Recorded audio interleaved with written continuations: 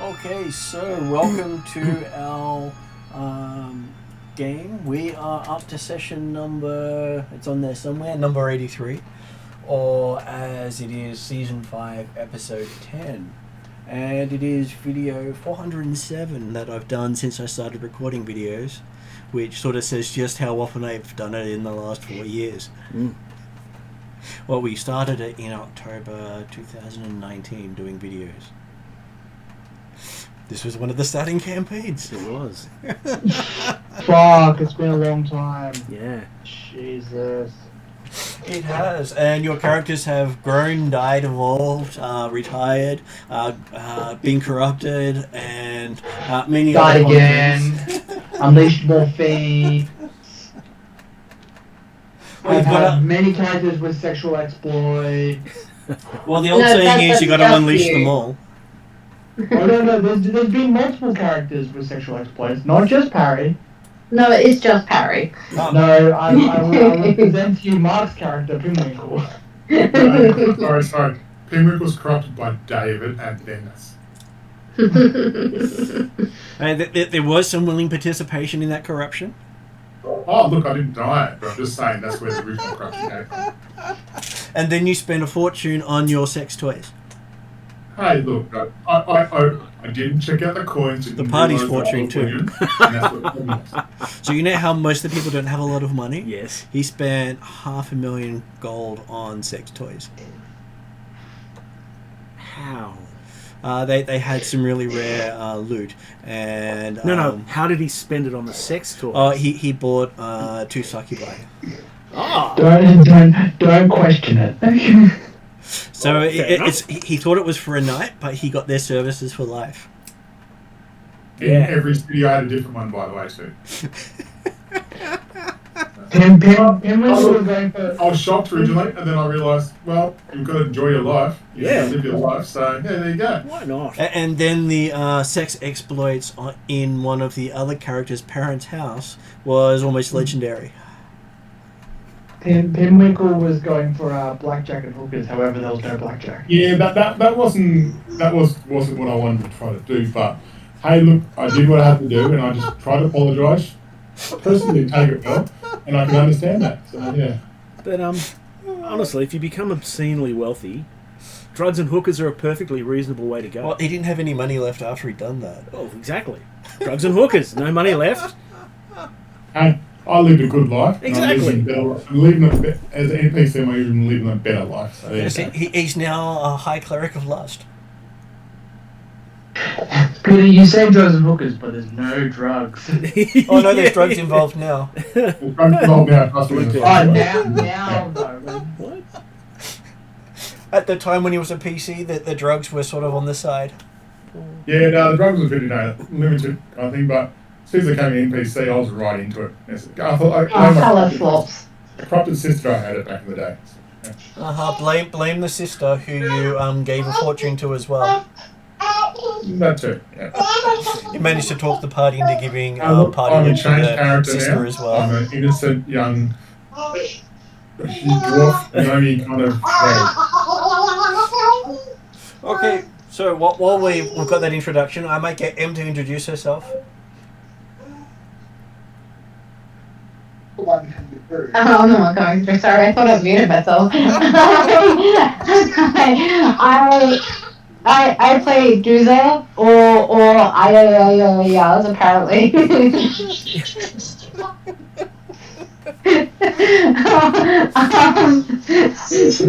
I have how many? I didn't see how many days ago. 113 still left because you're still on the same day. Oh, I say I have 113 days left still. Yep. I currently don't know where Puppy and Giant are, though I haven't realized yet. Yeah, I am really proud I managed to identify a whole bunch of monsters to then be told I was completely wrong. And not just being told completely wrong, you told everyone else how well you'd identified them. Yeah, I was so proud of myself, and then everyone was like, "No, you're a fucking idiot." No, that was just Barry. Yeah. You can just blame Yeah. Barry for that one. Yeah. No, I know. But in Deuce's mind, it was everyone. even though it was just Harry. And besides, Duga identified the animals correctly. They were just painted wrong. Poor Thank you, artistry. Calder. Thank Poor you artistry. for boosting my confidence. So next up we have, after speaking up, is Jeremy. I'm playing Cornar, the half-human, trying hard to regain his elven heritage. The nearly elven. Warrior, The nearly elven. well, far too human or something. But yes, warrior of Sandpoint who grew up on the legends and tales of the Pathfinder exploits and how wondrous they were for the world. He dreamed of becoming a hero of the Pathfinder Society. Has been a little bit disillusioned on the idea that you should never meet the heroes, but he's working hard to make the Pathfinder Society what he feels it should be. Well, hey, that is the role of the house you've joined, is to make the Pathfinders better. Yeah.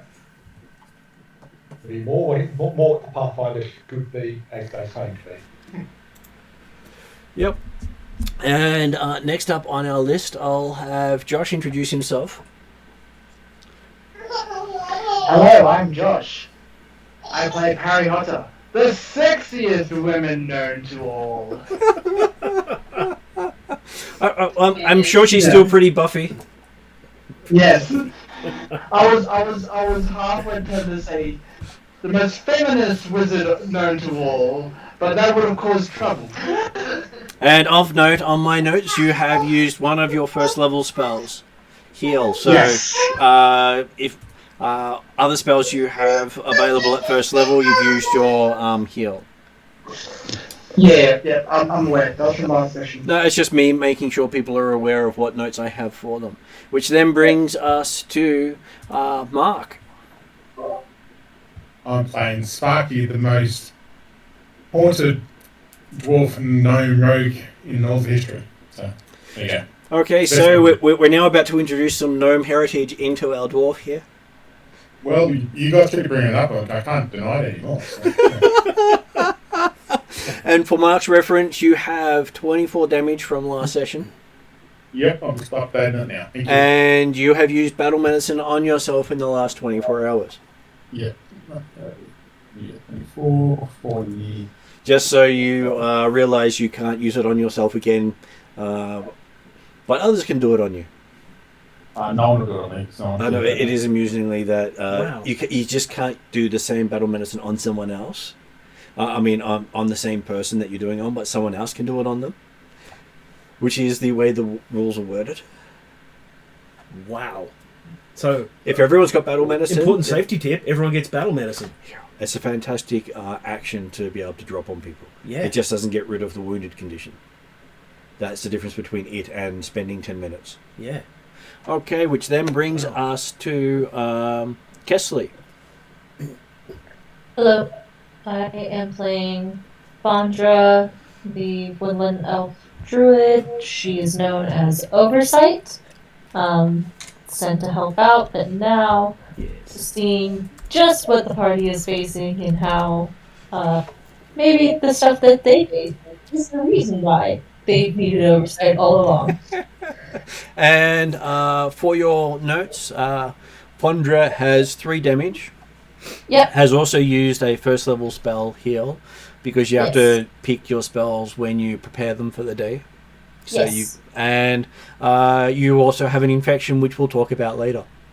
Yay. If you didn't get too close to Parry, Don't worry, apply enough alcohol, I'm sure she'll go away. That's awesome. And then There's nothing wrong with Parry. there never has Oh. been. I'll watch out now, Jeremy. You know. So you're telling me Harry doesn't have every known FTD to man and woman? I'm sure there are a few also unknown. Mixing and mingling. Just wait until Parry starts dipping into the reincarnations like his parents. Oh, you know I am getting that spell as soon as I can. Actually, that's not a bad idea. It is, and it means that any oaths or promises you've made are no longer binding because you're not that body anymore. Get out of jail free card. No, it's a lose all your assets card. Ah. So when the gods bring you back, they bring you back in the same body you left in. So that's technically the same person. The ultimate bankruptcy. Yeah. Especially if you've left no will, then the party technically owns everything that you've just lost. And if you have a will, then the person in that will gets notified, and they're expecting the party to deliver all that stuff to them. So that's the question: is has your characters actually written out a will? Because some of you have kids. My assumption is just what little I've got would go to my wife and child. But Without a character will, it goes to the party. yeah, but my party are nice and understanding individuals who would do the right thing, I'm sure. You played with them. Hey, not understanding individuals. Stealing shit. Still shit now. What? Let's face it, it's not like Really's got anything worth taking. Actually, no. At the moment, I got very little. Very, very little. Okay, have I missed anyone in the introductions? Hiya, Peter. Greetings all. I play Willy One Kenobi, the husband of Ruby One Kenobi, and father to Nemo Kenobi. And soon up and coming. Yeah, pretty much. There's a third one. No, second, well, 2 or 3 are coming at the moment. I haven't figured out which one rolled up. I've got more kids coming. Yes. Oh, That happens. it does. One's hard enough, but anyway. Yeah. Oh, maybe I should add to my title, murderer of stuffed animals. But the stuffed animal's still standing. Well, It's hard to murder it if it still looks to be standing, even if it's got its guts ripped out. true. It's like saying I put my sword through the rib cage of a skeleton. Yeah. I murdered the skeleton. Yes. So, yeah. Okay, so does anyone want to do the recap, or do you want the GM to give you his version of events? I have the DM, but I'll let up to Jerry to decide this one. Okay. Harry's still offended that her music was sorely distorted against her will, and then all of a sudden she grew boobs. That's Harry's version of what happened in her room. If only that's how it happened in real life. Play a piano, listen to distorted music, and all of a sudden you have boobs. Yeah. Well, maybe that's how it happens. I haven't started taking notes yet, as I do in other games, but I can give the quick version of we enter a spooky house, it soon turns into Scooby-Doo without us realizing it. And without the dog. Yes. Yeah, without the dogs. Yeah, the dog's stuck outside. Oh, no, you brought Yeah, Scooby with you. Scooby's always the one who seems to be attacked by everything and chased. Oh, true. Unless, yep, okay. So we I'm have. gonna name Doom's pets Scooby and Doom.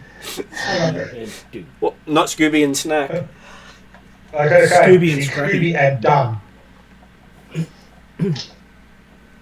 Okay, so yes, the characters have taken on the task of finding out who's responsible for all murders that have been happening in the district, which has a body count upwards of 30 bodies in 6 months. Better than any serial killer you've heard of. And it seems to be a love letter written to Parry. Yeah. Sprinkled with blood. And written in blood. I'm written in blood. Not that anyone noticed. No. Well, no one really wanted to examine the papers that closely. Yes. And in doing so, you also found out that Amiko kept running into the body, so she found most of those bodies. Talk about a Angela Lansbury of Sandpoint. Yes. Angela Lansbury. So she was suspect number 1. Yep. And now very few people want to be in the same room as her. Yeah. Maybe it's catching. Well, if she shows up and there's dead bodies there, she's got to have something to do with it. Yeah. Yeah. Yeah. Even if you reported them all. Yeah. And then we have you going to the sanitarium and finding the insane guy that was turning into a ghoul. Babbled at me. Yep.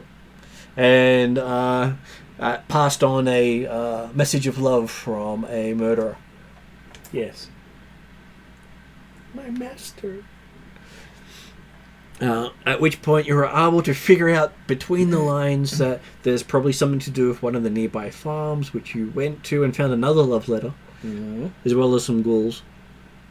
And managed to survive the night, even though you had a pony that was there and not there at the same time. Yeah. That was when all those things were crawling down the side of the barn and all the fog came in and... Yep. Yeah. So when the pony's there, you remember the pony's always there. When the pony's not there, you never remember the pony being there. Well, devils and demons got to have their fun. Was that when we found out that the pony was was some sort of demonic thing? You did find that out earlier when you went to Thistletop. So all that fun. Yeah. And after dealing with that, you figured out that it had something to do with Foxglove Manor. And GM telling players, though players had forgotten, that there was a fop of a noble you had promised to take on a boar hunt. That you said, we'll take you, and then went somewhere else. Yeah, as players are wont to do.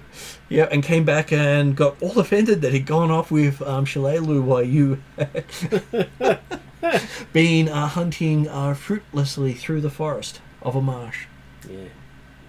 It's amazing what happens when you beat the invading goblins home. They were on foot, you're on horseback. Very hard thing for them to beat. Yeah. Yeah. Then you managed to make it to the manor house just on nightfall as you took a few detours to get there. You were doing it the most efficient way, I'm sure. No. And upon arriving at it, you ignored the well completely, which was useful last time people had tried it. And rushed right on in, seeing the hundreds of crows just staring, not making a noise. Yeah. So it literally was a murder of crows outside. But not just one, 3 murders of crows. 3 murders of crows. Well, we don't know they murdered anyone that way. Well, that is the term of a flock. Mm-hmm. And getting inside, you decided how many people can trip a haunt and how many can't. And so we had the interesting thing of people seeing stuff and not seeing stuff at the same time. And then someone's soul getting set on fire by a spirit. Yes, us not being able to work out how to put it out. Well, one did with holy water. Took a long time. It's amazing how good holy water is at putting out spiritual fires. Which would have been funny if you... Unfortunately, I only had one. Which would have been funny if you had have waited and he would have then turned into a wraith in front of you. Oh, sweet. Got rid of my curses. Okay. No, sorry. I shouldn't think that out loud. Sorry, that's a personal thing. That's okay. You're allowed to think that if you like. Except for the fact that not all curses disappear. You might have been under the control of your pony. Well, It's not all curses a personal thing. My pony's a good pony. I like ponies. Tom's there enough. And then also that light just doesn't seem to work properly in the haunted house. Yes. Yes, that was very annoying.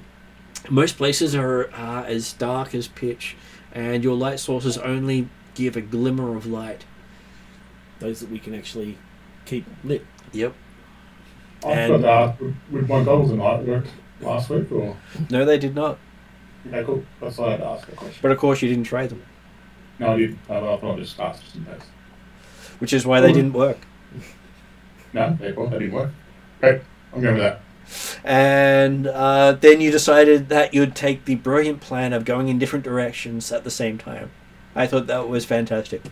I would You almost took every single door possible. Almost. There were Yeah, 2 it doors you feels didn't like take in that front room. Mm. And then you left 2 characters Right. alone in the dark. Going to say, no, we're at you again. I'm sure you can take the other 2 doors at the same time. And then we had Parry meet the Muso ghost and then suck it in. Yeah, necromancy at its best, buddy. Good job. Well, when they say suck it up, Yeah. he Sorry, then she did. necromancy or necrophilia? Maybe a little of both. Well, we do say that Parry is a high achiever. Yeah. Hey, listen. She was just happy to see my proton pack. And then we had Fondra find a diseased rat that she just couldn't kill. No matter how many times she tried to kill it, it just kept moving. Mm. Got nibbled on as well. Yes, she did. So it was just a little baby nibble. It's just like, that thing's not okay. Yeah. Why does my hand start to look black? And you snapped its neck, it still moved. You snapped its back, it's still moving. Yeah, not okay. So it's something's definitely wrong with it, but I need to find other stuff first in order to take care of that. Then we had I am not okay. I am not okay. I was gonna say this is Fondra's the start of her starting to freak out type of thing. that's okay. All of the characters get their moment to freak out. Oh yeah. Sometimes more than one.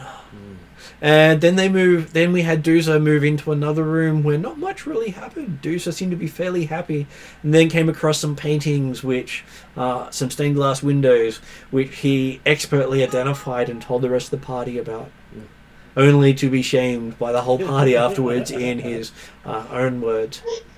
I got absolutely decimated by the party.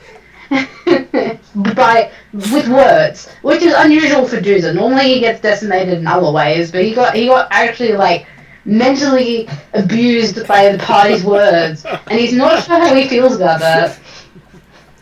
It's only because Duzer understood about half the words.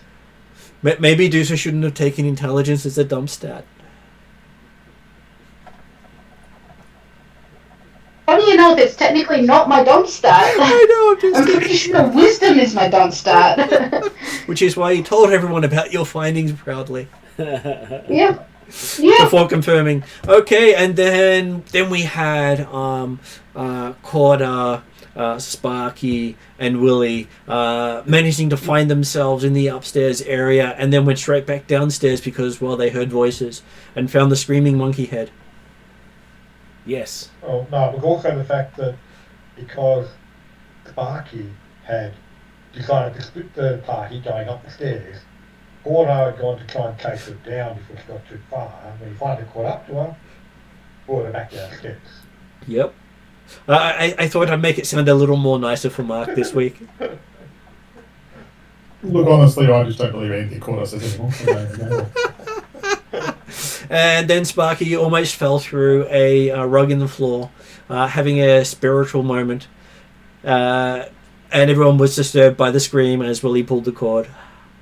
Yes. And not long after that, you met up in the room, hearing how Dusa had shamed himself in misidentifying all the posters, and that Parry's now... what does Parry call himself as a female? Wasn't it Buffy?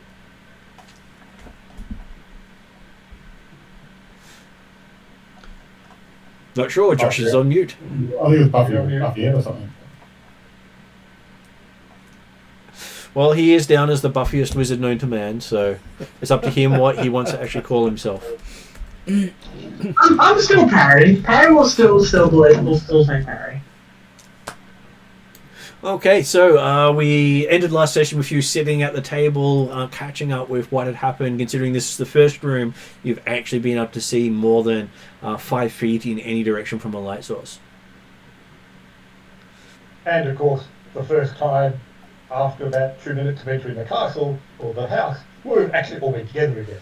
That's true, because once you walked into the room, you couldn't see anything and didn't know where everyone was until the 2 of you who lit lights could actually see each other. One of you has a candelabra with 3 candles on it. I believe that is Dooza.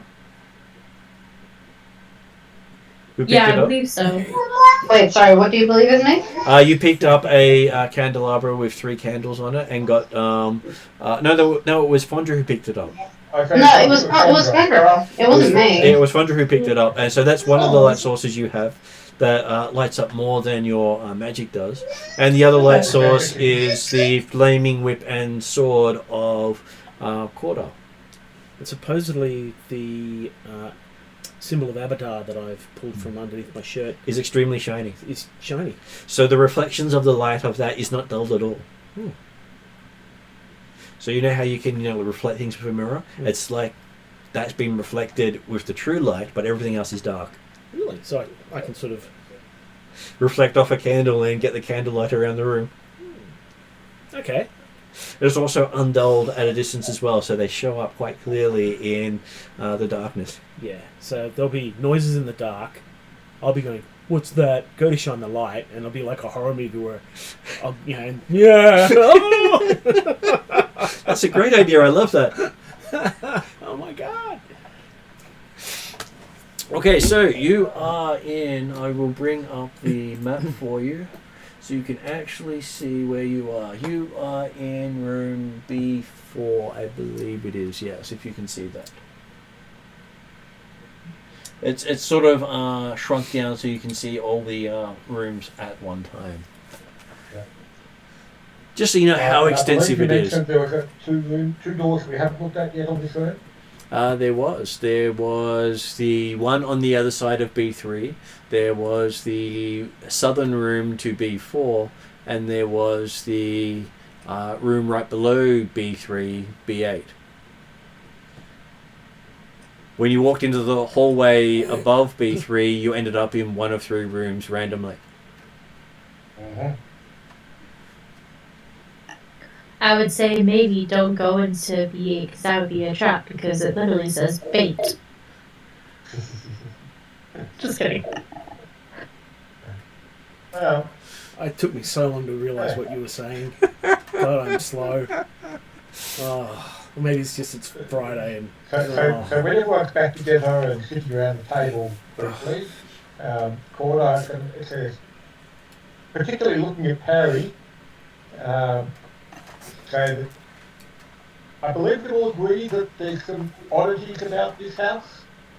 Perhaps we should ensure that we stay together. Yes. And at which point Dooza notices no puppies.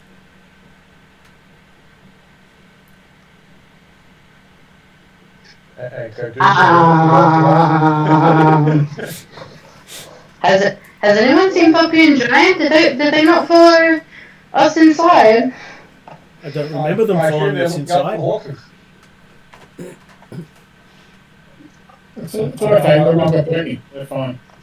I would presume they stayed with the horses to ensure that they were secure. Makes you say so, Cora. They normally follow me unless commanded otherwise. But remember, Corda has no issue with pets whatsoever. As far as he's concerned, they're all beasts. That's why you have to pay attention to ponies that appear and disappear. Yeah. It doesn't matter to him if they all become undead monstrosities. I know, right? Yeah, they can all be killed incidentally, Yay. alive or dead. Well, if they're dead, less food you have to feed them. Yeah. But vampiric horses would be interesting. Yeah. Deep breath there, deep breath there. Vampiric skeletons. What? So okay, you left them with the horses, did you not? Well, I didn't command them to stay with the horses, but I mean, I guess that makes logical sense that they would stay with the other animals. It wouldn't be that we closed the door a little bit too quickly, and they didn't actually make it in because we closed the door on their faces. Well, I believe the door actually closed on us without anyone actually closing it. No one remembers shutting the door. I like the way you're thinking, Corda. Can I, in my head, can I kind of thinking that I've got this connection with Pony right now, can I kind of say, "Hey, Pony, is everyone okay outside?" I just ask a question in my head. You just ask that question in your head? Yeah. Okay. You get a rather interesting feeling going through you. Okay, What feeling are you experiencing right now? A cold shiver? Sure. You have such a cold shiver that everyone can see goosebumps everywhere across your body.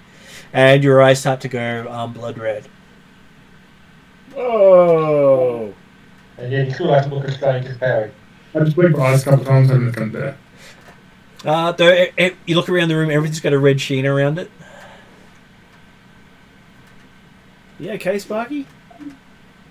Yeah, sure. I've just been upset by all the horses being outside and the 2 puppies. Do your eyes I often go try red to- when you get try to upset? take a tear kind of thing out of my eyes. And I Okay. realise it's kind of different. You do this perfect fake tear out of your eye, and people see this red blood drop just come down the side as a tear. Yeah, I'll take another step back.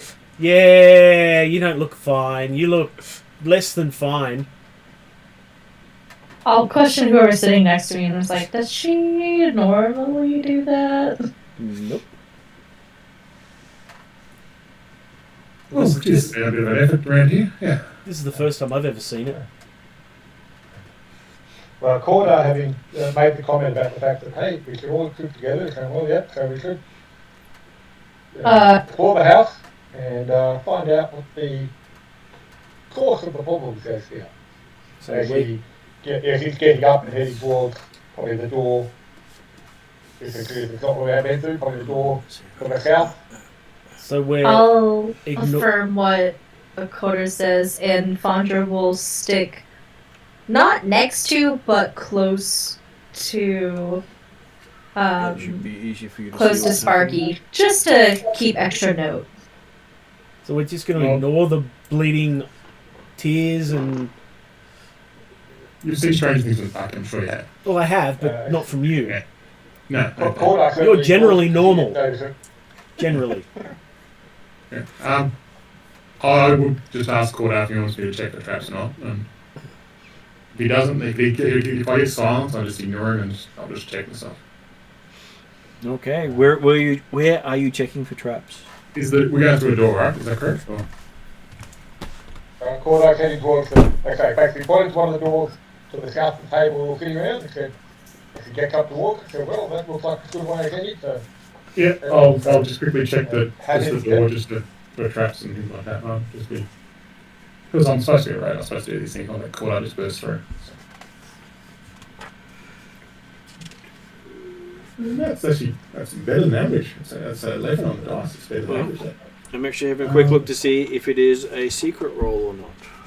Oh, is it? Oh, sorry, man. But no, I'm just checking to see if it is. Because the amusing thing is, secret rolls are literally that secret. If it is, it's plus 16 for traps. Okay, I think it's in one of the other sections of the game. It's always interesting when you look at the things going, which is the way that skill's supposed to be used.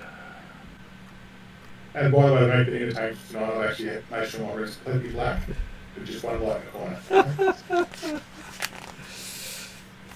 Well, you're trying to get the whole feel of it, aren't you? Yes, and I've got stuffed toys looking at me strangely in life already. So. 5 Nights at Freddy's. oh, with red eyes and tears of blood. Well, no, that's the one Annie got, but I've got my Bruce the horse sitting in the cupboard just looking at me with like a look of like, why'd you leave me in the cupboard? Nothing, so, already. From another campaign. So. It's always interesting. So basic action. Okay, so seek is one of the basic actions, and it is secret. Okay, it's plus 16 for the traps. As is sense motive. Oh, sense motive. Okay. Sense motive is also secret of all the basic actions. There's only 2 ones that you don't actually get to see what the roll is. So what was your bonus? Plus 16 for traps. Okay, looking at the door, you go, nope, no traps whatsoever. You're perfectly safe. I feel fine. I gesture Corda to go through. He's happy to go through. You would have been happy to go through before Sparky looked at it. Sparky saying it's clear, it doesn't make any difference to my life, really. Yeah, I can't guess that from you anyway. So. Okay, Corda just disappears in front of you as he puts a foot into the room. Deserved it. When I sat there.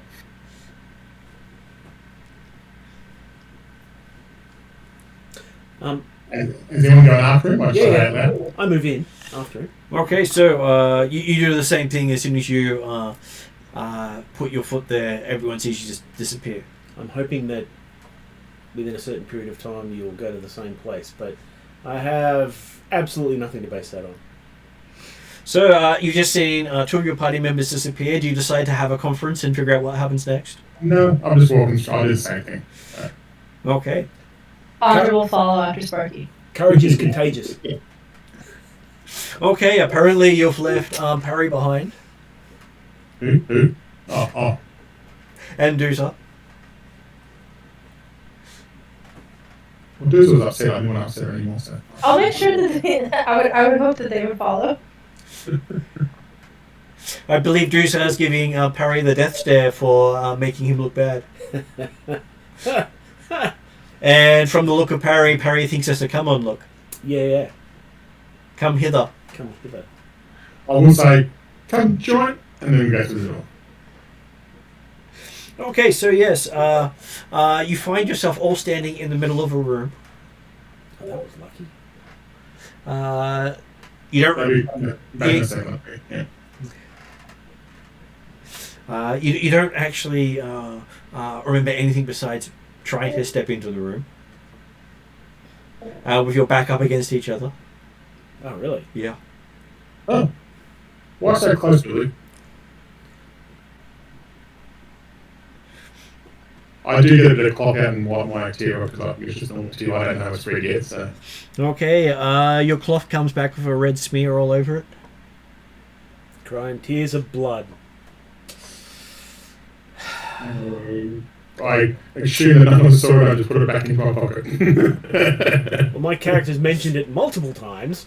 But Sparky doesn't listen. Yeah, well, that's true as well. Sparky never listens, you should know this by now. Yeah, very true. Sparky's a Sparky, and then everyone else after that. You find that the four of you are standing in a room with two chairs and a library. One of the chairs lies on its side before a stone fireplace, which is producing heat and light, but no flame. A scarf with its red and gold contrasting with it against the drab palette of the room is draped over the side of the fallen chair, and a book sits face down on the floor between the chairs. A stone bookend carved to look like a praying angel with butterfly wings lies on its side in the fireplace itself. Does the scarf look nice? It does. Something my wife's likely to like? Quite possibly. Ooh. I'll pick up the scarf. Put it in my pocket. While... hang on, what does Sparky do? Corda basically just looking around the room, first of all, see if there's any apparent threat, and also then we're in the search of the book, the fireplace, because it's got light and heat but no fire, that seems odd. Okay, so everyone can give me a perception check. I'm going to have to do something about this Varisia curse at some point.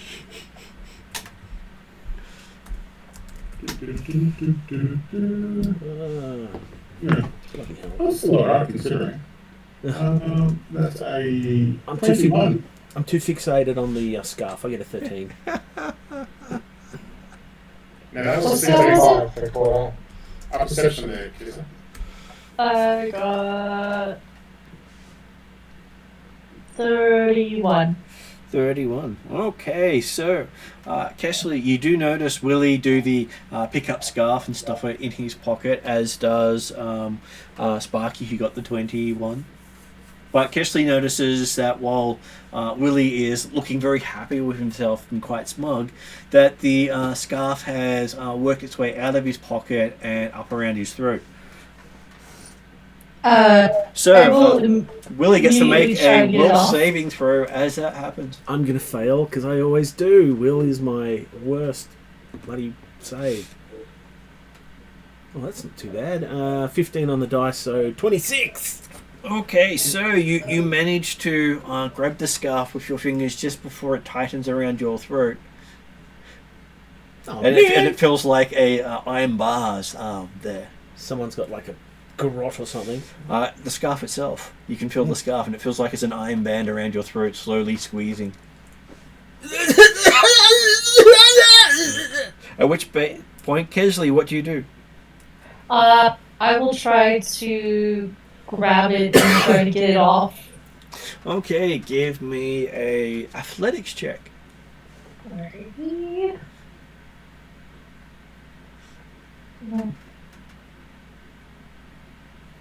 Okay.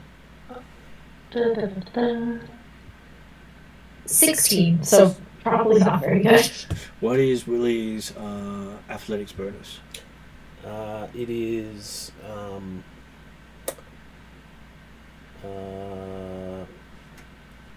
bloody 8, 9. Okay, so as you grab the scarf and try to pull it off Willie, luckily Willie's able to stop you from causing the scarf to close tighter around his throat as you're yanking on the scarf. The character goes, something sharp! and This I is don't a give whole need everyone- to relax situation. And I give everyone an initiative check at this stage because I gave the person who rolled a critical success on that a action to act. Hey, Sparky, is Yeah. this Willie's I'm gonna burn to death moment? Like you bursting into flames and everyone standing around going, I don't understand what to do. Let's throw water on him. Yeah, well, I mean, Yeah. fire or water, that at least made sense. I mean, Well, I rolled the same on the dice I did before, the 5, so 21 again. Oh, no, 22 actually, flames. oh god. Okay. 21. Willie's rolled high for a I change. know, right? How'd that happen? Dice must be loving you. Does Dooza roll an initiative or because I'm not in the room? Dooza can make it into the room if you wish to roll initiative. Yeah, probably after staring Harry down and then getting really, really cold shivers, he probably follows the rest of the party. Runs before Perry comes hither. Yeah, pretty much. So 23 if I needed to roll again. Yep. Is it perception one? I will make a perception for your character for this one because you're not in the room. Mm-hmm. 4 dice on 12 for this year. 23 for Dooza. Okay. So that does mean that our oversight gets to go first. So what does Fondra want to do? Keep pulling because I'm sure you can get it off if you pull hard enough. Either that or my head comes off. Does it feel like it's moving more in my grasp?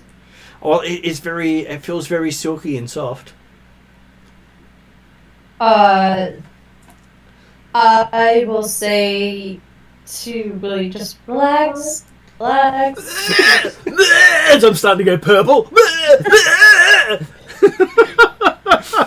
I'll try to convince him to relax so that because it's just a scarf. Okay, so then Dooza bursts into the room, knocking into everyone. Just appears in the center of everyone, forcing them to take a step.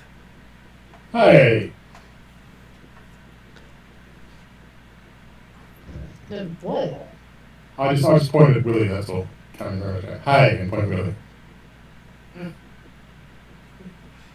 I look at Billy. Willie is playing with a scarf. Give me a...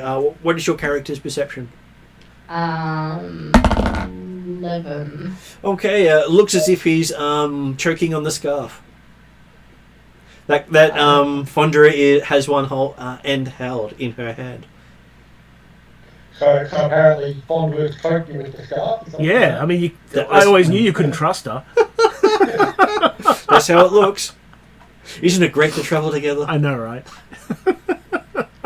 Oh, love. So what does Dooza do? Can I go over there, remove Fondra's hand from her end, and then try and help Willie? Sure. Give me an athletics check. Athletics.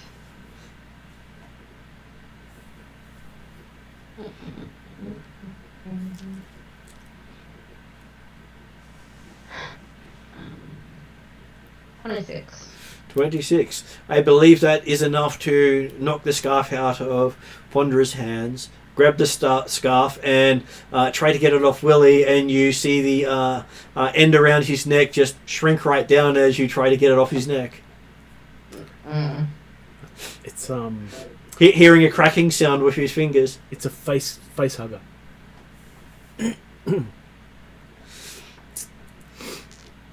You have one action left. What would you like to do with that final action?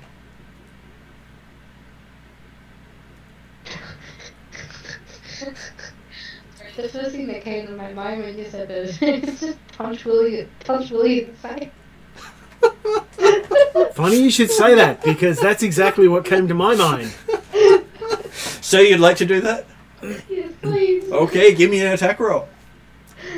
I will give you advantage because he's currently distracted by being choked. And not by his wife. Is that just plus 10, or is that... Advantage is you roll like you do in D&D, you roll 2 dice and take the best. You don't get it very often in Pathfinder. No, I'm just trying to work out what, like, my unarmed attack is. Would be... Trained? I believe it'd be trained, so it would be your level plus 2 plus your strength modifier. We're level 5 yep. plus 2 plus my strength, which is... I mean, she might have a chance she misses, but I doubt it. So that should be plus 12. That sounds pretty good. Wow.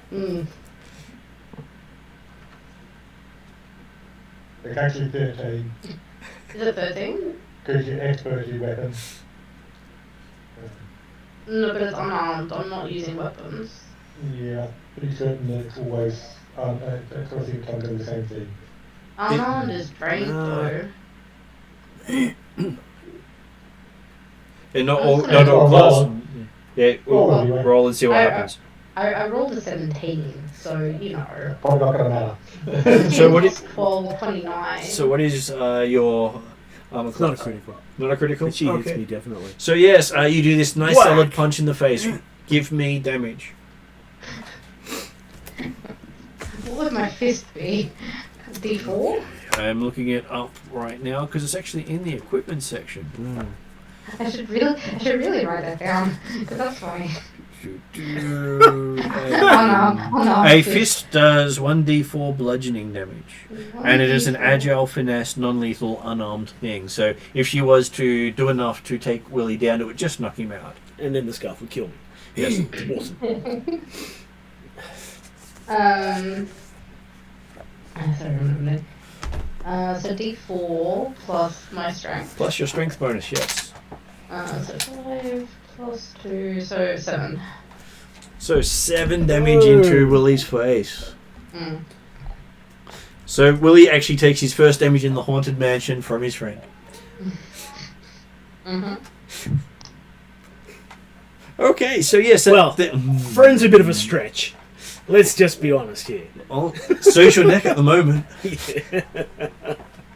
Next up is Sparky watching Dooza pop into the room, slap Fondra away, yank on the scarf, and then punch Willie in the face. It was an amazing entrance. Well, I was about to do the slap as well to Willie, but now she's already punched you. I don't need to do it anymore. I'm going. Can I assess the situation? Is you lady be involved as what I'm thinking? Okay, would you like to sense motive? Yes. What do you need from me? What is your perception bonus? For sight things or just for normal? This would be sight. Sight, 16. 16. Okay, looking at them, it looks as if Willie's actually choking, and looks like his nose is slightly askew. Might have actually been broken by the half-orc's fist. Okay, that'll be one action just to determine what I, using my quick draw, I'll pull out my silver dagger, see if I can cut the scarf. I assume that's what's choking. Okay. So, give me an attack roll. Jeremy, can you mute, please? Sorry, this is a noise. 31. Okay, you move up, you hit the scarf dead on with your dagger, and you hear a clink. Your dagger doesn't seem to be able to cut the scarf. Even silver doesn't make a difference. It does not make a difference. It's not a vampire or a werewolf. No. I sort of asked because I left my ghost touch with back. How much so? You Well, did. look again. What can I do here? Well, you've had 3 actions because 1 to identify, 1 to move to engage, and 1 to attack. I just look at you, give you a shrug. That's all I can do is 3 actions. So. Character's got a look of It has a look of panic, panic. with red eyes and 2 red tears coming down the side as looking at you. I'll wipe my tears, thank you. Come on, I thought I did.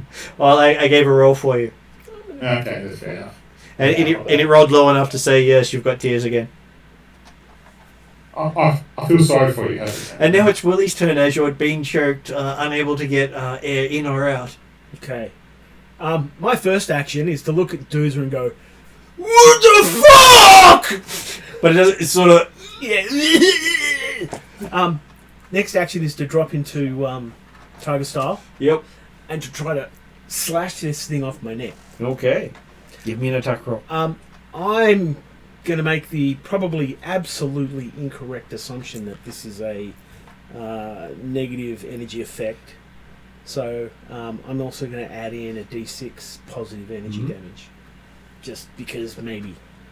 And I need to make an attack roll, yeah? You do need to make an attack roll.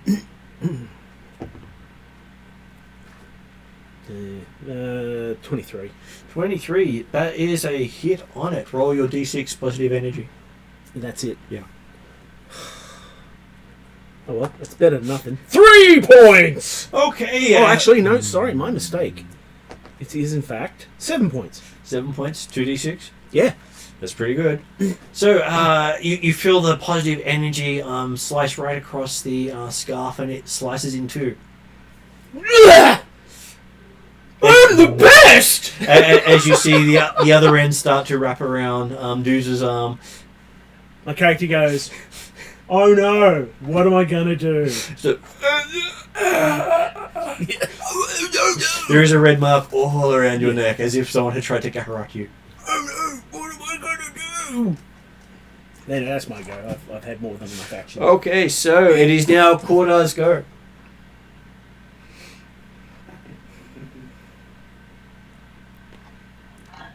Okay, well, he was planning on having heard Willie scream to get across from wherever he'd been looking around the edge of the room to try and cut the scarf with his flaming sword. At the neck! I didn't punch it, just say that. Just slip neck. And you didn't slap your punching us. I was a good You little... stab me in the neck with a silver dagger. So I didn't good stab you, job. I just tried to cut it off for you. But since Willie appears to have managed to separate the scarf, is it obvious the scarf is still active? Well, the scarf is currently wrapping itself around Doozer's arm.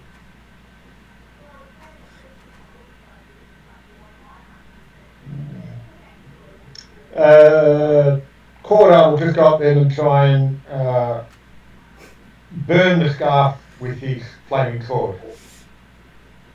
Like basically holding the scarf, holding the sword to the scarf. Okay, so does Doozer allow this? Sure, I wouldn't say why not. Okay, so how much burning damage does your sword do, Jeremy? Pretty certain it's D6. Give me a d6. Yeah, I'll double check it.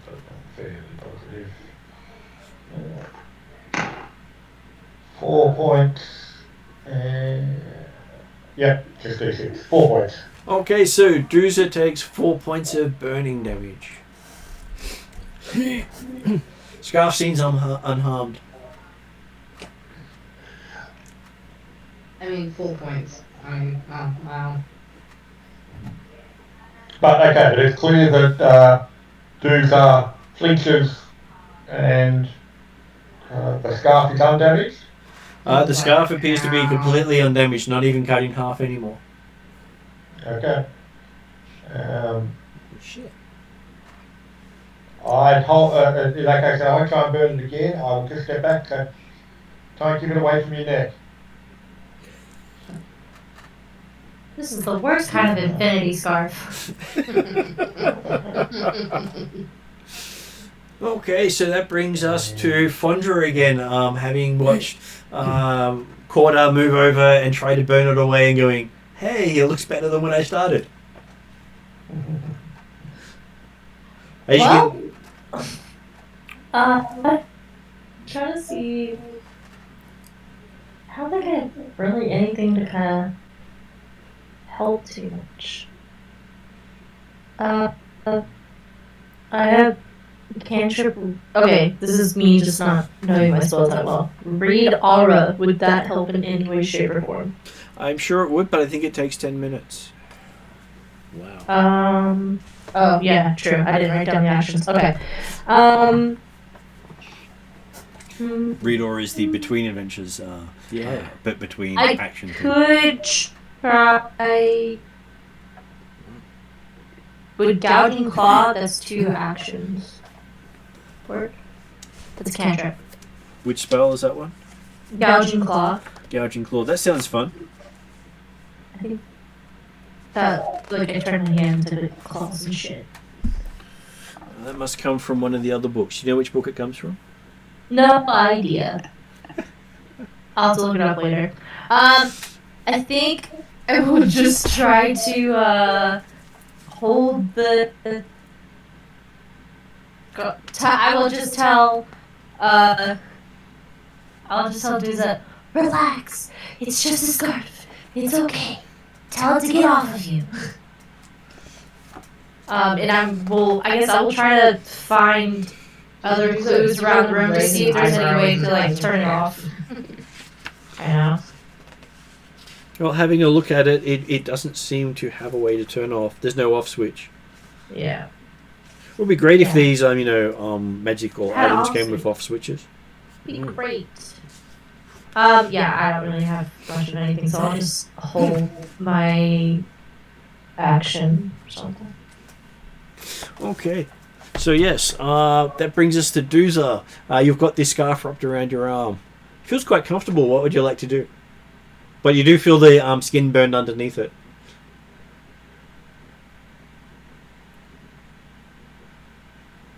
Is it restricting my hand? Not at all. Oh, okay, alright. I drop it on the floor then. Okay. As you drop it, you seem to flick it right at Willie. Willie gets to make another will save. You are dead, Doozer. You are a dead person. Well, that's better. 29. 29. Okay. That's will save, yeah? Yes, you duck to the side as this scarf just goes right past you, barely touching your neck as it goes past. What's it doing? You're not sure. Well, that's why I look. I go, So, Doozer's discarded the scarf. You thought you were throwing it down. Apparently unsuccessfully. Yes, you missed the ground on your throw. You got the scarf away from you. True. See, I told you, relax. It's just a scarf. My eyebrow is still raised at you, but I now believe you slightly more now.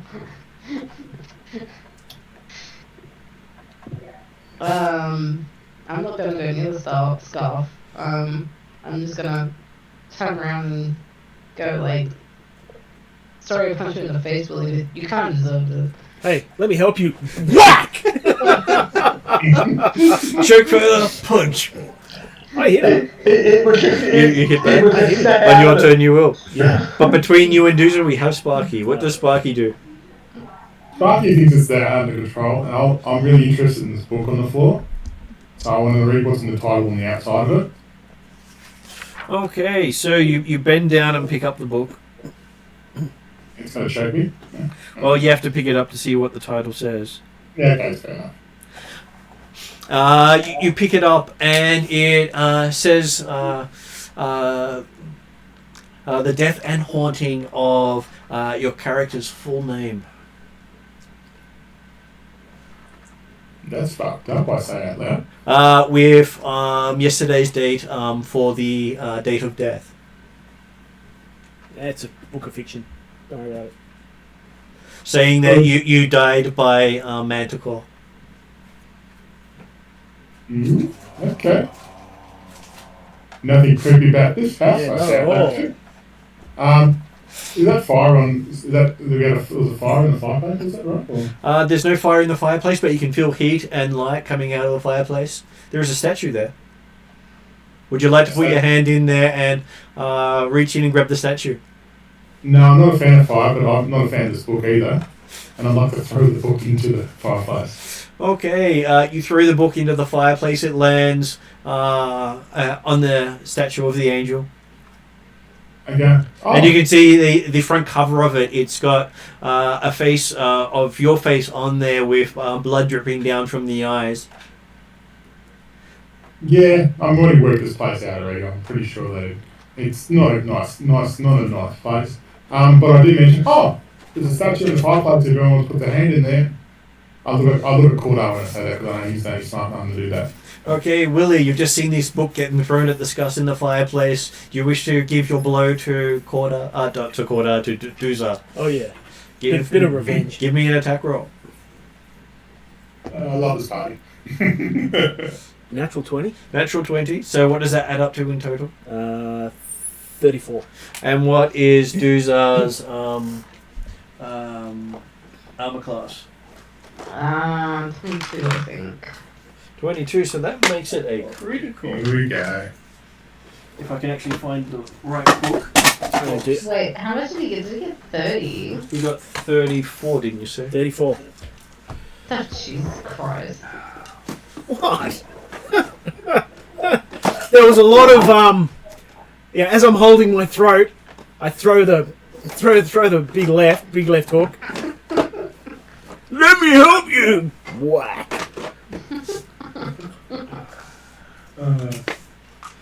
Shut that one I did have my critical cards here somewhere, but they seem to have been moved. I remember a card, just it's wrong taking somebody's head off, but I'm not sure if that's the right one to use. When I sorted, I did put stacks of cards over here, but I didn't take I in a box don't like think she might use such a weapon. and I didn't take anything from over. I'm that happy way. to not cause criticals to Doomsday Is if that the helps. right box? That is the right box. Sorry, you just got put somewhere else. No, okay, sorry, Peter. That's right. But hey, it is a bludgeoning one because you weren't saying you were trying to. No, it was belt bludgeoning. Because you were, but you're in tiger stance. Yeah, but I'm bludgeoning. Yeah, because it was punch. Yeah. Oh, Do you need the second bottle? actually, that'd be fantastic. Could Thank I you get much. an energy drink as well, please? Oh, that's a good point. I think when you attack in tiger stance, it's always slashing. Then I probably. Because you didn't drop out of tiger stance. Yeah, but I wanted to actually close fister as opposed to slasher, so I'm assuming I can drop tiger stance without a. You can. Each one is fantastic. There you go. Which fantastic one do you want? It'll be because tiger stance does too much damage, and I wanted to reply in kind. Yeah. So bludgeoning. Okay, so you do a punch and you see the nose actually shatter. And Doozer fall backwards and you hear the crack of his ribs against the rib of the bookcase. So weak, Doozer. Come on, man. Because you actually did the broken rib effect. Shit. And what's so, the damage from that? The damage from that is your normal damage plus Doozer now. Normal damage doubled plus Doozer now is slowed 1 until that broken rib is healed. Doozer now has 2 actions around instead of 3. Oh, great.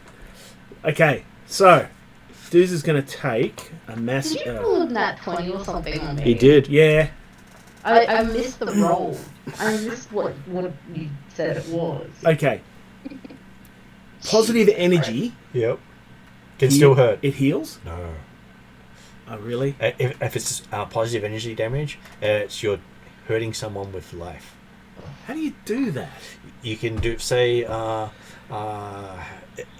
if it's meant to heal, it will do healing damage. Just not, you can't heal people with punches.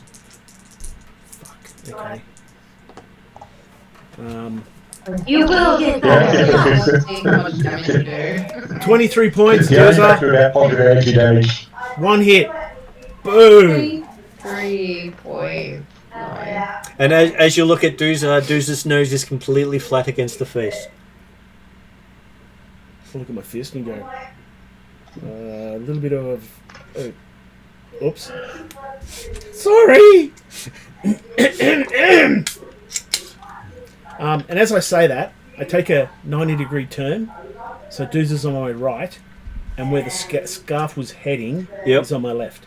Yep. Can I see the scarf? Oh yeah, it's coming right towards you. Give me a will save. Oh, fuck me. It's trying to.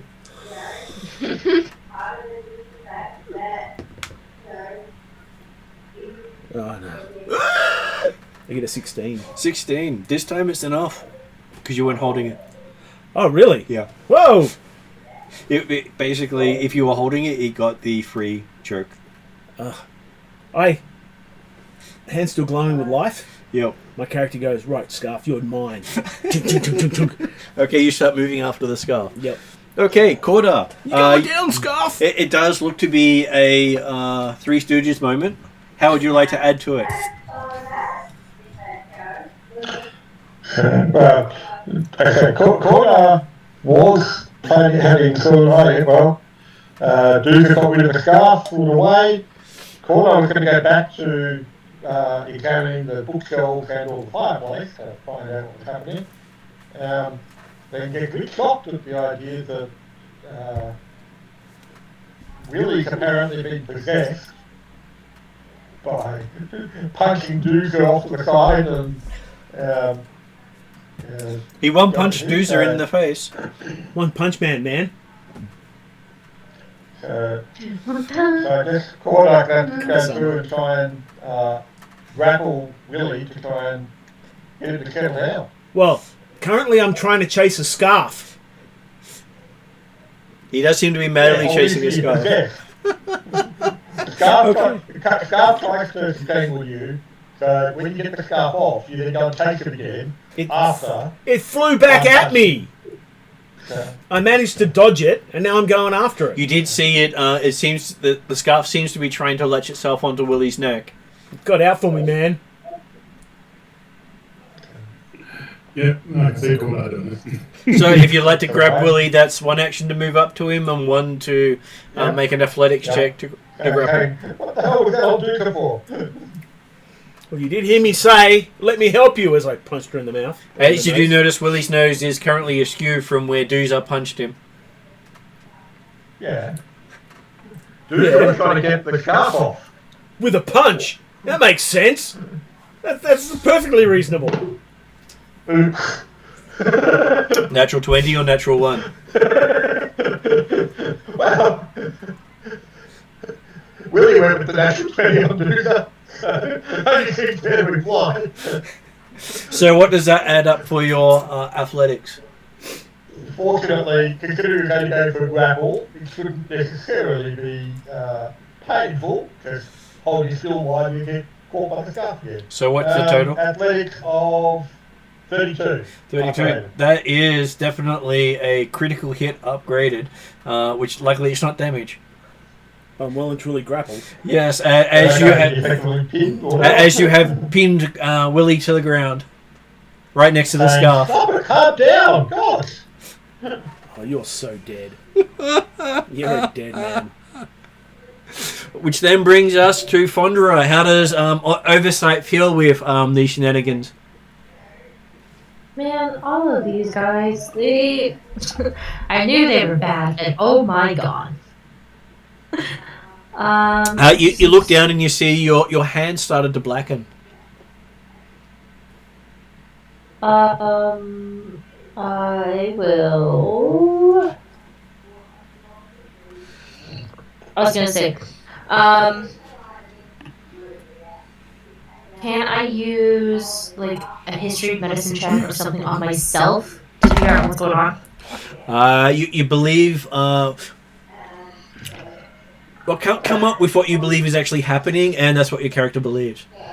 Well, I fully believe that rat has Leprosy? some kind of disease, and that rat has given me that disease, and so I need to figure out some way to stop the spread of whatever that is with whatever I have. What is this disease that this haunted house has given Fondra that Fondra is most afraid of? Zombieism. It is zombieism, yeah. Okay. Your hand is looking far more like it's decaying than blackening. Yeah, that makes sense.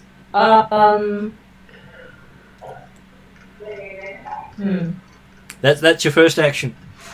Yep.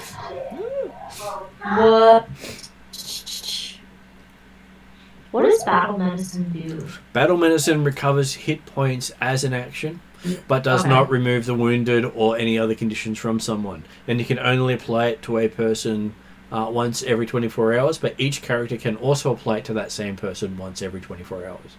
Gotcha. Okay. I'm just reading through a couple more things real quick. It's almost the everyone should grab this feat. Yeah. Seems it. Well, that is that. Yeah, exactly. Well, it's the idea that Pathfinder 2 means you don't technically have clerics, you don't need to have clerics in the party anymore. And if you do have a healer, everyone can bring it up. And you kind of do with some turn undead capability, but that's kind of... Yeah, turn undead would have been fabulous here. Yeah. Okay. What kind of party would come to a haunted house without a cleric or holy one? Or paladin. I miss my old character. She would have done great in here. She would have. So, what does Fondra want to do, or is Fondra too intrigued by the hand? I think I'm a little too freaked out by my own hand to really help whatever's going on over there. I was... Does the heal check... Sorry, does the heal skill help you with disease? It does. It takes time.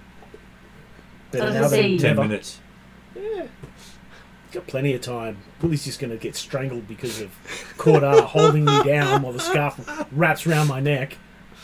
Yeah, the heal skill helps, but Fondra has used one heal spell, and I think has one other saved. No, But this magic does not remove diseases unless it's removed No, it disease. doesn't. Yeah, and that wouldn't help. the actual skill, medicine or whatever Medicine it's is the skill, yes. Yeah. And it can identify diseases and treat them. But it takes time to do. Yeah, which we don't have time. Yeah. Fondra. I'm gonna try to. Can I use my history to know what stops zombieism and see if there's anything handy around me without having to touch anything? Okay, so this one's GM's choice. Yep. You believe amputation is the only solution. Great. Great. I Come rolled on, next, get away, sure. I'm not opposed to this. Works in the movies, though. You know, as long as you're quick enough. Fondra doesn't have any sharp objects, so she, and seeing that these guys aren't against harming other people, she will look to whoever has the closest sharp object and say, get rid of this. Just back. Well, you do Right see there. that one of them has a flaming sword, Quarter. so it will cauterize as well as sever. Okay. See, that's even better. So she'll turn Wow. into she'll turn over to him. Well, he's currently holding me Yeah, down. well, okay. Yeah, so she'll wait. Corner, she did sure to leap on. Yeah. Yeah, she'll continue holding the thing, and then she'll hold her action till Connor is available to take care of this. Which then brings us to Duza, the flat-nosed. Jesus Christ. He's held down now. You can punch him more. Oh, you people are dead. You're so dead. Hey, no, it's all right, Peter, because Cordar's holding you so closely with the effective grapple that if the scarf comes back to try and get you, you'll probably wrap around Cordar's neck at the same time, see? We'll both be fine. Let me just bet that doesn't happen.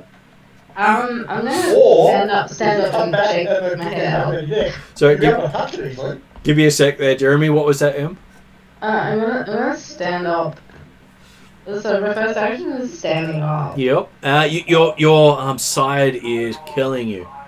I'm gonna as a free. Can I do it as a free action? Just like death stare, Willie. You can, but his face isn't looking at you. It's No. currently turned away from you, staring at a scarf that's Crawling its way crawling towards towards me. him. Okay. Well, in that okay.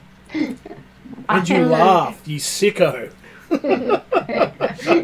Yeah, maybe it's a free action that like you hear this like hysterical laughter coming out of Duzar. With a bit of a trumpeting thing because the nose is making really weird noises. Yeah. Yeah. Some high-pitched whistling. I'm going to I'm gonna try and punch Willie in the gut. Yeah, Cordar is currently lying on top of Willie. yeah.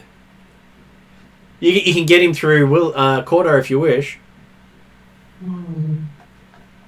Why not? I thought he grappled. He'd pinned him. Yeah. Oh, pinned him. He got a critical pin. So he's got me grappled to the ground. Right. But Cordar is saying, calm down. Everyone calm down. 30 seconds ago, we're in a room walking down calmly. What is happening? Is it okay? If I can't punch him, can I kick him anywhere? You can kick him in the face. In the head, you can kick me in the legs. I mean, plenty of places to kick me. I'm gonna try and kick Wooly in the face. Okay, you have advantage on this because he's pinned. Wouldn't it be the back of my head, though? She could move around and do so. So she's now between me and the scarf. Yes. As you do that, and you draw your leg back, my character's like got an expectant look on his face until you actually start going to kick him in the head, and then he sort of looks shocked and oh my god! He thought you were saving him. So, what's your attack roll with advantage? 25. So, what is Willie's armor class -2 because you're pinned? It'd have to be more than that, wouldn't it? I can't imagine I'd get dex. Technically, no, you don't get dex as well. Yeah. So, what'd you get? 25. 25. Yeah, it's not a critical, but it's pretty close. So 7. So yeah, it would have been 17. Okay, so what's do a D4 plus your strength.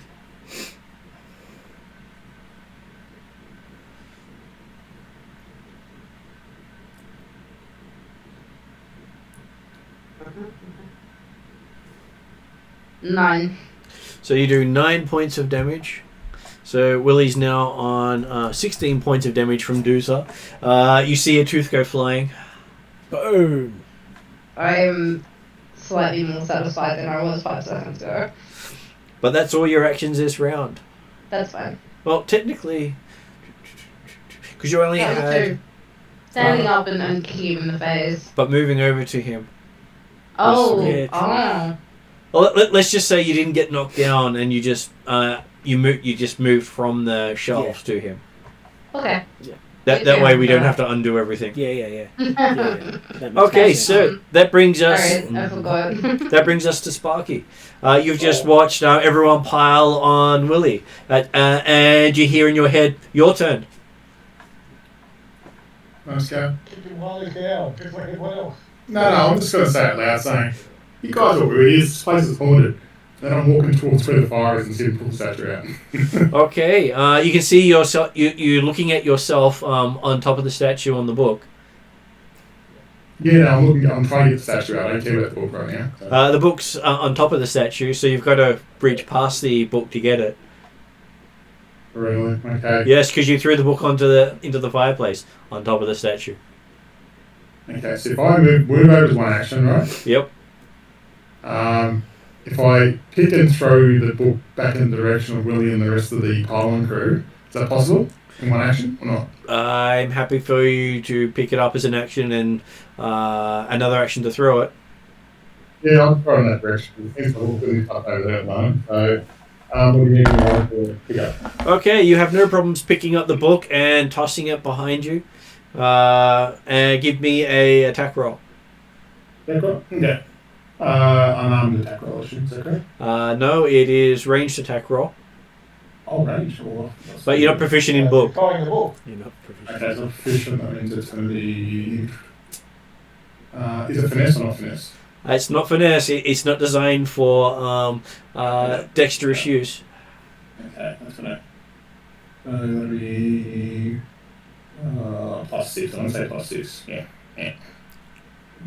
It's good you get dexterity on this side because you're throwing it. Or strength, actually, because I believe it's hefty. Good you can use either. Oh, strength doesn't make a difference to 0, so dex is where all stuff is. Why ask for finesse? So, that's 8 total. 8 total. Okay, you go to throw the book, and it goes about maybe half a foot and falls at your feet, face up, staring at you. Looks like you're staring down at yourself, staring up with the roof outlined in there. It's almost like it's a mirror of where you're looking. I'm just holding the book going, look, I know it's you load of bullshit and that's it. And that's, so I'm not ignoring everyone else right now because I'm just going, no one's looking at the important stuff like the statue and things like that. This place is haunted, I know what's going on now. Yeah. Porter keeps trying to look at it, and people keep doing other things. Well, I've been haunted already, so I know what's going on in this place already. So I'll just go, oh, come on, guys, get over your shit, come on. And it's now Willie's go. You're pinned, face down, tooth missing, scarf looking like it's moving between Dooza's legs towards you. Character screams Porter out. trying to tell you to Get off me! And I'm going to try to get free. Give me an escape roll, which would be athletics? acrobatics or athletics, your choice. Acrobatics would be my better roll. So as you're well pinned, it will be at disadvantage. What do I need? You need to beat Cordar's athletics bonus +10. So what's that? you're looking for a 22. Oh yeah, it's doable. Yeah. Oh, I get 2 actions. Mm-hmm. Second action is -5. No, because it's not an attack. Ah, okay. Idiot. Okay, so that's a success. All I got to do is make another success, and that's not a success. You got Get to off that. me! I said Calm too down. much. No, I'm happy for you to have said that during it while you're struggling to get yourself out because you didn't succeed. Okay, so Porter that's a continues to success. say, calm down. And that, yeah, and that's a success as well.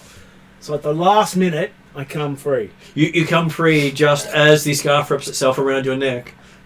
I rolled for you. Taxi time.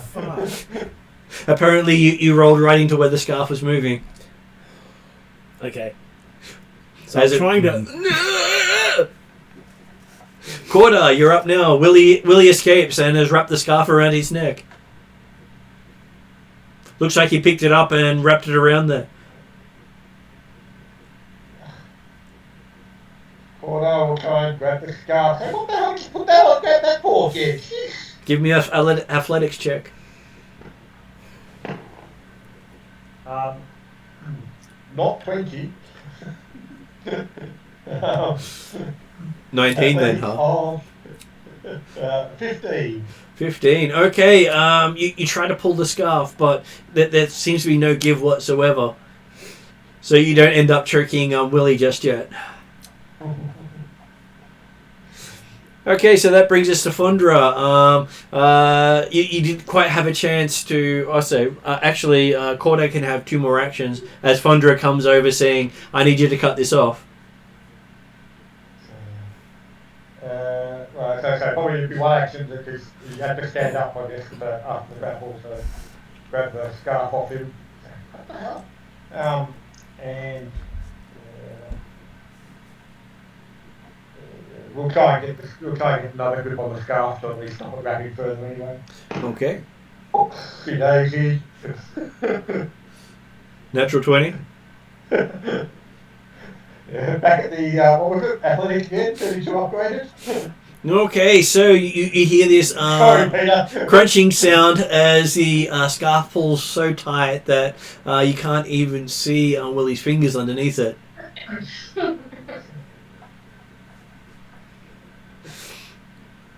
That brings us to Fundra.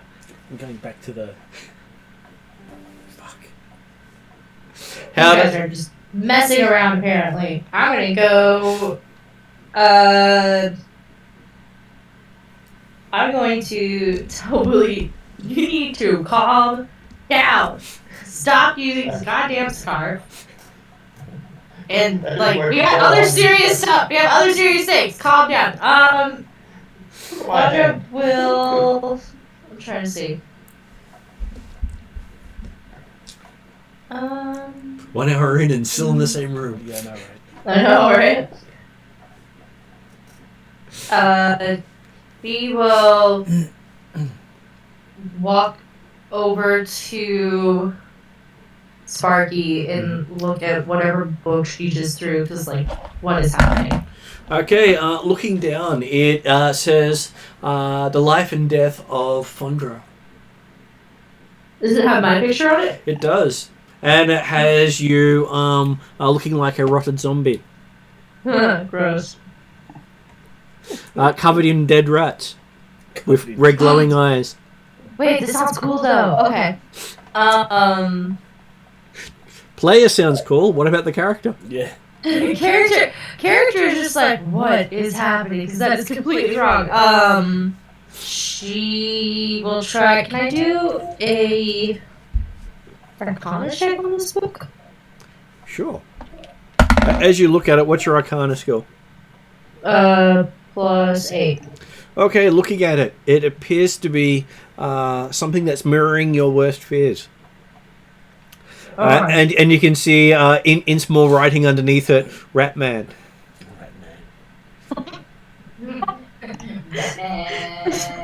Been bitten by a rat and gained the powers of a rat. No, Ratman. Okay. Is it sad that the only thing I can think about is you with a swab going up someone's nostril? Oh my god. Ratman! The worst kind. Bondra will pick up the book and just put it to the side, just so that nobody else sees it. It slides nicely into your pouch. No, I don't want it in my pouch. I want to put it on a shelf somewhere. That way, whatever is happening. It slides nicely in your pouch. God damn it. Okay. You hear a voice going, "Don't you know it?" Yep. Alrighty. Well, now she GDI. You use the GDI. She's accepting that there's now a book of horrors with her. And she's just gonna keep it away so that it doesn't freak everybody else out, because they're already freaking out enough. And she just needs to protect everybody else. And as you're doing so, you hear a narration in your head. That's great. Which everything seems to be taking on a more sinister aspect. As in, you'll hold this book for later so you can read it to their despair. Campfire story's great. Okay. I think that'll be all my actions. That brings us to Dooza. You've got blood on your boot. Mm-hmm. You can see the scarf choking Willie. You can actually see it cutting right into his skin, with blood actually starting to squirt out. I've seen someone else try and like cut this scarf, haven't I? You have. Silver Dagger didn't seem to work, but Willie's fist seemed to slice it in half. And obviously you're aware that fire didn't work. Perfect combinations for a haunted house. Yeah, I know, right? I am going to get one of my daggers, Mm-hmm. and I'm going to try and cut the scarf. At which point? Where the neck meets the shoulders.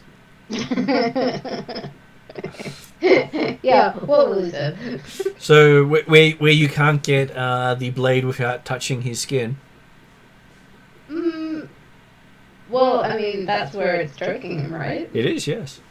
Yeah, well, then, you know, Or you sacrifices have to be made. you could try and cut it in between the, like, where Cordite got Ned and try to pull it off, and his head. So, like, there's probably a gap there you can cut through because I tanked him. I mean, is that the case? It is, but it's whatever Dooza would feel most appropriate. Dooza's call. I mean, like, Dealer's choice. Dooza feels that he would get more leverage if he tries and cuts it, like, from around Willie's neck. Sure. Give me an attack roll.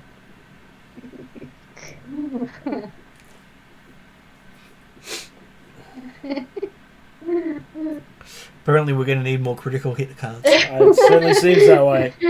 Decapitated! Oh shit! That is one of the slashing I options. know it is. I know it is.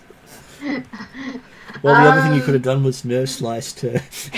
it was broken rib or nerve slice. Either way, that's pretty 32. 32, so that is definitely going to be a critical hit. Mm-hmm. But not a natural 20, I'm assuming. On me? It was 18. It was So, close. not a natural 20, but a critical hit on Willie. Wasn't she going for the scarf? She was. On the scarf. On your neck. Yeah, so she's so good that she hits the scarf and leaves me perfectly untouched. Mm-hmm. That was totally my aim. Totally. So I'm going to read my first action for battle minister. A little dubious on Dooza's goal. Okay, give me damage.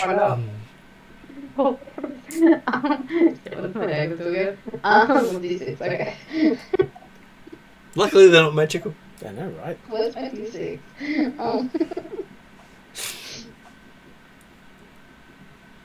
Why do I not have any D6s? Oh. Well, here, look, the GM will roll a nice one for you. Yeah, no, I'm good, thanks. You sure? There's a 6. Okay. I think as you've already rolled it. And you've Actually, it was a rolled 1. Luckily for you. Oh, was it? It was a 1.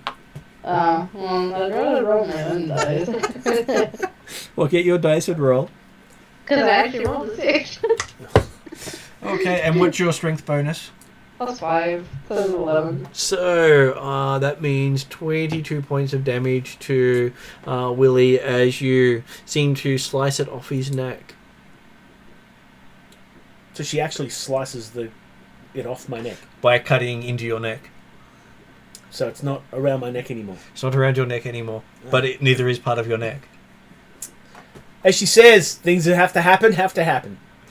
So 38 damage now on Willie. I don't feel bad now. I'm pretty good now. Oh, it's burning, so yeah. There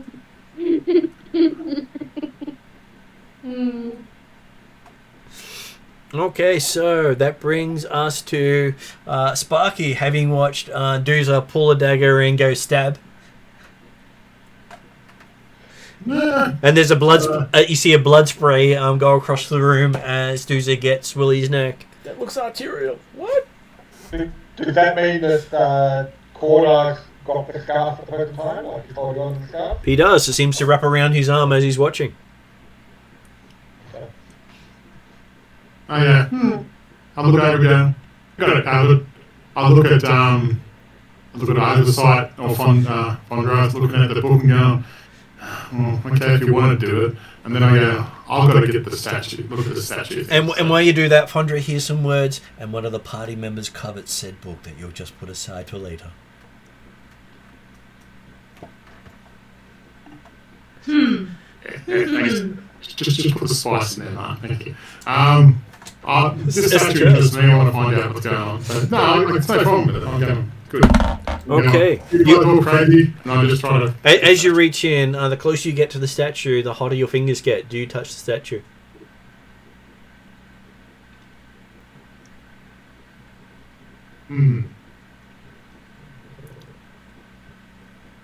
So I can't see the statue through the fire or whatever. Well, there is no flame at all. There's just light and heat.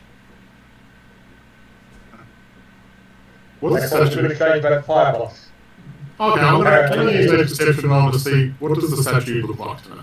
It looks like an angel on its face With butterfly wings. with butterfly wings. I guess so. But is it like, does it look like it's something I can pull out of there, or is it something It does look like you can pull it out there. Yeah, I'm going to give it a go. Okay, as you think your fingers are about to catch fire, it all goes cool as you touch the statue. Okay.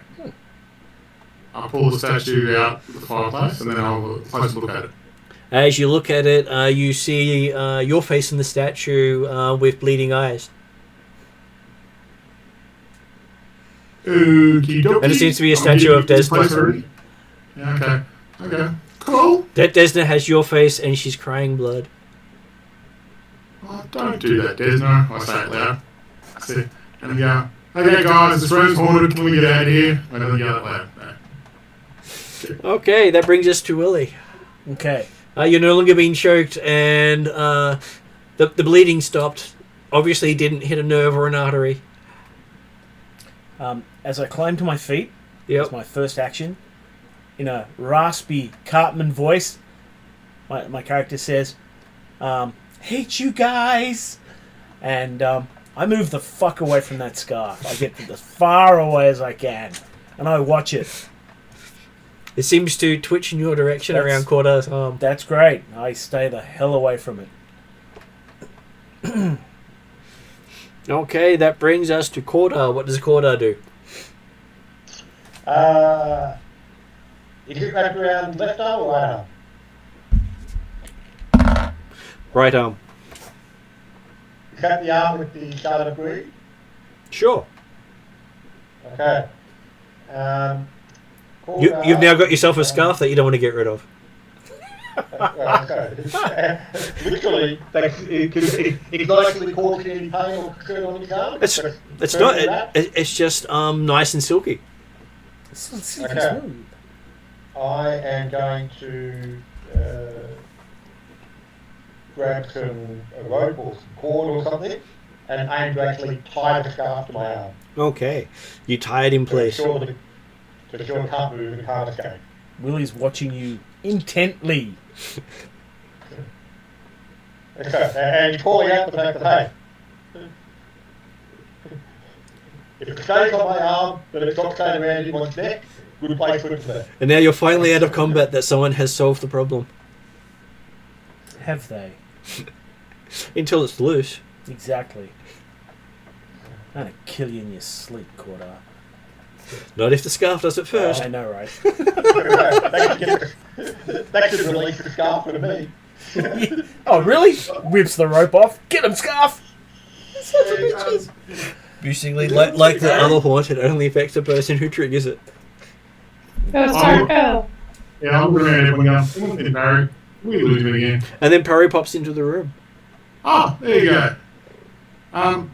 Hey, look what I found when I showed the statue. Though the weird thing is, Parry's not wearing a single thing. It's the Emperor's new clothes. Perry was just turned into a woman. This isn't surprising. Doesn't I'm he going to have, hang on. hang on. I give a kind of sideways look going, nah, this place is fucked up, what you're saying. Harry's showing off his new sexiness.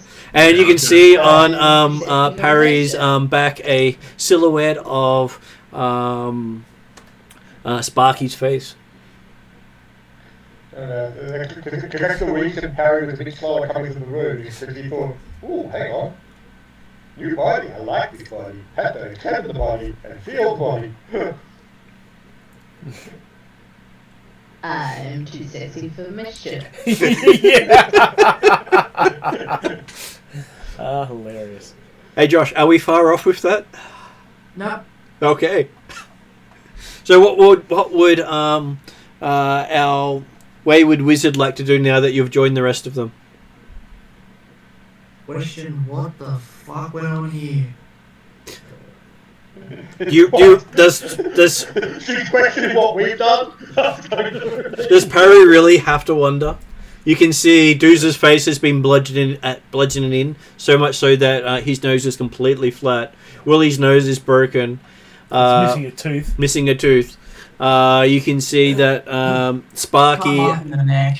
Sparky's holding a statue that's bleeding at the eyes, and Fondra is having that wide-eyed look of something really bad has just happened, and now you're here to save them all. And apparently Cordo is tying a nice scarf off on his arm. That is the most sane thing you see in the room right now. And it's okay, guys. Settle down. Stop reacting to random events. I'm trying to concentrate on Corda, but my eyes keep turning to the naked wizard, and I. Can someone fix Dooza's nose? Can someone fix? Sure. Come over here, Doozer. I'll fix it for you.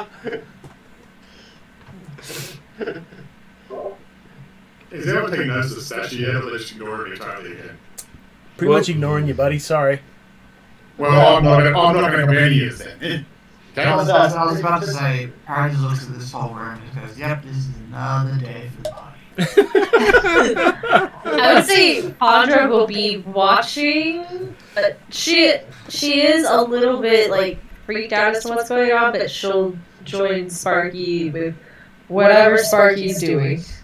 I'm trying to show someone the statue, but no one's looking at the statue. But anyway. Okay. Cordo was going through. Come on, look after Dooza's nose. Come on, look after Billy's teeth.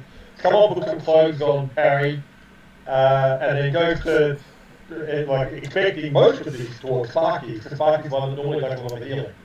Sparky's not. Put down the statue. Put down the statue. No, the statue's of me. I'm not putting the statue down. It's of me. Shush. As he's waving around a statue of Desna. Sparky is Desna.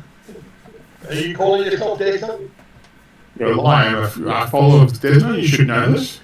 Yeah, so why are you calling yourself Desna?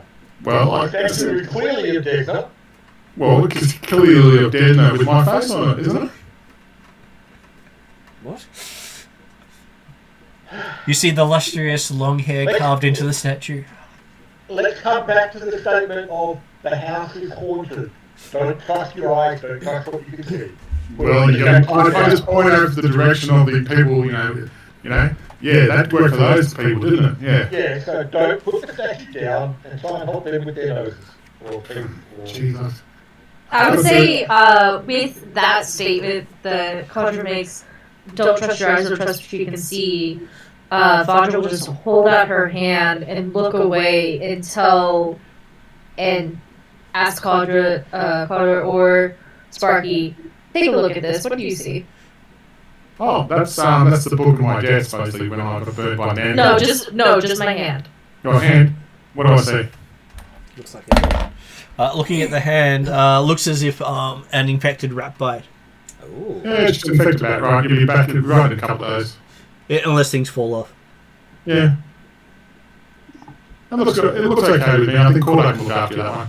And I'll I'll go and help Willie because Willie is a bit of a mate, so I've got to help Willie. So bet on this knowledge. Sure. What DC are you aiming for? Well, from Cordo's perspective, we're stopping for another 10 minutes, half an hour or something. Okay, we'll do it all right. Settle down. While this occurs, I'm trying to keep Cordar in view.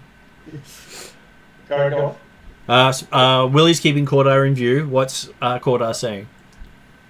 I was going to say, like, if this room is less suitable for trying to hang out for half an hour while people packed up, we can go back into the other room with all well lit.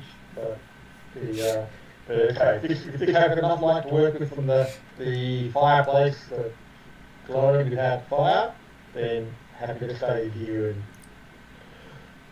settle down. I'm settled. I'm okay. And then Sparky's with me.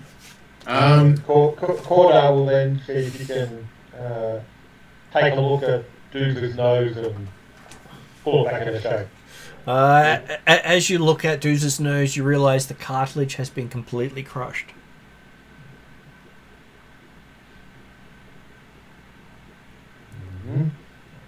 Who's just gonna be a pug forever? I mean, does it make him look more like an orc now? Less like an orc because orcs have noses. Yep. You look like a pug. Bit of meaty flap. Well, no. But you might look like an orc who's had his nose crushed in, like most orcs have.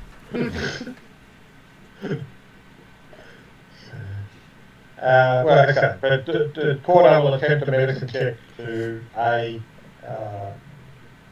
heal damage and remove the slowed condition, and obviously reset the nose as much as possible. Okay, so I believe it's a separate check for the condition to remove. Okay. Well, in that case then, order, I said heal first, so that was 16 on the attempt to heal. Wait, you're healing me with a flat nose? Not using magic, just doing the healing. Like basically binding your wounds, etc. type stuff. Okay, that's fine. Basically wrapping a bandage around your already flat nose. Now, isn't it you stick something round in the nostrils to give the nose shape, and then the cartilage heals generally? Unless, of course, they do the magic healing, in which case it heals as it is. Yeah, don't do that. Yeah. We're not snowmen, Willie. We don't. No, this is why Doomsday was confirming, because he doesn't know what to be flat nose. I'll try to heal Willie with a DC. Sorry, waiting for Jeremy to finish. Okay, cool. Sorry. Yeah, okay. To rectify the condition or whatever type stuff, it was a... So how much did you heal of Doomsday first? Oh, so I got 16, which is 2d8 or 1d8? 2d8. Oh, that was nice. 14. 14, that means Doomsday should be on 13 damage. And you got a 26 to heal the condition? 25. 25? Yeah. Okay, so you spend 10 minutes working on Doomsday, and you manage to strap up the ribs. So I'll give it 20 minutes total. 10 minutes to the first heal. Well, that's what I'm saying. 20 minutes. They don't really notice that there were 2 rolls. It was just you spent 20 minutes working on Doomsday. Happy with that, yeah. So what is Sparky doing to Willie? 3 runes with a DC of 20. That's 2d8 plus 10. And did you succeed on the roll? I'm about to try right now. Do you pick up the tooth and try to stick it back in? Please! Well, we've done like this, Willie, so I got a 32 upgraded. Okay, so yes, you managed to put the tooth back into place the right way. And that means it's 48 plus 10. Yeah. Oh, really? Shit, So you got a pretty critical good. healing. Nice. And Well, not and battle also medicine. because he's expert healer, he actually gave a DC 20 instead of DC 15. I'm going to do that. One. I was going to double it.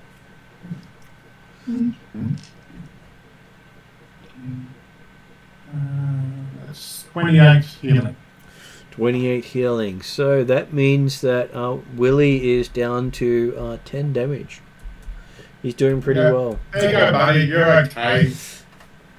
I don't know why he's got in fights with Corda and There's no fight with Corda. Corda simply grappled him to hold things down, basically. I'm taking of this. I'm taking my perspective of it, okay? So just When you step in, when you say that, yeah. I sort of lean in conspiratorially and say, I'm going to kick them in the balls while they're asleep. And Kendra hears in the background, they're plotting to kill you. That's awesome. I like that. And then, in her own head, she sees me look at her and with a grin on my face. I acknowledge it the smallest nod you can possibly do with it, a smile, going, yeah, I'm cool with this. So. And also, from Parry's perspective, Parry's fully dressed. Yep, that's about normal. He's got all his gear, he's got everything, but from everyone else's perspective, you've left everything behind. Yeah. After I do that, I'm probably going to put my statue back into my bag and then got the healing kit out. And I go, okay, everyone good now? Everyone cool? Anyone looked at our over at Fondra with her hand of goodness? I was gonna say, I'll say, I know it's not good. Please, whatever you can do just to make it stop, please. And in her head, in her head, she hears, and the friends around her refuse to help her. I'll go because I finished with Willie, and I'll go. I'm going to check what it is first. I don't want to treat anything yet, man. You've already looked at it. Oh no! Did I do a medicine roll? Yeah, you looked at it and you said it looks like an infected rat bite. While that occurs, I'll pull out my noble clothes out of my backpack, and I'll walk over to Parry and say, and sort of hold it out and say, yeah, if you need some clothes, feel free to borrow this till you get your own back. I'm awfully confused. I'm completely dressed. I have all my gear. Apparently they think you're dressed in the wrong robes. And you are being offered noble clothing, so it obviously looks good. Obviously you've got to dress up for the occasion. It's the only Okay, I won't say no. I will try to advise. Does this mean that you strip off and put the new clothes on? Yep. Okay, as you watch, it looks as if Parry rips off his skin and climbs into your clothes. What? So Look, you can see his skin laying on the ground. But does he have skin still? No. What the hell? Okay, I move away from Parry. My character just goes, nah. And then he packs up his skin and puts it in his bag. Feel free to keep the noble clothes. Did it look like he was bleeding everywhere when his skin came off? Or? Not a drop of blood came. I would like to inform our poor druid of saying, well, if it's a disease, it's going to take about 8 hours to heal. We don't have 8 hours right now. You're going to have to just get through it, okay? I said, how tall is the druid compared to me? She's elf, so... Okay. I tap you on the side because I can't tap you on the shoulder, okay? So, I can try to jump up. You'll be able to reach up. Elves aren't stupidly tall here as they are in Mystara. Okay. Well, Okay. I'll try to go, you'll be fine. I try to give her a soothing, you'll be fine kind of thing. I just kind of nod my head yes, but secretly freaking out. I'm just like, well, obviously this book is correct. Nobody's helping me. How rude. And as you think how rude, you also hear in the back of your mind, as you determine correctly that no one really cares. Makes sense. I only came in recently. That is awesome. If she starts crying, I'll bring out my handkerchief with the blood on it. You can wipe it. Oh no, she's not freaking. She's not outwardly crying just yet. Okay, Just cool. I like that one, and no one really cares, because that just sums up this party. Yeah. No one really Hey. cares. Willie cares. I'll look around. Cares about beating Doomsday. And no one likes Exactly. overnight. I care enough to bash your face in, Doozer. Here's my love and affection. Whack. Well, since everyone's healed now, I'll put my healing kit back and go, okay, we came through one door, and I'll look around, there's another door here. So, Okay, so yes, there is another door out of this room. we can go through the other door if you want. What shenanigans are we going to get there? The best kind. Do any of the Okay. books look good and valuable? No, they all look pretty tatty and useless. The only decent book you saw, Fondra lovingly put away. Okay. Yeah, I was just, again, I'm looking for gifts for my wife. There is that scarf. Yeah, I know, right? She'll enjoy that one. No, she wouldn't. Oh, actually, she might, now that I think of it. Use on Willie all the time. That's what I mean. Hey, don't even pretend you haven't been involved with some choky fun. Oh, I'm not denying that I haven't been involved with some tricky fun. I was in the church that night, I saw everything but you got involved with it. That's okay. What do you mean And that I- Willie got involved in? I'm sure that you were read into the conversation as well. We got involved with and just stood there and accepted what he had to get done. Okay, so I think that was how it worked out. Anyway, I'm going to go to the other door because Okay. yeah. So, everyone calm down. Remember, what we see is not what you expect. And in the middle of that speech, Sparky walks out of the room.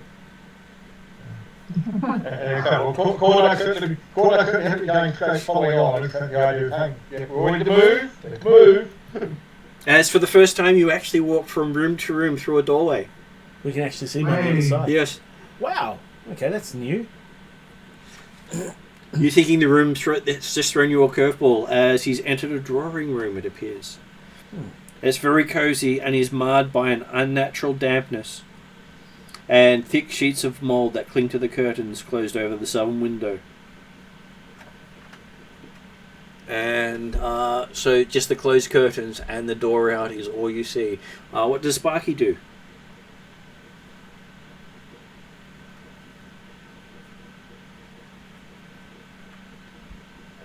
Hello, Mark. You are on mute. The one save perception check. Sorry, that's what I said. I'm just gonna. You have to roll it down. Yep. So what does Sparky do with? Does he just glance around the room, or you go off and try to do something? No, I'm trying to just do a bit of a. I kind of smell the dampness, the moldy, smell in there. Like, I'm just look around, see if there's anything that takes my interest, and if not, I'll wait for the rest of the people to turn up. Nothing leaps out, and then everyone else is in the room. So what would other people like to do? Okay. Squeeze into this nice cozy room. So You said it was a drawing room. Yes. Parallel can distract with if there's stuff to find. I would like to look over the drawing materials. Drawing room is presumably as in a withdrawing room, as in a place of like a quiet study area. It's not necessarily where you actually, not an art material. That is correct. That is what the naming of a drawing room is. Parry looks around. Parry looks around looking for all this artistic gear, The expecting easels and... and not seeing any. Does he throw open the curtains to look out the window?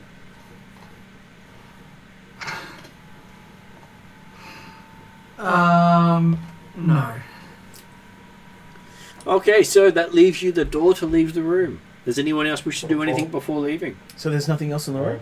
Nothing that you can find. Corner was saying, was he moving? He'd already gone towards the next door. And I'll be joining Corda. Right. I step aside as Corda moves through the door. And as you open the door, you see inky blackness. Yeah. And Cortar disappears again as he steps into the blackness. Do we see blackness? Like, can we see through the door before, like, when he opens it? Or You cannot see through the door when you open it, like most of the doors you've seen. He'll draw his sword then before entering that space. Okay. So he's got the burning sword. And everyone follows? Yep. He'll have the burning whip in the other hand as well. So he's got the two candles again. Okay, so you find yourself standing behind the hindquarters of a stuffed manticore with its insides ripped out, only dimly lit by the glowing flame of the blades. Yeah, let's not go in that direction, Calder. I say it loud. Yep. Okay, I'm happy to. We'll go back up and head back to the other room where we was back to where we had the tables and had light. I'll take another couple of swings at the manticore just for shits and giggles. Okay, you hear. Give me an attack roll. Just in case you roll a 1. 24. 24. You hear this clang as you hit the metal frame. Yeah, I've got the slashes out. Slash. Everyone hears the clanging and the shake of the manticore as Willie goes to town on the rear of the manticore. On the rear.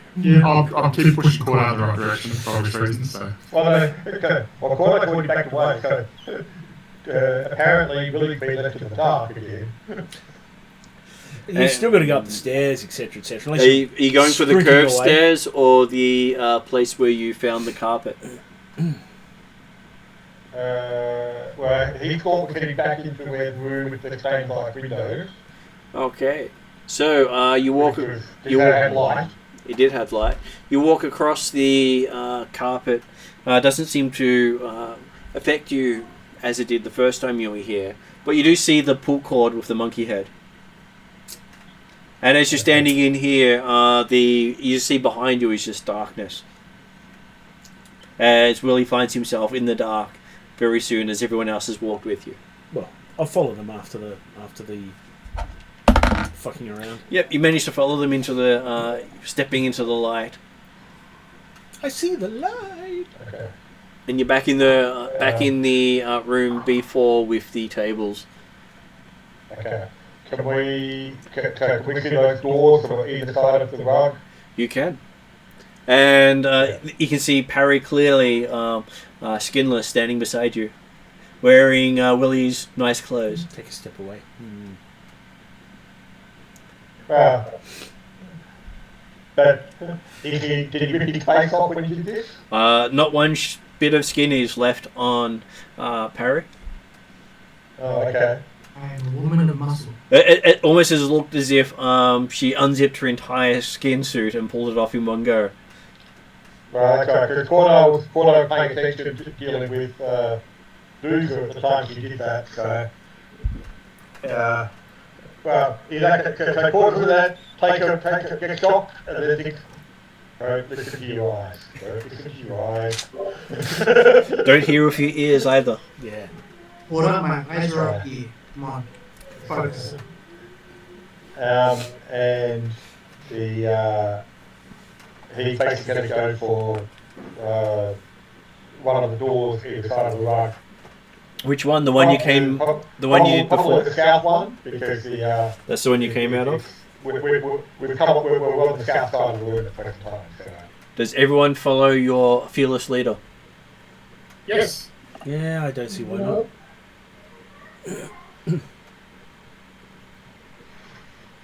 Okay, so you'll find yourself in the area known as B10. As you see footprints in blood on the landing. One set. Makes sense. We have been beaten pretty bad. Anyway. And the size of a female dwarf. Does it? Oh man, no. Fonder didn't see the bloody footprints from when Sparky woke up and there were bloody footprints around. Well, did Cordo realise this back to the same room that he caught up with? Well, you caught up with Sparky just outside the door of B10. Oh, just outside when you get into B10. Okay. But once you caught up to Sparky, you went into B10 and came down the stairs. Oh, okay. So we had it with BW. Oh, okay. Yeah, You had, yes. That's why we came out at the Rug and the Monkey Bull top. That is correct. Right? Yes, I remember now. In which case, Cordar, he won't have gone for that door. He would have gone for the other door because he knew we would do what he door. So. Well, you also knew that there were many other places to explore. Oh, upstairs, yes. Yeah, so we just come onto a landing. Okay, I'll go upstairs, that's fine, Yeah. And... The other one was downstairs. Okay, then, so, go through the door out of B10, I guess. And everything here looks smoky. Smoky? Yep. Not dark, just smoky. So like, can you smell the smoke, as in... Not one bit of haze of it, but it looks like the rooms with the corridor outside room B10 is full of a burning sort of smoke. So you can actually see the flicker of like sparks or something in it. A little bit of it, yes. Ugh. Okay. Especially around Cordar's sword. And so we can actually, so it's hazy, but the light of the sword, but the swords appear to be putting out a normal level of light today. They do not. It's still very candleish sort of light. Okay, in that case, so obviously we can't see very far. Cordar will probably then go for effectively... Follow the wall on the left? Stick to the wall on the left makes sense. Tried and true. Get into the double doors then, so B17. So yes, you find the double doors quite easily. And Cordar will give Spark an opportunity if she wants to look for traps, but otherwise... Yep, I'll do that. Yep. Do you want to roll on, or you want to roll? I believe, I don't think, I think it's a secret check. Is it down a secret? I would have thought so. No. Well, technically it's a protection check, so... Yeah, plus 16 for trap checking, so... Okay, looking at the door, you confirm there's absolutely no traps here whatsoever. I go give them the... I give them the thumbs up. Give the signal, and Cordar will attempt to open the door then. There is a creak as the door opens. Which reminds me, we do have that really nice mansion stuff that I can throw in there. Where are we?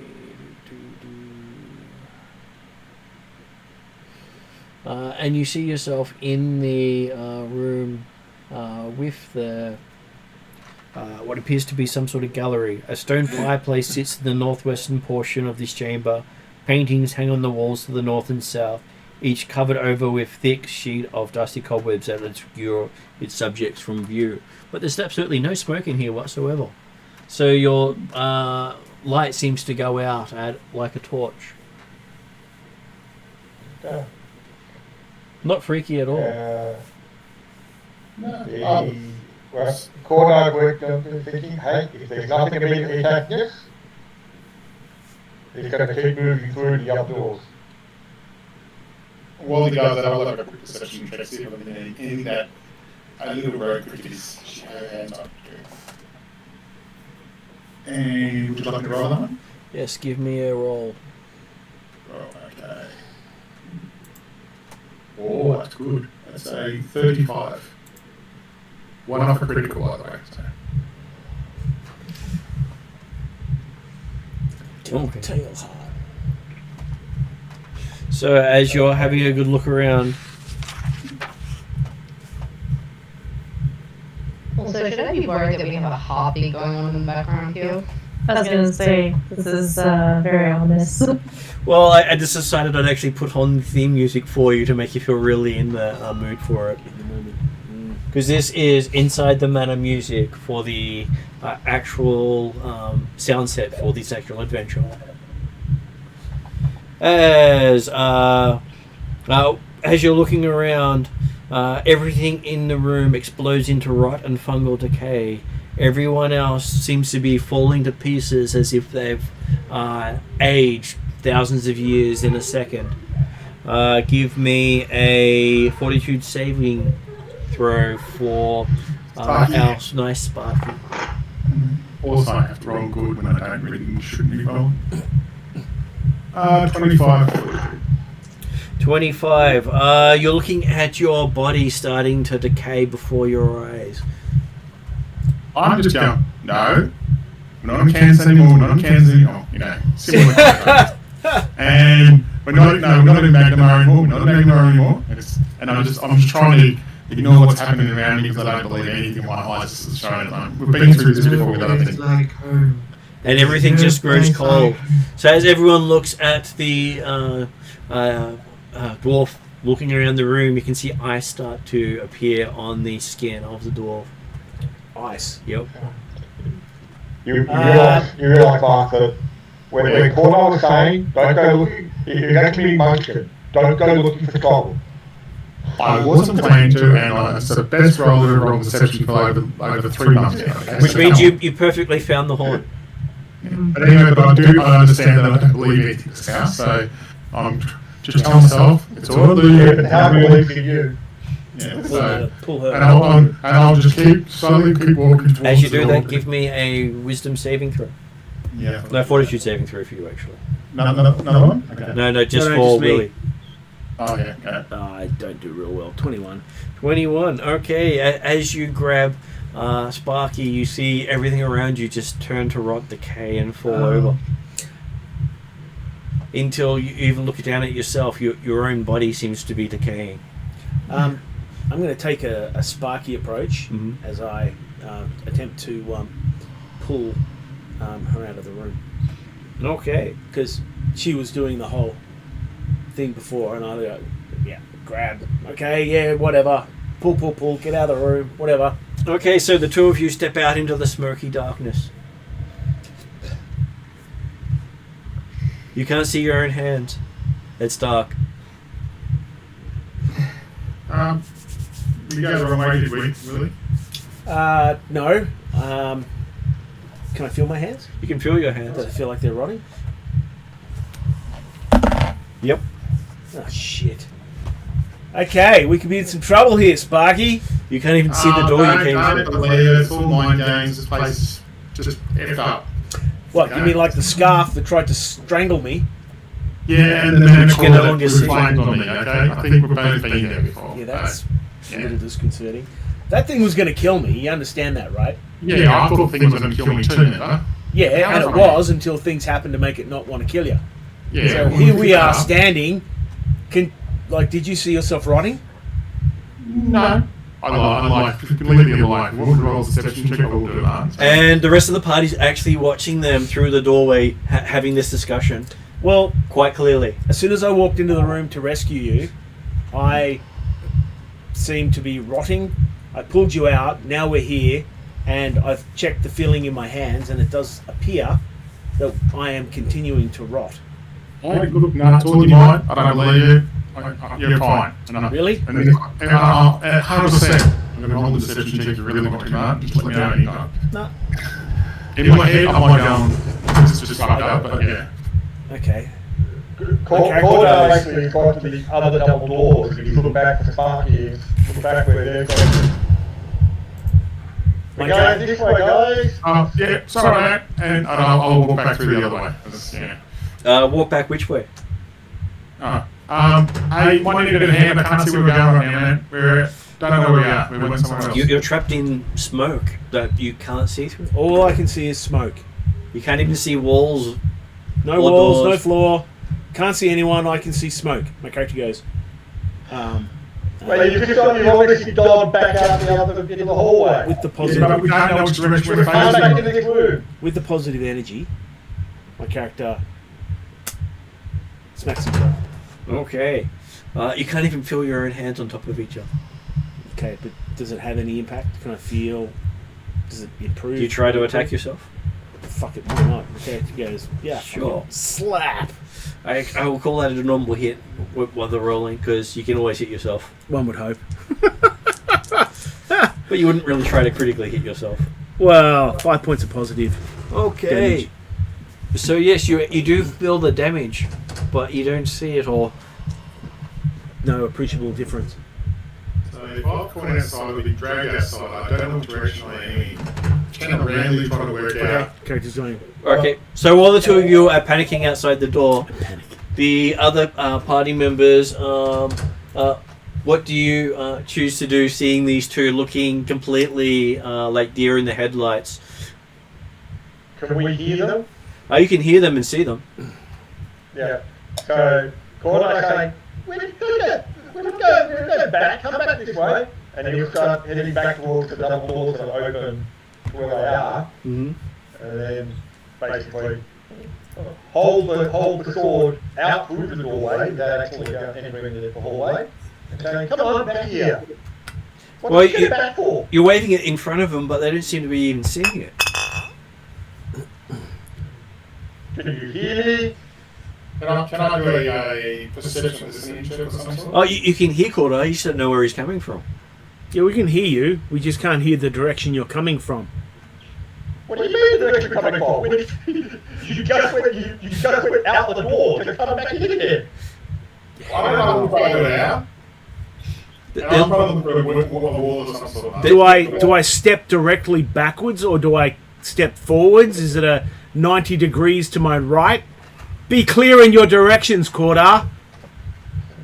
Okay, which way are they facing?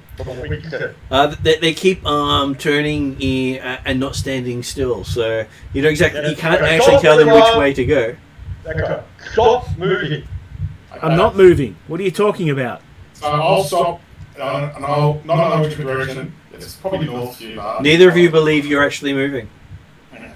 Okay, but from my perspective, they're still moving. Yep, they're still moving. Do you have a rope? Stop turning around. I'm not. Do you have a rope?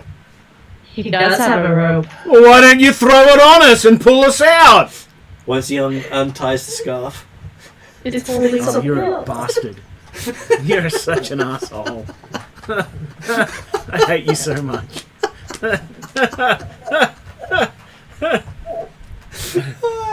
He's just working out brilliantly. So what does Corday do? he's got a whip, but I'm just want to put it out there. That's all. So, A flaming whip. Flaming whip. That's awesome. Yep. I've already been burned already, so I'm okay with this. All you need now is a ball gag, Sparky. As Kendra hears in the back of her head, and as it looks like the fearless leader is contemplating killing the two members who are currently immobilized out the doors. Can it really be so much longer before it's her? That's true. So Connor will have to continue to observe and see what happens. Is Fondra still carrying the candelabra? Yes, but that's been blown out ages ago. Like, it's still got candles on it? It does. Okay, well,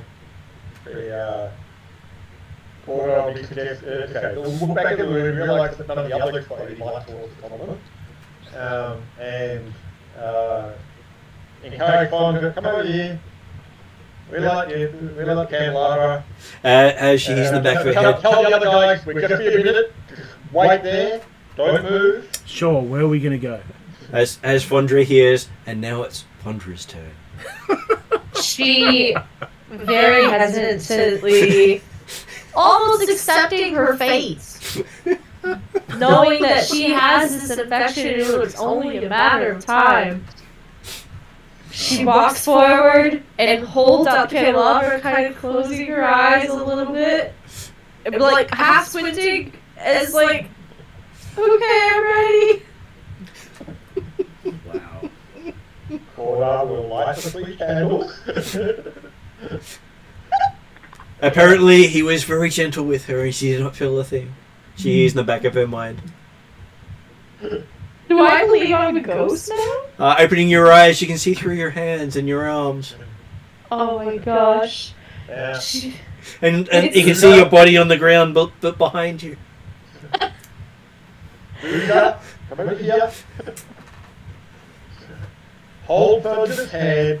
She's going to step through the doorway with the candelabra lit, so therefore she can guide the others into the room. But you stay on this side, She's going to stay mostly here, but it's going to get the connection. I very. If Duza tries to grab my hand, I very limply, like, almost make it go away because I'm a ghost. As you try to grab Fondra's hand, your hand actually passes right through Fondra's hand. Duza kind of does his eyebrow raising thing again at Fondra and is like, hey, you know, what's up? It looked as if Duza couldn't grab Fondra's hand. You're not really sure what's going on there, but hey, maybe they just don't want to hold hands. There is this half orc elf, rivalry thing there going. Guys. Stop messing around. Just hold hands, and therefore not doing connection. The connection maintained. Go through. The only reason I'm not doing it is because I've got my hands full at the moment with the lights. It's not me. It's Fondra. She's and I kind of like can't get words out. Oh my goodness. So I will think to myself, all right, I will will myself to be solid. I will be just for this time. I will be solid, and I will help bring these two through. Okay, so as you will yourself to be solid, you feel yourself shift into Duza. What? Oh gosh. Please no. Make Duza do some weird shit. As you feel you're now trapped in someone else's body, unable to control it. Okay, so now I'm trapped in Duza, so what do they see? They just see Fondra staring at Duza. I look at Koda and kind of like, I'm like, is that what you do, like the whole hold the hands out and shrug kind of thing? Like, well, not just holding your hands out, just like, like shifting between like Koda and Duza, Koda and Fondra, like it's her, she's the problem kind of thing. But he took apparently still trying to grab the hand. Oh, managed to grab the hand, but Fondra just not doing anything at all. Okay, so they're holding hands there. Okay, now Fondra, step through, hold the candelabra in front of you, step through, so the others can come in. And she seems to be ignoring you completely. Almost as if you never said anything.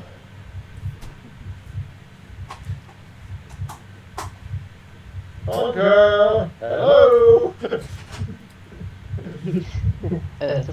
Not time to go off the fairies. And with all this happening, what is Parry doing in the background? In your nice new robes?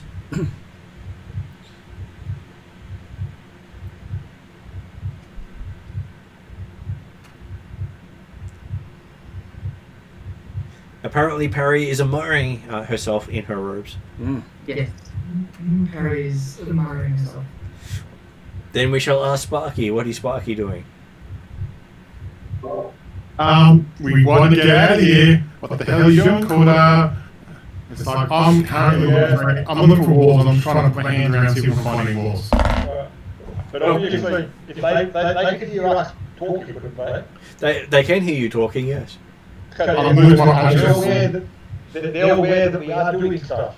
No, this is Koda, no. My patience wearing thin. And you see Sparky looking like she's running on the spot. Now, do I feel any walls around me at all? Not at all. You're reaching around and feeling nothing, and then you manage to grab something.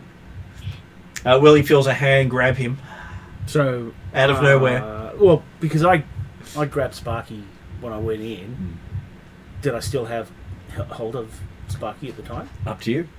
I mean, I can't imagine I would have let go. Oh, hang on.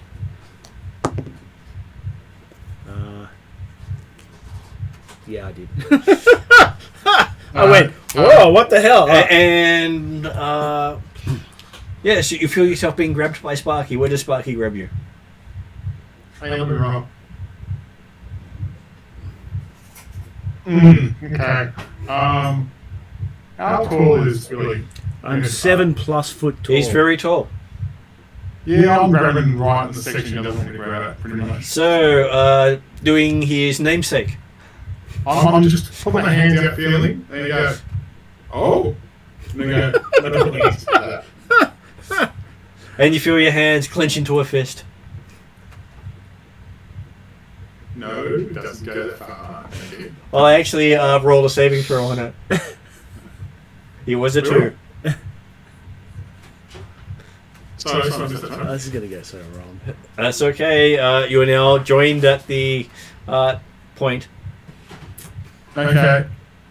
Okay, you're there. Okay, so if you're there, I'm going. Can I hear? Hurry up, or I'm going to start searching for walls and saying that. I reach down until I put my hand on Sparky's shoulder. Yep. And then I sort of lean in and I go, I don't know what you're looking for, but it's a little bit to the left.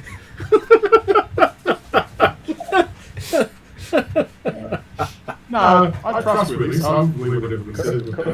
Corner saying, wait where you are, there's other stuff happening. You're the ones that left the room unplanned, so wait where you are. Well, we're not going to go anywhere, Corda, but No, the rope will I be good. So unfortunately, I reached the left. Yeah.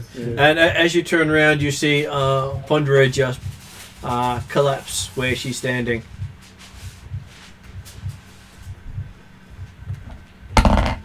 Okay, Corner just collapsed, so wait. Yeah, this is going to go bad. Very, very bad. While still being held up by Anduz's hand. And what happens to the candelabra? It's now It falls to the floor. it falls to the floor and goes out. Doesn't set anything alight. You're lucky. Okay. So, Cordo examine Bonjour and see if you can work out why she suddenly collapsed. It looks perfectly healthy to you except for that rat bite. 26 on medicine. And as Fondra looks on to see Cordar examine his handiwork, Okay. she feels her spirit merge back with her dead body. I think maybe he does care. And I will how do I see my body now? Well, you feel as if your body doesn't have any sort of movement or heartbeat, but it seems to control. You'll be able to control it as if you've possessed it. You seem to have possessed your own body. Okay, well then I will operate as that then. I do think okay, maybe something's up. Maybe I have possessed my own body. That makes sense.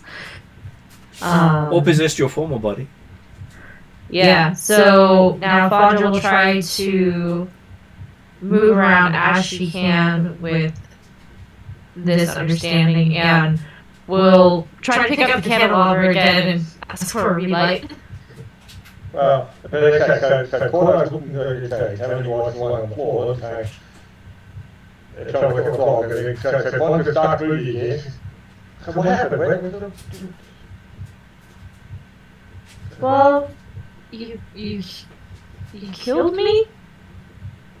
So, yeah, I know, small things, it's fine. But no, Who killed you? you killed me. So can I have the candles lit, please?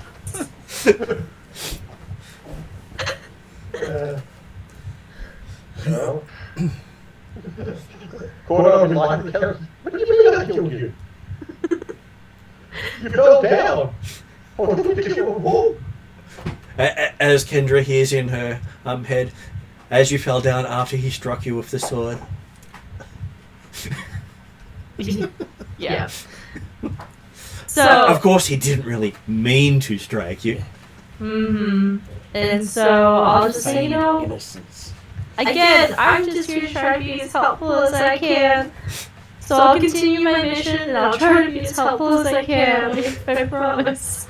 Don't need to kill me again. Yeah.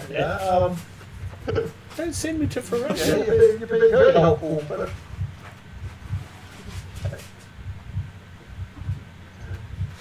you gonna go take now? As well as one can be. You don't feel any cold or any heat. You don't even feel like you're breathing anymore. See? You don't need to. It's fine.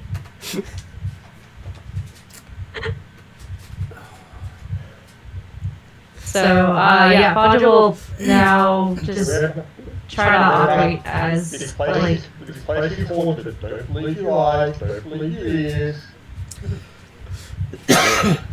We've just got to get through this, find out what's causing the whole issue, and I'm sure we can fix the problems. I think the issue is ghosts. And you also hear in the back of Fondra's head, and I'm sure everything your friends tell you is a lie. So true. Yeah. Yeah. Okay. So true. The perfect person to pick up the book, apparently. Yes. I'm sure Mark's feeling so much safer now. I knew what the book was about, trust me. That's why I did it on purpose. Okay. As soon as I saw that thing on the going, I knew what the book was going to be. If Scarf was going to be anything, the book was just going to be bad. So I had to just go, look at, go, yeah, no, good, that's why it's ruined the fight for a reason. So, yeah. Anyway, I'm going, we have a quite a shout out of the thing or not? Not yet. Not yet, because Corner's going to go, contact us.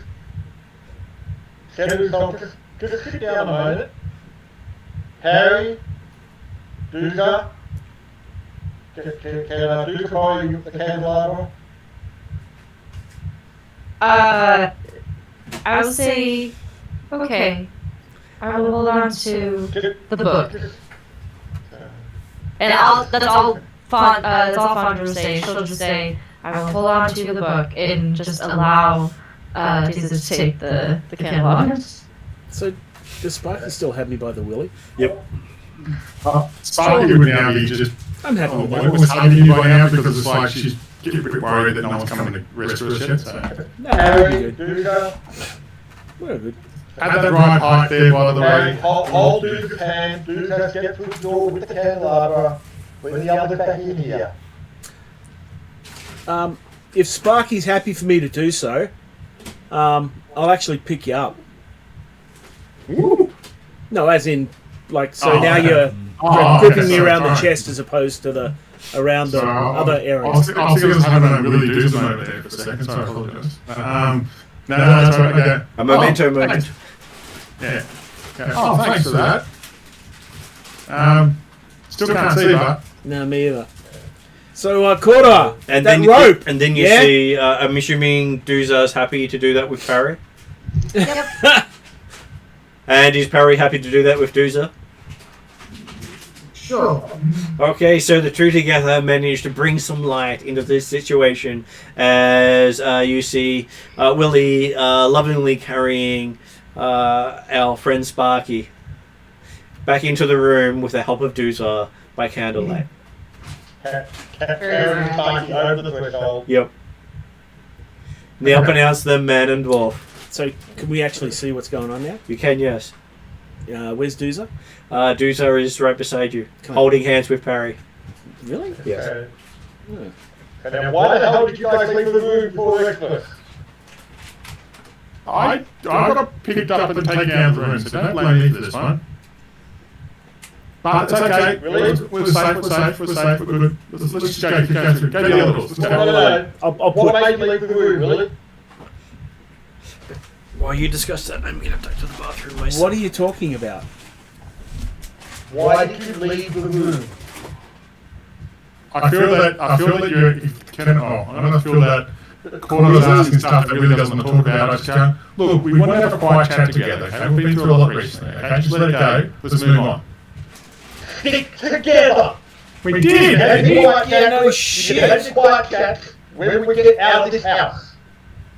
Oh, we did. We stuck together, didn't we? We didn't lose each other. What's the The problem? whole party has to stick Oh, together. yeah, being specific. Okay, fair enough.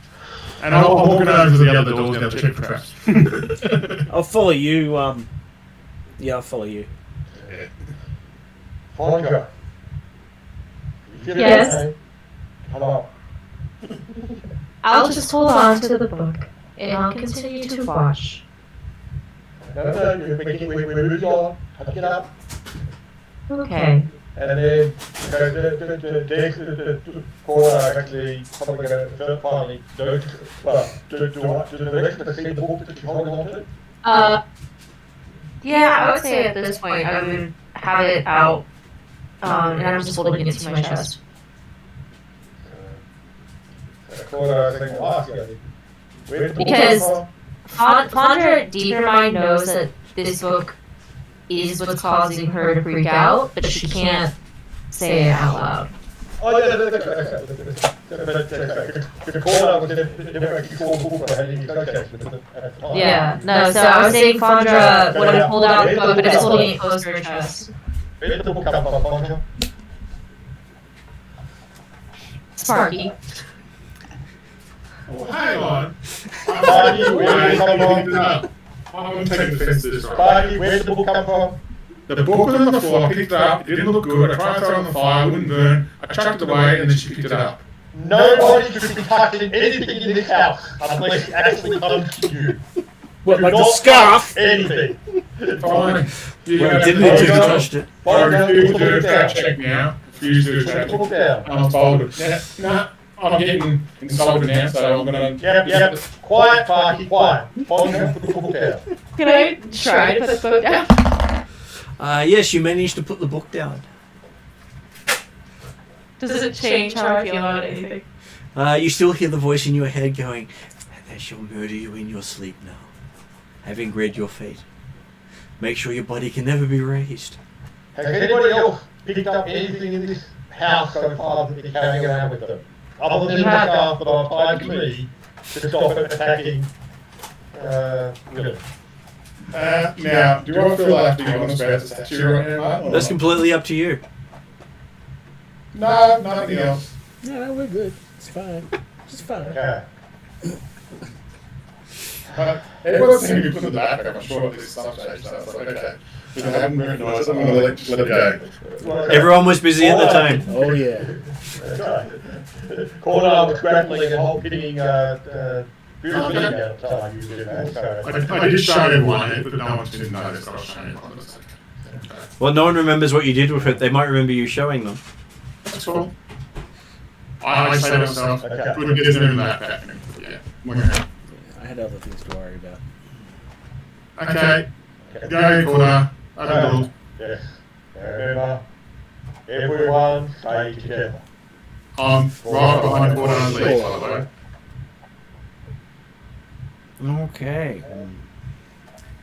So, opening the room, you see this well-lit bedroom with furniture, while dusty and unkempt, does not exhibit any major signs of water or mold damage. The one exception is a dark stain on the desk near the northern window.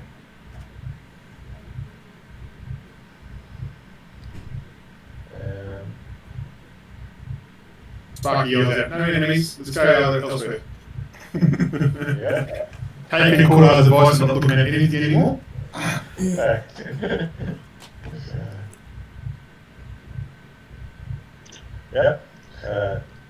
Let's head back the other way. Happy with that. If things aren't jumping out to us, we'll at least explore the house first and find out if we can find something to go for it. So, yeah. No one wants to have a perception roll in the room. So, what if there was some important papers or something interesting in the drawers of the desk or something that would help us to solve the puzzle of this house? We'll come back to it if we can't find anything else. Sure. I'm just rolling the dice now to see if Sparky can hold back right now. At this stage, the idea is to go through the house, we're just looking for stuff that will actively affect us, or is actively like a living or undead in the house, to then hope we can deal with the effects. If we can't find anything after we've explored, then we'll come back and look through places more carefully. Okay. Thinking back to the Sparky held back just. Okay, just put it out there, huh? That sounds good. So where do you head next? So then basically we head back out through the... Once you step out of B17, the smoke's gone. Okay. And then presumably then we can see the double doors opposite. And you can see the whole hallway. It's almost as if you've banished the smoke. There we go. Okay. Well, And it's been different almost every time you guys have entered this hallway. Yeah. Yeah. We've got double doorways to the opposite end of the most obvious to look at. So. Okay. As you open this, you hear a fanfare of music kick up.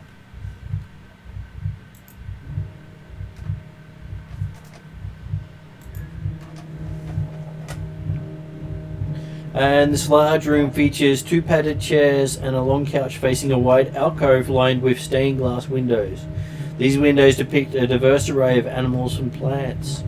From north to south are a large, pale and ghostly scorpion, a gaunt man holding out his arms as a dozen bats hang from him, a moth with strange skull-like patterns on its wings, a tangle of green plants with bell-shaped flowers, and a young maiden sitting astride a well in a forest, while a spindly spider the size of a dog descends along a string of webbing above her.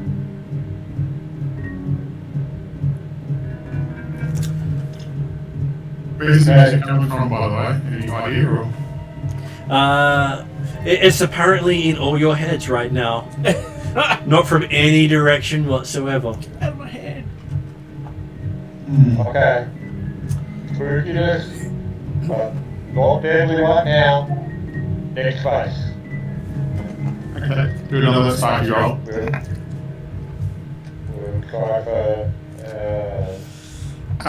While he's going back out to the doors, Sparky's going to have a perception check, just what's in the room. Because Sparky can't got to roll 2 on the dice, anything high or low he's going to roll. Because I can't hold back, just checking out things, okay? Okay, so looking in there, you don't seem to notice anything special, but Parry, seeing into the room, does recognize that the depictions are all classic spell components for necromantic magic. Scorpion venom, vampire's breath, the tongue of deathwing moths, belladonna, and the heart of a maiden slain by poison. All known ingredients of lichdom. Oh, really? The potion that you use to obtain lichdom. Well, you did have the monsters in the other room. Of course, why Parry knows all this will remain to be seen. Yeah, it's a little disconcerting, Parry. And then when you shut the door, the music just stops. Okay. Hmm. We'll try EJ Lich.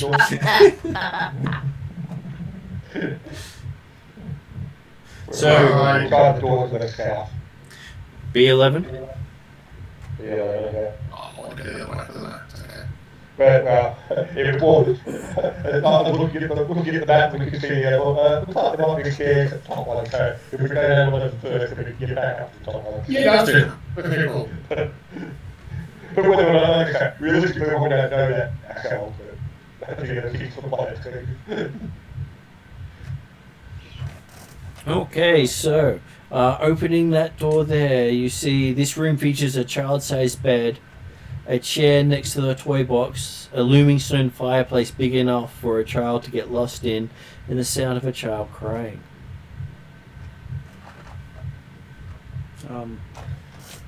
Some players recognise that sound. All players recognise that sound. They've heard Willie's kids at times.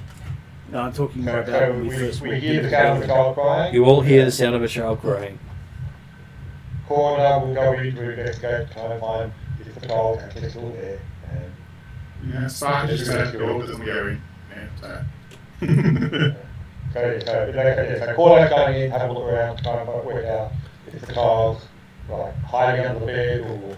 So as Cordo moves in, he suddenly becomes convinced that his parents are trying to kill each other, and that whichever of them survives will be coming to kill him next. He has a vision of his mother wielding a torch and his father festering with tumours and wielding a long knife, both struggling to kill each other. And now Cordo gets to make a will saving throw.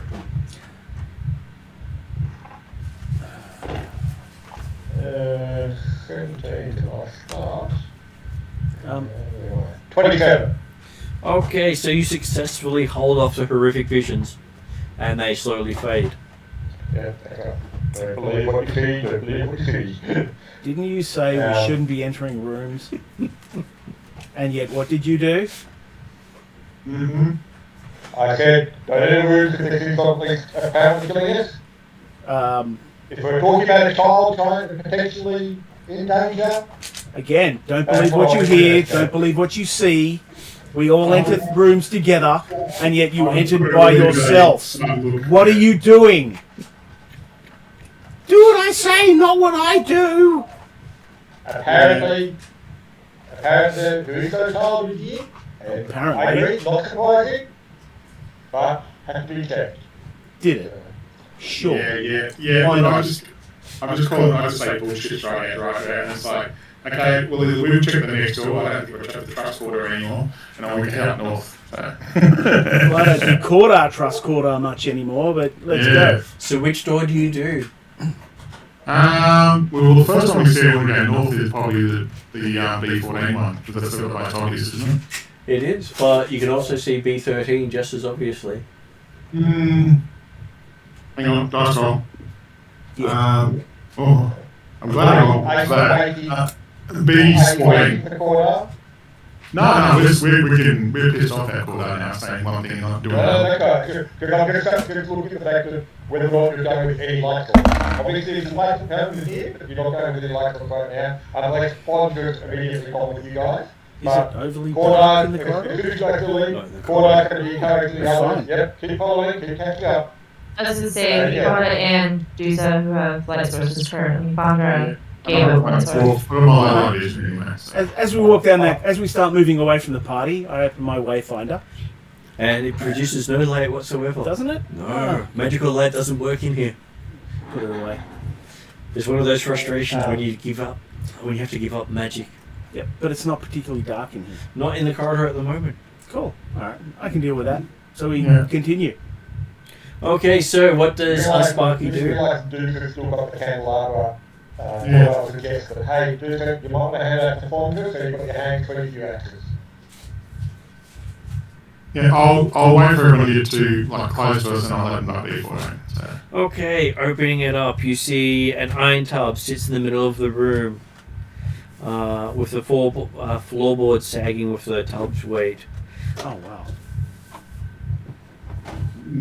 And you can see a sort of glitter of something in the tub. Sparky, roll time. Give me a second. I want to have a closer look at this link because Sparky's interested in anything new. Okay, as Sparky steps into the room, there is this groaning sound and a crack, and he... what's your reflex bonus? 14, I'll just double check on that. 14 reflex, yeah. Okay, so as you step in there, the floor beneath you gives way.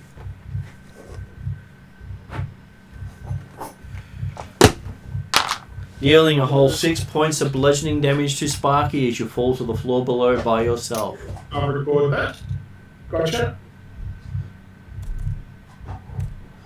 They just see Sparky walk in and fall through the floor. The floor still seems to be in place. But no Sparky. Sparky just must have walked right through the floor. Okay. So I'm by myself in something downstairs. You're down by yourself in the dark. Separate from him.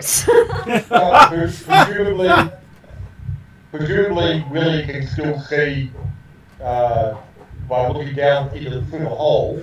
He can't see a hole. He just sees the floor. Hey, can you hear me? Are you out? Can we hear? You can hear a faint cry for help. You can't make out the words. I call out as loud as I can. We can hear you. Well, actually, my character goes, "We can hear something!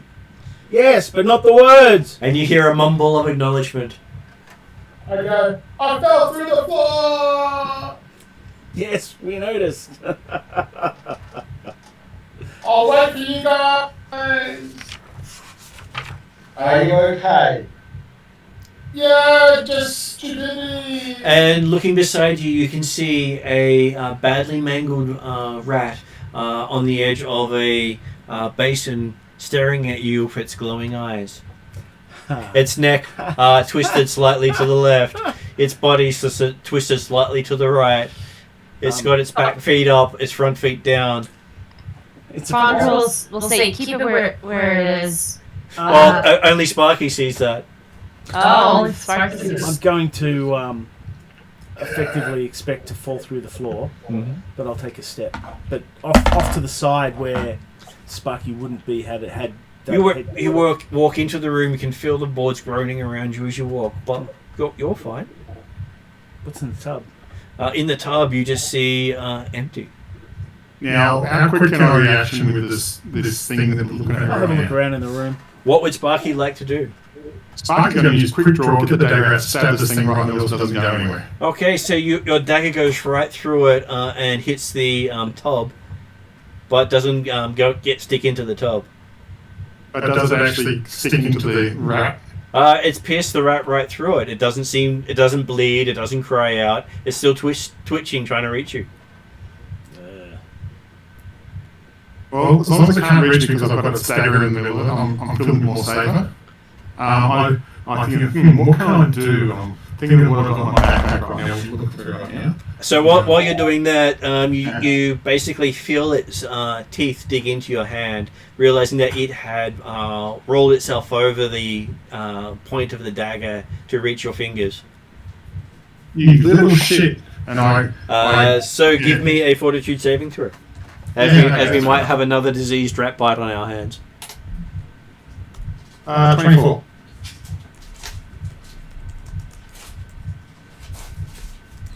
Okay. So, you hear a scream from below. Oh, I'll pick it up, put it on the floor, and I'll start stomping. You can probably hear the stomping from my butt from below. I'm stomping this thing till there's nothing left of the mush. So. Get my broom. Shut up, Jonathan. What does everyone else do? Where are you, Willie? What are you doing? What's going on? Oh, you can see Willie in front of you, looking into the tub, into the room that Sparky fell through. Sorry, I mean Sparky. You can barely hear Sparky. If you can hear me, you probably can't. And so Sparky's going to town on this rat that no matter how much you step on it, it seems to still be moving. I'm still stepping to what I see them move. I'm going to, if it has to be a whole day, I'll do a whole day worth of something. I'm crushing grapes. As you literally said like 20 minutes ago, that we don't have like 8 hours to do proper healing. Yeah, no, that's fine. Where are you, Sparky? Where are you? What did you see? You can hear this thump thump, thump thump, thump thump coming from down below. She's in a room downstairs. Let's head downstairs and have a look. While I'm thumping, can I try to bring out a torch and light a torch? No, you're so busy trying to destroy this rat. That's the last question, that's okay. But I'm going, damn you thing, die, damn you! You hit 3 years. Yep. Okay, okay, yeah. Sparky's obviously gone off again, so let's get down, catch up to Sparky, and we get back to the hole. Okay, so yes, you... Why is it always Sparky? Just lucky. So, how long did... my dice, I had to follow my character's thing, can't do more. A perfectly valid and appropriate question, Father.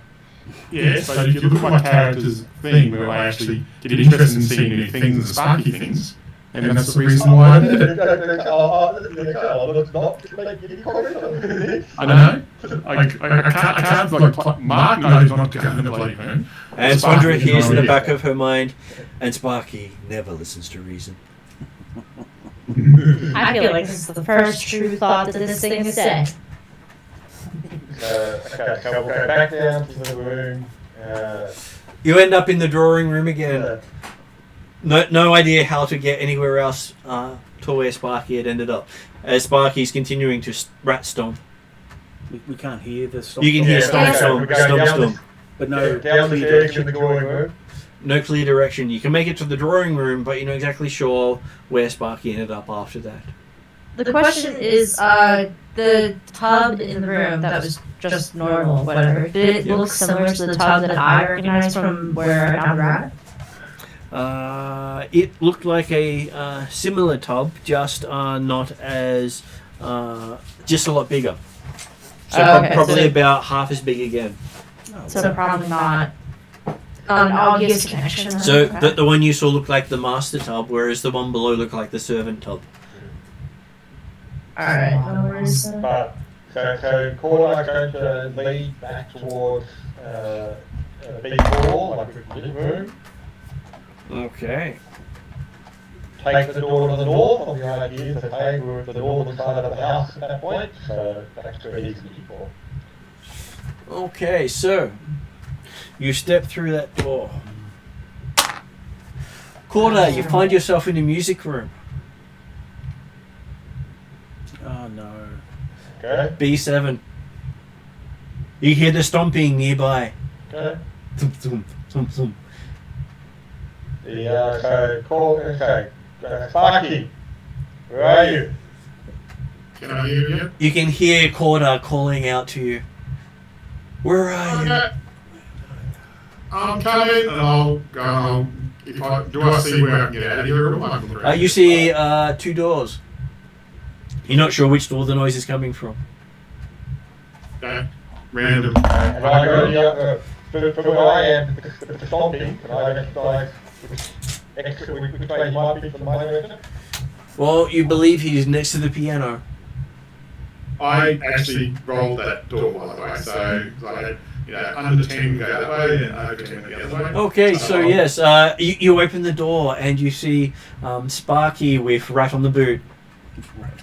And try to wipe it across anything I can find, curtains, whatever. He's still moving Rat on the boot. I'm just trying to get used. I find Sparky, give us a better front boot. okay? It's bit me. I might walk over. Step away from the rat, it'll be fine, it's not going anywhere. Snapped in my boot. I can't set it away. Can you help get it off? Hey, bring your flame sword over here and burn it. Can you just burn it, please? Yeah, okay.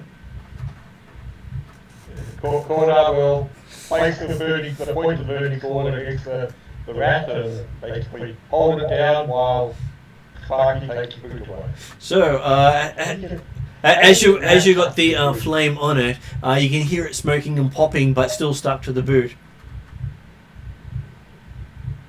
Doesn't seem to peel away from the boot because someone has stomped it right into the boot. Yeah.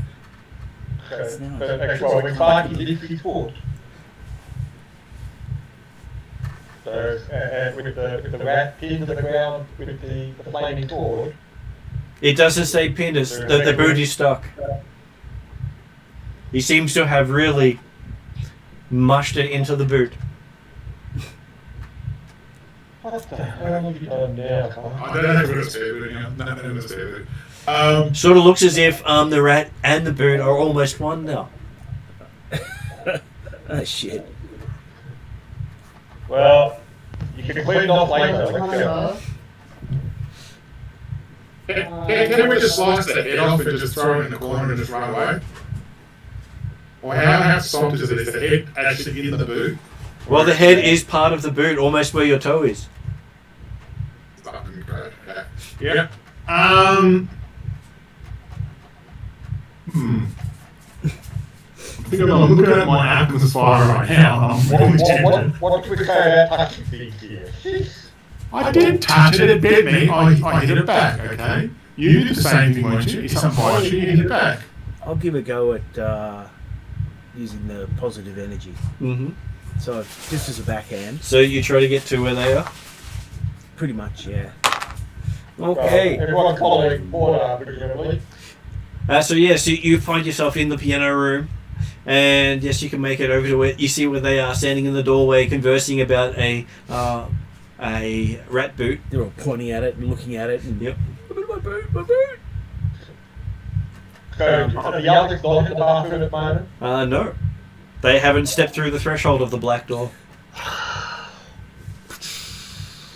Assuming Sparky's happy to let me try. Is Sparky happy to let you positive punch? You fool! I mean, awesome. Corner, really. Where'd the others go? Why are you asking me? Don't split up!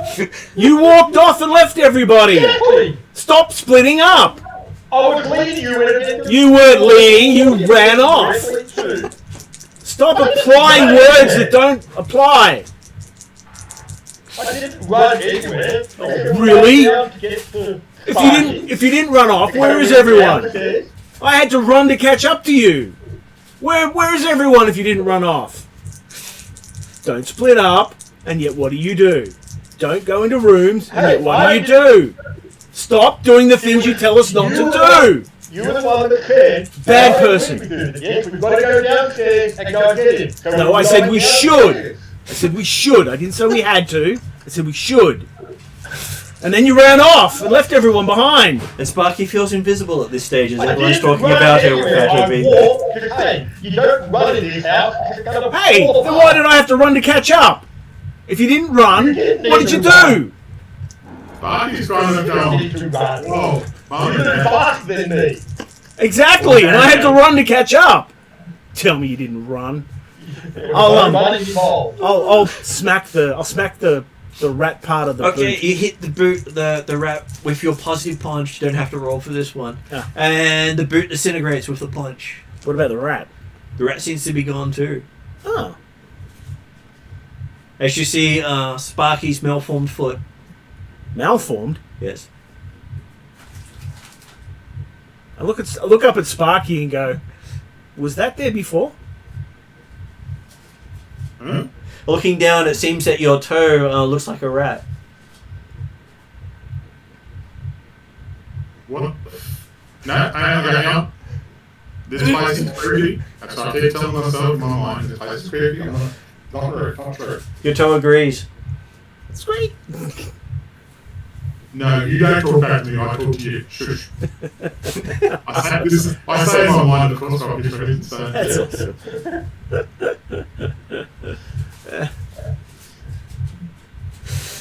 Okay, so yes, you find yourself back in the drawing room and seeing the others sitting at the table having some refreshments. What the hell are you sitting down here for? Why are we coming to stay as a group? Yeah. None of you remember why you're sitting down at the table, you're just there.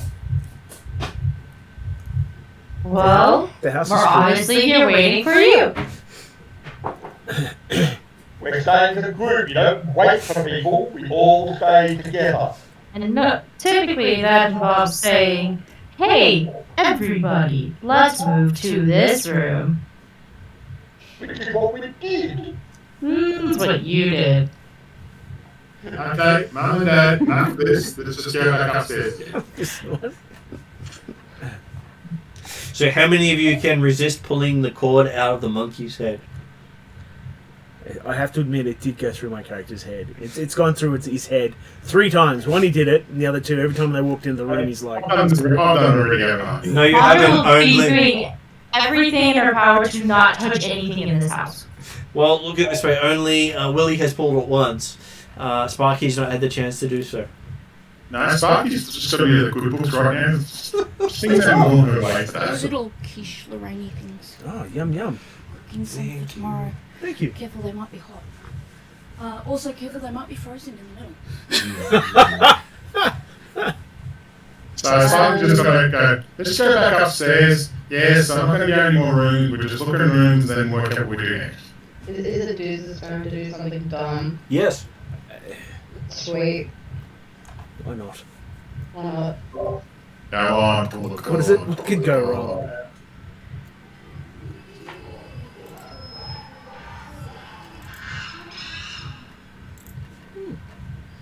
Hey, you monkey.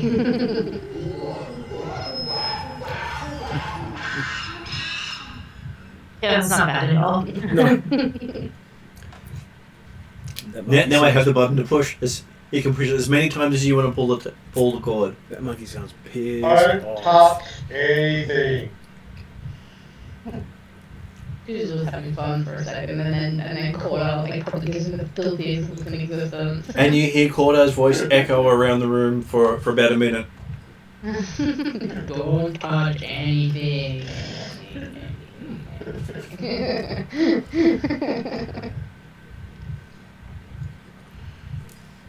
Okay, well, Okay. should we go back upstairs? And you hear stairs echo around the room for about a minute. We are all going back upstairs. And stairs continues to echo Awesome. around the room. Don't run away. And you have a way echo around the room. Way. But please, do lead on, Corda. And then that doesn't echo at all. Wow. And then Well That's- starts echoing. That's spooky. And Spooky All starts guys echoing. leading up. Okay, so you find It'll take a yourself... little back after. It'll take a little back after taking 2 steps to ensure the public are following. Everyone's following. I'm like a step behind. What are you waiting for? I believe they all follow you upstairs this time.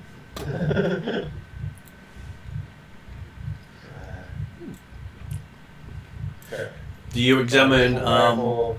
B13. As you're walking up here, it seems that the entire area here is covered in slippery blood. Watch your footing. Stay together. Moving slowly, carefully. Everyone together. And you hear a squelch with every step. The character's going, I do not want to fall into that. It's not real. We've been to this area 3 or 4 times already, and it's been different each time. Not real. Okay, so looking at the door to B13, what do you do? There's a door there. Okay. We'll, assuming it looks like any other door in this house, we'll open the door, we'll open the door. Okay, there. For the first door you've ever opened, there's not a sound. Not a sound. Not a sound whatsoever as the door opens. And you see a waft of dark green, blue, and black gas come out of the room. Step away from it. Back from the opening there, and aim to close the door. It was extremely foul smelling. Did we see anything through the gas? You didn't have enough time to see anything because the door was shut. Who wishes to try and examine the foul smelling room? But once the door's shut, it's a case of the bluish greenish gas, whatever, dissipates immediately. It does dissipate immediately. But basically, only impression from, or physical impression we got was foul smell. Is that right? And also a slight dusting on everyone of blue, green, and black. Green and black what? Dust Can I of some do sort. like Dust of some sort. Okay. an investigation on based on just that brief smell and the dusting that's on us? Okay, you believe you've identified what it is. It is a form of necromantic dust. I will say that out loud. It is not natural. It's related to fungi, mushrooms, and the corpses. Yep, I say that out loud. Get an eye on it. So it's an intermediary step between one thing and what you really want? It's basically a corruption of death and fungus. Oh. You get high on it, right? Busting it off him and telling others that possibly you don't want that on you. So. You believe you can get extremely high on it. So high you might actually die. Yay. It's to die for. It's to die for. Hang on, I've got an empty handy. No, I have an empty vial. It's okay. Just double checked. Okay, as you see, you do actually have an empty vial. You're not sure what was in the vial beforehand, but it's empty now. It was your healing potion.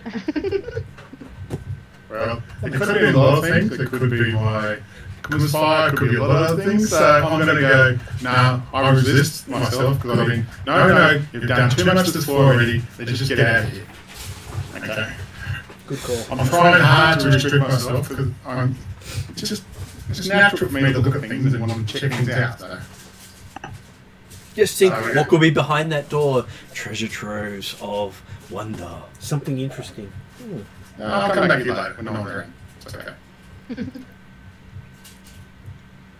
Okay. So if we're talking necromantic fungi, then that word can definitely wait. So, Moving on to B15, it is that. Probably, yes. And as you reach the door opens of its own accord. Okay. With that grating, screeching sound. And you can tell that this room was once a fine chamber that has been destroyed. The bed is smashed. The mattress is torn apart. Walls gouged as if by knives. Chairs hacked apart. And paintings to the wall torn to pieces. With one exception. A portrait hanging in the north wall seems to be untouched, although it hangs backwards. Its unseen subject facing the wall. Not a good sign there, Corda. Let's close this door. Yep, nothing in here that's directly coming at us. You come back. Yeah, that's it. Next door. And you hear a voice whisper, "What you get up to down in the damp below." Do all of us We hear all that? hear that voice? What is it? You all hear that. We float down here. Corda is asking, did everyone hear a question about what do we get up to in the damp below? The creepy mad voice? Yeah. Yeah, but I assume we shouldn't be answering these questions. No. I just want to make certain that we're all hearing it. So, if one person's hearing something that others aren't, does everyone know about it? If everyone's hearing it, well, at least we all know we're hearing the same thing. So, because you don't want to listen to voices that only one person's hearing. As Kendra hears, they all suspect you. And as Sparky goes, yeah, I've been there before. And Sparky so agrees. Yeah, so Fodder just admits, yes, I hear a voice. She doesn't specify what voice or what she heard, just, yes, I hear a voice. Got a minute? Hang on, you mean different from the voice we just heard about the damp below? I heard that. Yes. Is that the voice you were saying you just heard? I heard that voice. Yes. Is that the only voice you heard? Oh, no.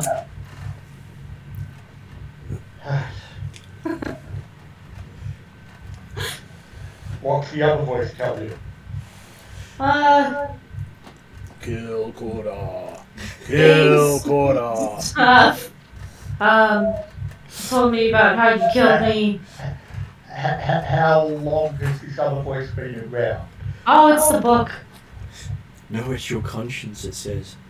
It says it's my conscience. I took the book to protect it from you guys. And you Or to realize the book's protect in you your guys pocket. from it. Sparky puts her hands up, just going, it's not me this time. It's like, yeah. The book that you definitely left downstairs, I left it in or in that other room. the other room. I think I left it in V17. You feel your pocket, it's in your pocket. I left it in the room as I pat my pocket. And you found it, or? No, I'll say, the book, I kind of assuming that the book knows to move things. I will pat my pocket and I said, I left the book in the other room, like pointing at my pocket.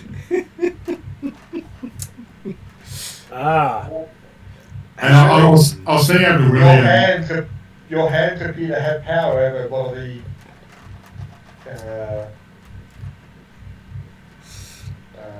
what's the word I want to use? Cleanings of this house. Nice word. How close is Fondra to Take the me? book off Fondra. Fondra is fairly close to you. Physically and emotionally. And I do a sleight of hand check. Sure. So what is your bonus?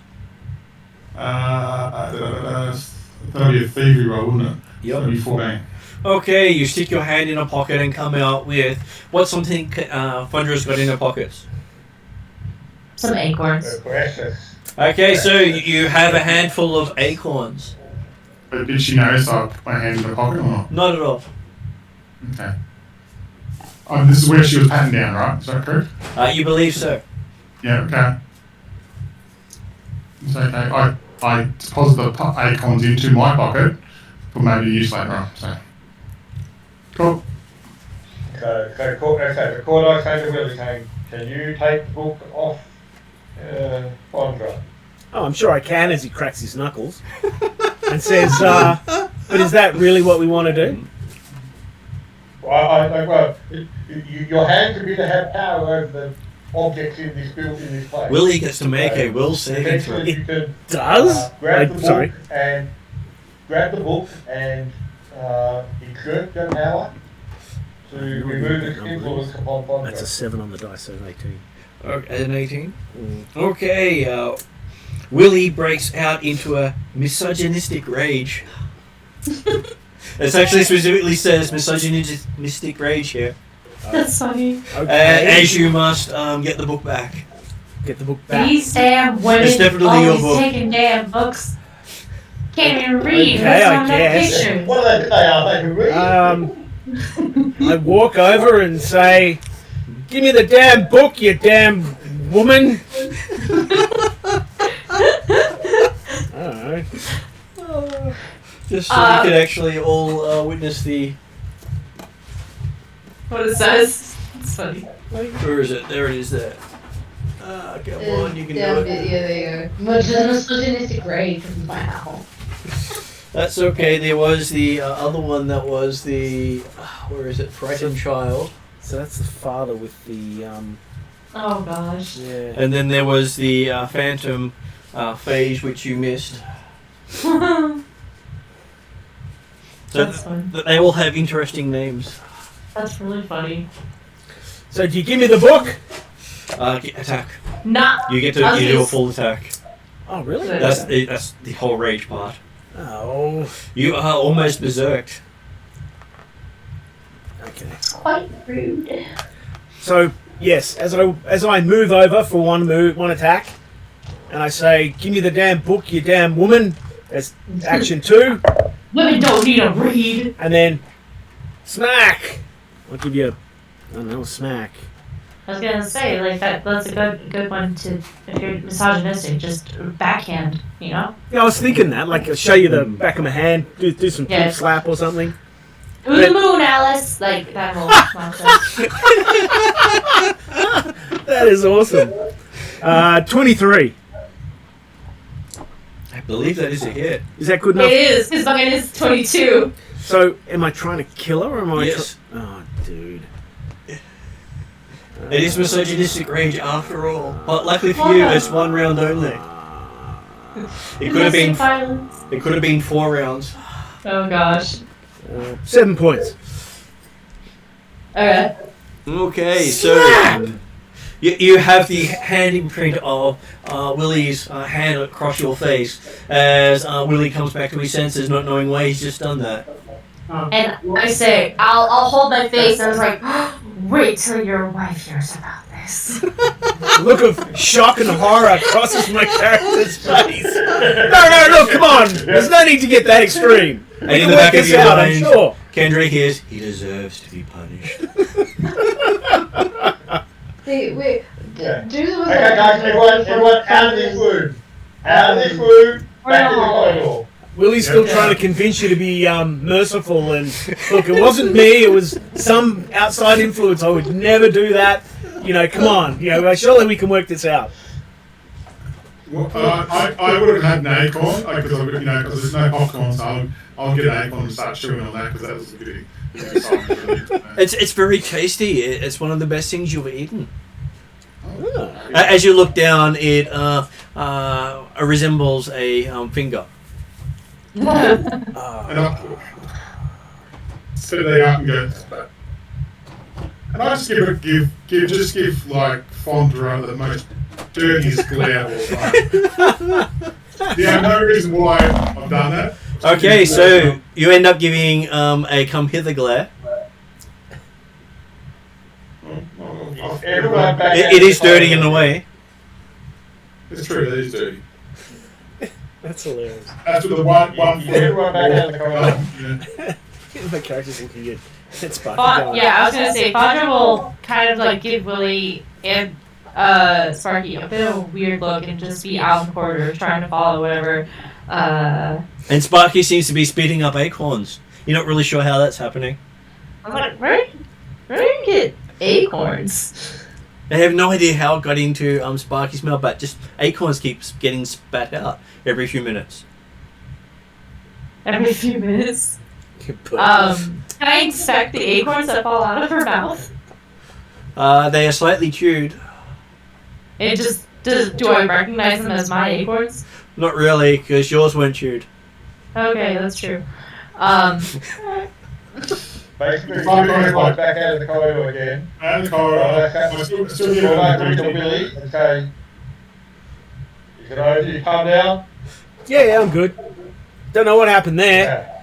This house is really strange. In fact, it's so strange that if one companion was to murder another, they could never be held accountable, right? As he looks around. Sandra, do you still have the book? I'll pat myself. Do I still have the book? You hear in your voice, in the back of your head, Fondra pats herself down and does not find the book as you fill it up. I will say the book told me that I don't feel the book. Sure. Okay. It's fine, just also says, sure there's not a book in your pockets. I'll hold out my hands for Sparky. Not really. For Sparky, I was like, look. Fondra, do you mind if Willie check to see if you have the book? I consent to. Wait, hold on. Who did you say, Willie or Sparky? He said Willie. I said Willie. Because Willie's got the hands that apparently can affect these things. If anyone's going to touch items, court is Willie should be the one to do it. So, And Kendra, Fondra hears a prepare for a matching imprint. So, Court is asking the question, are you willing to have Willie to look for the ball? I'll say, do you trust Not that Willie's forcing. okay? Not I'm forcing. fine. Okay, if you want someone else to do it, that would be acceptable, but I think Willie's going to be the best person. Willie's always the best At least person. affected by the book, despite the money for the council. Obviously, that was not necessarily. Yeah. Do you Willie's got strong willpower. Fondra will say, just know, I'm still monitoring all of this. And then she will let Willie go ahead and try to take the book from her. Watch out for that pocket, I say. Okay. Willie says, look, I'm doing this for the good of the group. I don't want this to get back to my wife. She might be a little bit less understanding. Of course. I think we all agree What happens in the house stays in the Yeah, house. what happens in the house stays in the house. As you start pulling the book out, you see the title reads How Willie One Kenobi Murdered Ruby One Kenobi. I let go of the book. Okay, he goes, nope, not mine. And I Okay. step So the away. book dropped on the floor. Nope, still in the pocket. He only saw the title as he was pulling it out. Yeah, my character goes, yeah, that's not for me. No, I said I was trying to protect you guys with this book. You're only taking it to destroy it with the power of your hands. Whatever you do with this stuff, in the same way you destroyed the rat. Let's say, isn't the rat, Have you got anything that might, Foot? like any Pretty skills much. that might convince Willie? Because he's pretty full on about not going near that book. Okay, look. Goodness, right. You can go to the bonus before you have to. PCs are PCs. You can do whatever you want. So, Yeah, I know, but like I said, my character's going, nope. 20 on diplomacy, you're saying the fact that, hey, you've already demonstrated that you're able to, you've got the power to destroy items, you've killed the rat that's downstairs, you're able to break this scarf. He holds up his hand, the garment, the I scarf. move away. And the scarf sort of flutters a little bit towards you under the rope.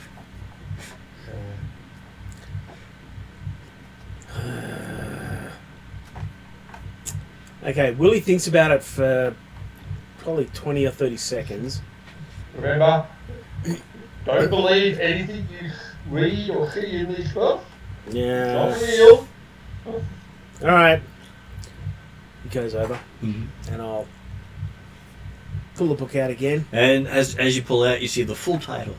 How Willie One Kenobi Killed Ruby One Kenobi with the severed head of his child. Oh, you suck. Okay. That's messy. Complete with illustrations. It does have a picture of you holding up a severed head. Yeah, step-by-step guide. Yes, that's by step guy. Okay, my character goes, Alright. I take the book. You don't need to read the book. No, I'm not reading it. I'm trying not to look at it. But Cordax, even if you're looking at the front cover, he's saying you don't need to look at the book. No, You need to read it. as soon as I pull it out, because I need to make sure I've got the book, Mm-hmm. and that, well, hopefully it's not an illusion. And I pull it out and I go, okay. Put the book on the ground or table or whatever's there. Oh, it'll be on the floor. On the floor. On the floor, and my character goes, and I'll give it a go. Okay, it sort of bursts asunder with the sounds of screams of kids. Remarkably like my children. Yes. Or child. Children at this stage.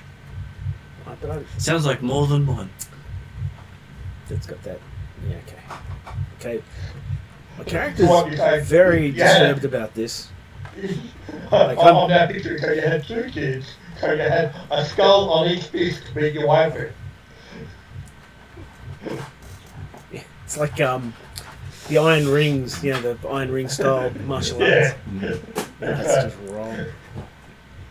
Okay, and I'll just Okay. move. Once So it's gone. Do we hear a scream in the book? Not at all. You just see Willie punching some book that you're not looking too closely at because most of you have averted your face. What does Fandra feeler here? Fondre hears, yes, hit me again. Hit me. Hit me. You really want to hit me. Keep hitting me. You know you want to.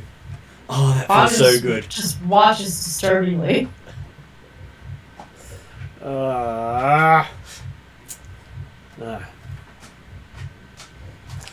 And once he finishes, Fondra fills the book nicely in her pocket.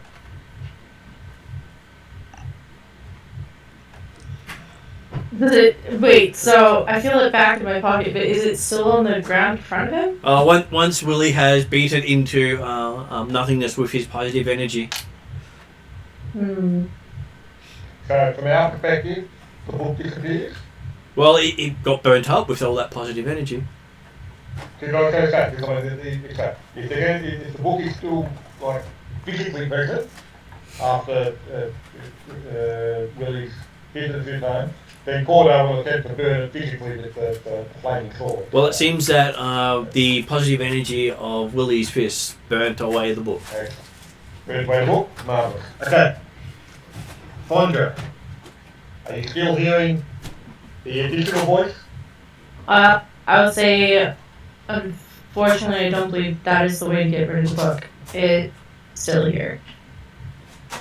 What? As you pat your box or something? Yeah. Okay. He was like, okay. We'll find a way through it. In the meantime, don't listen to the voice.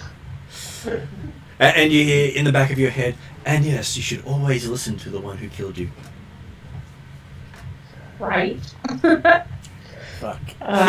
She'll do her best to try to ignore the book from now on, but Remember, you're watching us. You're not listening to the book, you're here to watch us.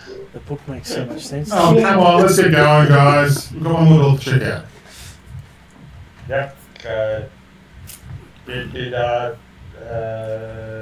Sparky decide to check the trap while waiting for it to go through the door? Nah, I'm getting up checking the traps now. Okay. Cordo will open the door then. Okay, as you do so, the door comes off the hinges and just collapses into splinters. Okay. You're still holding the handle. Yeah, nice go there, Cordo. Put the handle down. As you put the handle down, the door reforms. And it's closed, I'm assuming? Yep. Okay. I will place the handle again and try And the door collapses into splinters again. I Okay. think we're supposed to walk through there, Cordo. Okay, Cordo, hold on the handle there. What's through the door? You can see a stairwell going up. Okay. Now, we're all ready. We're all going upstairs. Together. Yes, don't run off. I haven't been running anywhere in this house. Mm-hmm. You're using And then he will start leading up the stairs, assuming that no one else wants to lead. No, I'll follow you up. And you'll find yourself where the number 4 is on the attic map.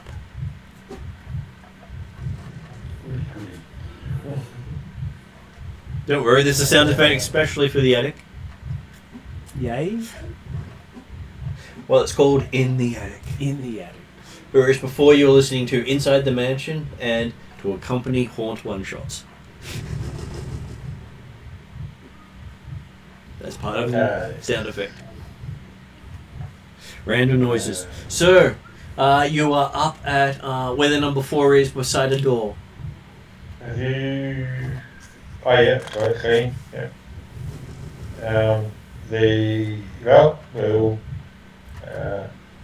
If Sparky's no longer for check the traps, then Cordo will put an ear to the door to see if you hear anything, and then open the door. Okay, he's not really going to hear anything, because he hasn't really been, well, first been used a couple of times, haven't they? Okay, as you listen to the door, you hear the sound of woodwork being happening, hammering, sawing,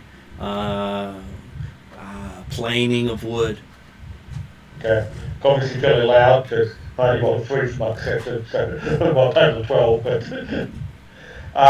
But okay, I will let the others know that apparently there's some woodworking going on, but obviously Sounds like at least 6 to 8 people. But be prepared if there's something going to come out. There might be something actually moving in here. So. Okay, I'll get my shield and dagger out. Just ready. So. Yeah, I'll get my stuff. Okay, you open the door, you see a large number of wooden planks, rope and other repair supplies stored there. The ceiling above sags noticeably, and several areas, patches of the sky above are visible. But you don't actually see any people or hear any noises once the door's open. Okay. But everyone's in that tense moment of, yeah. I'm thinking about nothing here. We'll keep moving on. I signalled to Willie that somebody's crazy and hearing things again. Just without saying words, just saying crazy signals, and it's like, I'll keep going on, Corda. Well, I'm sure we'll find something. And Corda got a natural 20 on perception, so he spotted the signals from Sparky and said, "Yes, you're right. I did hear noises, and I told people about it immediately, so that therefore people understood what I was hearing." We didn't hear noises. Don't believe everything you hear. You don't hear noises. So I don't know what you're talking about. I was specifically saying, I heard noises of carpentry on the other side, being prepared. Turned out it was just the cleanings of the house. Yeah. The Okay. important thing is let people know if you hear something or see something to ensure that others are either all hearing it or no one else is. If you see something, say I put my shield and dagger back in. I get one arm, and then get the other arm going, room Riley kind of symbol kind of thing, going, let's move on, Corda. And your toe agrees with you. We should move on. Yeah. something. Corda will go on Like he and was dead when his hand goes take back. a look at the first door. Okay, listening at the first door, you hear nothing. Okay, you'll open it up. Inside, you see what appears to be old furniture covered in sheets and boxes and crates stacked. Doesn't look like anything's been here for a long time. Okay. Okay. Take a listen at the next door on the other side. No noise there either.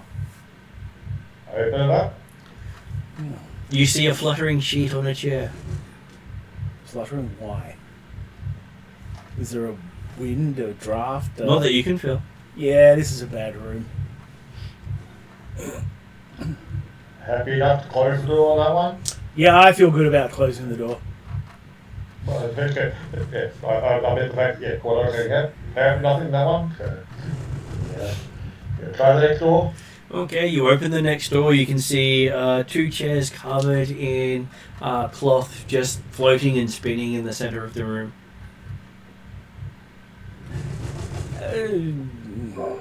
I close the door before Corda gets a chance. Next one. Don't come to us. Yeah. Are you opening the next one? Or? Oh, look, I feel that. Corda's happy to open it, like it's more occasion. No, I'll open the next one, but I'm not going in the room, but for obvious reasons, so. Yeah. In the next one, you see what appears to be a table with someone strapped onto the top of it. Do we recognize the person? You recognize it as the skin that used to be sitting on top of your friend Parry. Yeah, close that door. Before anyone gets a Oh my chance. god. What? Hang on. Your turn, really? See what you Hang on. get. Did we all get a chance to see through the door and see apparently Parry's skin on the table? Most of you did. It even turned and winked at you with nothing inside. Yeah, let's next. Yeah. Okay. Next one. So we go to the next one. Right, I'll open this one. Before we go to the next one, just confirming, did everyone see Harry's skin in that room? Yeah, and I Harry saw did an image in the back of Harry's skin. Yeah. I saw, yeah. Yeah. Yep. It was his female skin as well, not his male skin. Yeah. Yeah. This place is just freaky. Let's go next one, please. Yeah. So I move up to the door. Yeah. If I hear anything as I go to open the door, I'll. You hear snoring. I hear snoring in the room. Okay. Shield dagger out just in case. I guess we can open it and see what's what. I bet you there's actually nobody in there, but still. Right, so it's important to let people know what we're seeing and hearing. Yep. So if we know. As you open the door, you People aren't listening to voices. hear shrieks of pain as if someone's being tortured to death with the opening of the door. Okay, someone's being tortured to death as I go to open the door. So when I release it, it stops. It goes on for a little bit and then stops. So it's like, ah, and then it's like, ah. Yep. Okay. Yeah. Okay. I can officially say this is a haunted place, guys. Big time. Big time. I don't know. Do we care if ghosts feel pain? Ghosts are ghosts. So where is the screen coming from? Inside the room. B21, I think. B21 we're on? Okay. Yeah. Open the door, can we see what's in the room? You can, as you open the door, you hear before scream. you open the door, my character says, by opening the door, or even trying to start to open the door, you apparently cause whatever's inside the room pain. Hence my question, are we happy to cause whatever the hell it is pain, or apparent pain? Well, we should check to see if it's not a real thing or because despite the source of, if there's actually a real something in there, that might be the source of all the problems in this house. Okay, Okay. so give me a second, and I'll yell out, "Are you okay?" And you hear an echo of "Okay, okay, okay," coming in from, and it sounds like it's coming from a male instead of a female, but echoing the intonations completely. Yeah, look, I think this is all a haunted thing. They're kind of called, you know, like manacles and I agree that it might be the source of the haunting. You're more than welcome to go in if you want, but I'm pretty keen No, to I'm okay, go in. I'm okay, we'll open the door and have a look. Okay. I kind of try to close my ears as much as I can. So. Okay. yeah, I'll move away from the door. You all hear the shrieking of pain as the door opens, as if someone's having the last bit of life slowly dragged from them. When I hear the pain kind of thing, I just go, oh, I've heard that before in a church. Okay, yeah. Not that nice that's a beer, but I've heard, you know. If Sparky had hair, Sparky's hair would be falling out with that feeling of what you're hearing. That's fair enough. I actually rolled a 1 on how you perceived it. Yeah, my character's not happy about it. It's the most unpleasant thing any of you have ever heard. And looking inside, there's just a bed. It's empty. Okay. Cordar will plan on leaving the door open. Hey, just move the door towards the plane, then hey, that's not caused any more light open it. There's no sort of weird stains on the bed, under the bed, Not at all. around the room. No stains at all anywhere there. It actually looks to be one of the cleanest rooms you've looked in. Okay. But the bed feels inviting. No, it doesn't. Yeah. No, it doesn't. Not really. Okay, so before you can feel that sink in, you move on. Yes. You don't lay in the bed and be tortured to death. What? Okay, so you reach. The area for B22. To the door of it, open the door. And you feel a draft coming under the door. Okay. Okay. This one has a draft. Did anyone feel the draft? No, only you can feel the draft. I'm not sure about Cordar. Okay. Okay. Well, I'm feeling a draft right now. What did you have to last night? Come on.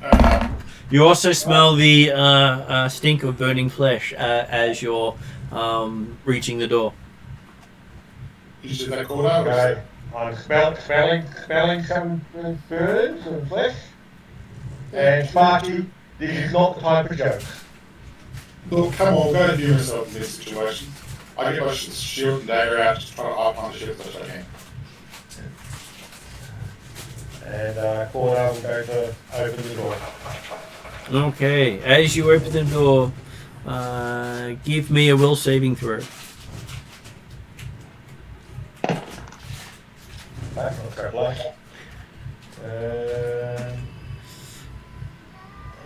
Okay, same critical roll. Total of 14. Total of 14. Okay, so looking in front of you, you see a desk with a chair that sits in the middle of this drafty room. Chimneys rise to the west, while to the east, 2 intricate stained glass windows are set into the wall.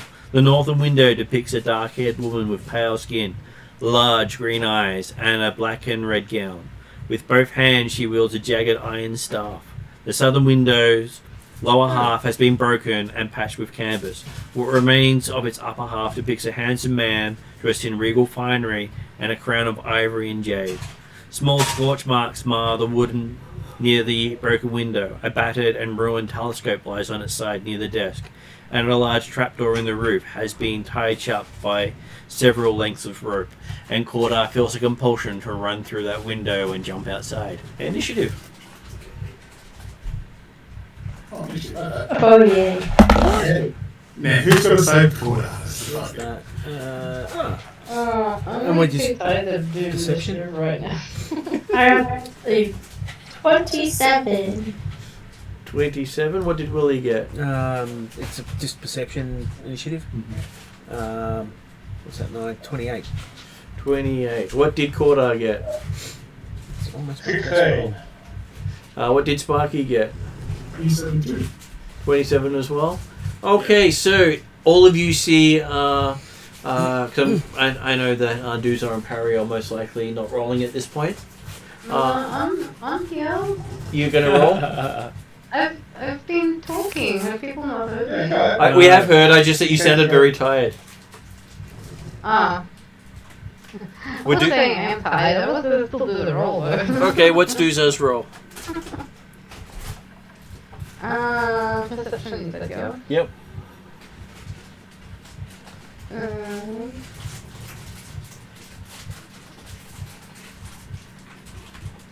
23. 23. Okay, all of you notice Cordar's eyes go milky, Creepy. and he seems to start moving towards the big windows at the edge of at the other end of the building. And you know that is on the edge of a 300-foot cliff. So you have Have they been expelling the burning flesh at all? no. I haven't.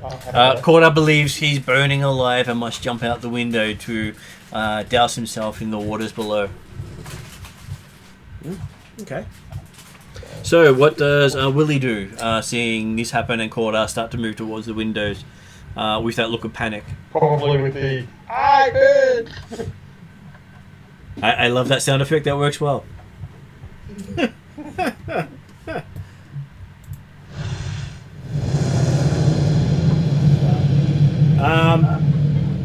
I'll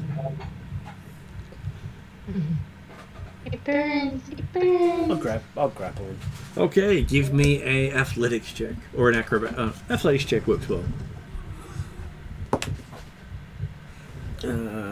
Oh boy. Natural 1. Okay, so you go to grab him and hit yourself in the face with the whip or the sword. He has got the whip out. Let's go for- Open the door. So the sword. The whip. Apparently, he's only got the sword out. Oh, does he? Yeah. But the whip's still on his He hip. can use one hand to open the door. Apparently, he's one doing it. So I've gone to tackle him, Mm-hmm. and the whip's. Ah! Hit you in the face. Hit me in the Luckily, it's face. not burning. Oh yeah, that's true. Fuck. Oops, sorry. Yeah. It's still unsure. It's like a barb. Back and forth. You Whatever. do feel a bit stunned by it. Yeah. It's a very stunning whip. I've had worse. As then it is Fondra's go, as you're seeing, looks like Cordar's about to try to jump out of the window because he seems to be burning. I will try to step in front of him and put my hands on him. In the back of your head you hear, nah, let him plummet. Yeah. It's his time. I He I deserves say, to fall. stay put. I can't observe you if you go out there. You could note down where he falls, you hear in the back of your mind. Loot his body after. I'm ignoring the book. I'm going That's to not a try bad to idea. just I'm just going to try to stop him from moving forward. So if he walks into me, I will try to hold him back. Give me an athletics check. Yep. If Cora was getting black eyes, when you were saying the fact you can't follow us, we should get together. Everyone's out. At the window. Sorry, I have a dog.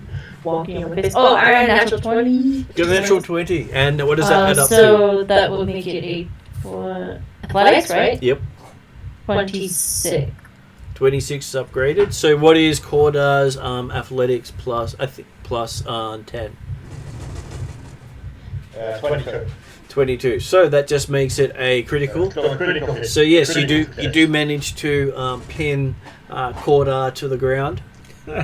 Nice. And luckily for Willie, he didn't come near the wrapped bandage on the arm. Oh, yes. If you had gone for the sword, it would have, wrapped around you again. Grab. I did ask for a reason. Every time it gets close to you, it tries to unwrap itself. While you're in the And house. of course, the usual thing about that would have been that Corda would still be going for the window, so it really got out with him. That'd be hilarious. No.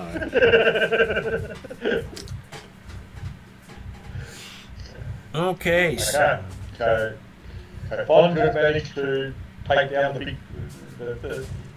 Fondra with a slight help to take down the big burly non-help. okay, so as you hit the ground, you seem to snap out of it, and you're now out of initiative. And I had to slap ready for him as well. Damn it. Okay, Sparky gets to slap in, and even though you've just come back to your senses, Sparky finishes the job. Yeah, stop it, Corda. Stop being silly. Come on, you're better than this. Thank you. Done. Let's get out of this room. Come on, out of the room. I'm making sure that Corda's kind of like. I felt like I was on fire, and that I had to come out the window to put the fire out. You wouldn't know that experience at all, Corda. I wouldn't know that at all. In a sarcastic tone. I'm on fire. Yeah, I'm telling people what occurs. I told you I was on fire up on too. Yeah, it's all good. We're even now. Let's go. Come on out here. Okay. Most of the thanks was actually going to find you rather than fire. No, I don't expect any from the time. No. No, it's fine. It was to enter the experience, the idea of Sparky was slapping, and let's go, thank you, Sparky, well done. And then, thank you, Fondra. For stopping me. Yeah. I really, is really want me to do another second slap or not? Look, you go where your heart takes you, my friend. But my hands didn't close and it pulled back.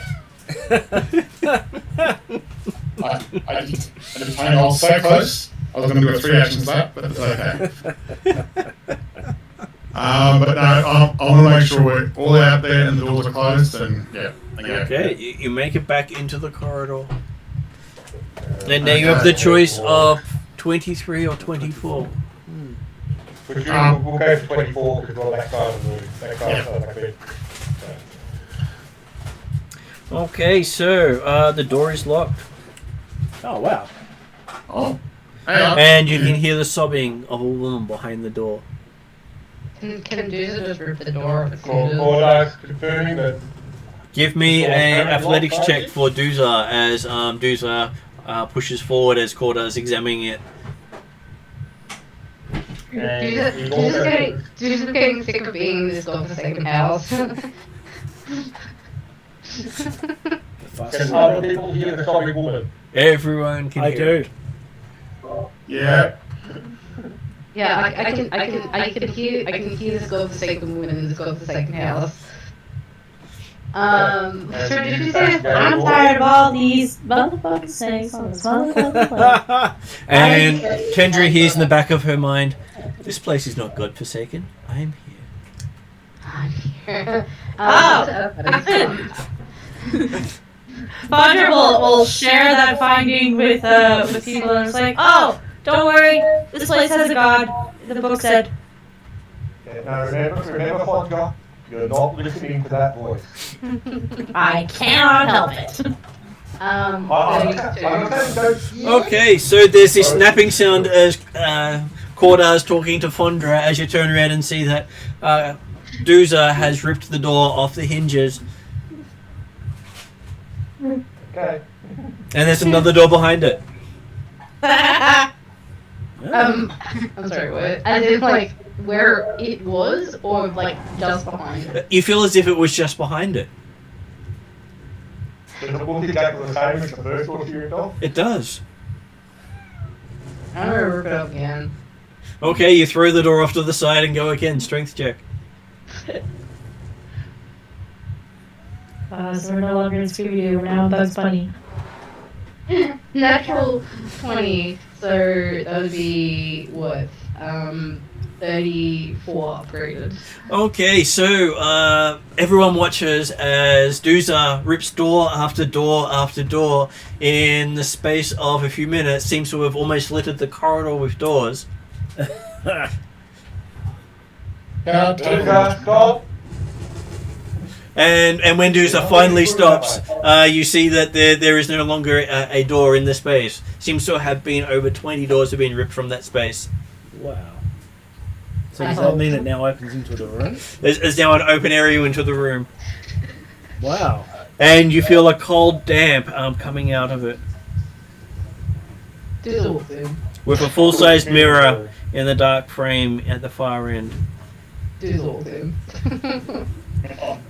went in? Hang on. Everybody's going in? Looking at it. Stay together. Yes. And I go, okay, here we go again. But Cordar's actually aiming to grab Duka to say, stop, don't go. Okay, so... In the same way, if Cordar obviously went into the other room immediately, and people stopped it. It's a trap! Cordar's aiming the same way. I mean, if Corda can actually physically stop Dooza, Dooza would be pretty impressed. Well, like at this stage, Cordar's going for the shoulder. Stop, Dooza. Okay, so looking into the room, you see a woman looking like how Kendra feels. Very much a fucking... How does that look? There we go. Oh, it's like, don't know. See if I can switch the picture around. Oh, that one. Yeah, that's definitely evil. She must be looking for just a hug. So, yeah. That's a better At time. least it catches something we might go to hit. And I reckon Duka, Corda, most of the people are having something to hit. Oh, 100% won't deny that one, Okay, you can see she's just standing there, and looking in her direction. You're not exactly sure what she is at this stage. What do you wish to do? She hasn't attacked. Corda came. Basically, has Duka stopped just inside the room? Dooza has stopped just inside the room. Okay. And then talking to the creature came. Who are you? She says, I am Aisha Foxglove. With a unearthly voice. Finally, we found one of the people who owns this house. So Corda identifies the name Aisha Foxglove. I'll try to make it Foxglove for the books.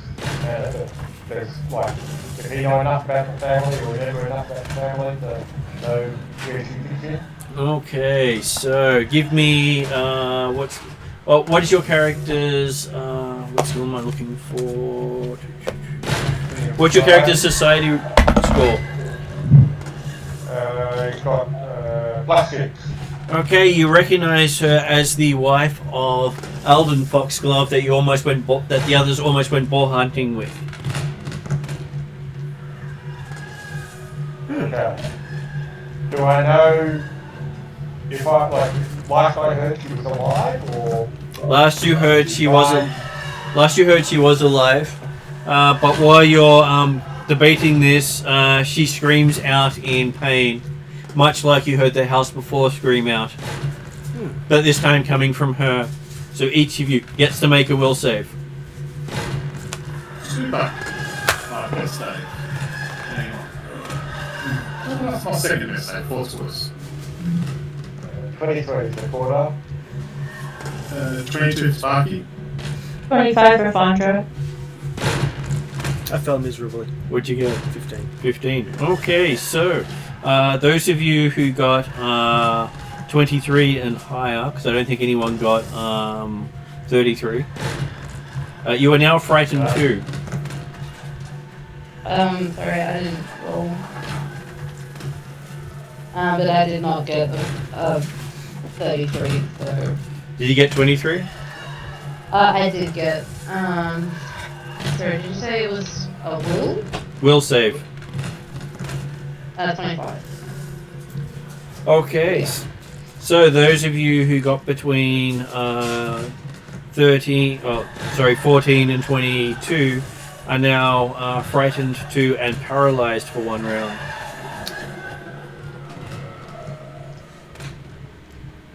Can I be like pointed at the thing and then just not move? Right. You can. Okay, I'll do that. Playing possum. Cordo's actually frightened 1. He's got the bravery that he used to fight this by 1. Which is not a bad thing to have in this case. In a haunted mansion. Yeah. As that's the first real undead you'll come across while you've been here. And so that means that certainly treating that scream as an attack, and therefore it's going to be moving forward and striking with the flaming sword.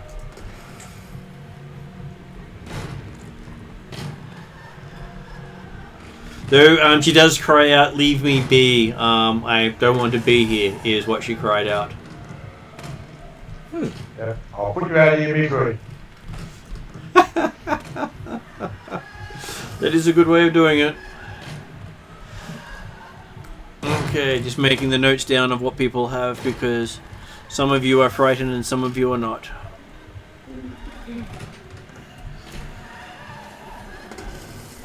Okay, so frightened 2 for most people.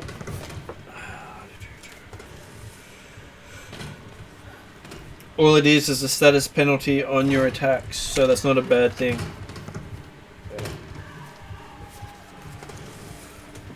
Though those of you who are paralyzed will probably not participate in the combat. Unfortunately. Only 1 round though. Paralyzed for... No, it is 1 round. That's not too bad. I thought it was 1 minute. My brain went wrong way. That's critical failure. That does it for longer. Yeah. Okay, so I will then say initiative again.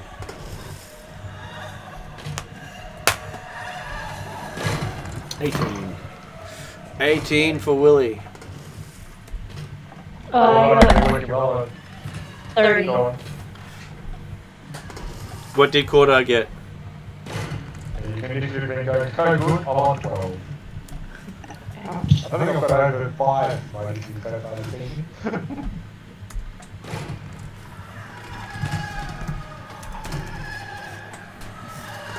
36 for Sparky. 36 and Dooza. Natural 20 for a 31 upgraded. Okay, so Dooza is first. Dooza's in the room. You can see the crying woman who's made you feel fearful. I am... How close am I to her? You can probably have a move to move up to her, or you can throw a hand axe. Because you're technically in the front of the party at the present time. You are. Or right behind you with a hand on the shoulder. I am going to step up to her, quick draw my great axe. Have a cool.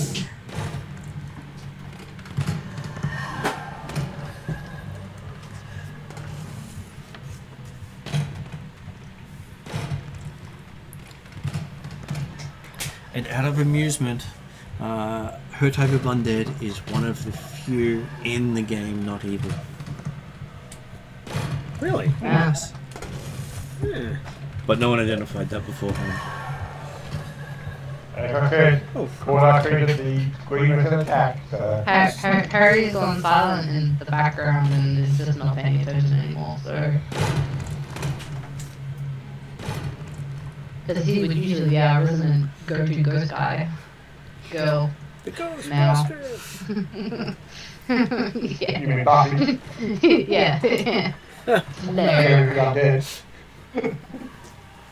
Well, to be honest, Buffy does look worse than this creature.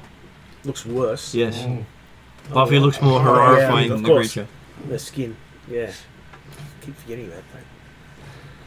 That's right. 25 Don't believe what I said. Okay, so you wade in and you hit her. Not a critical hit. Yeah.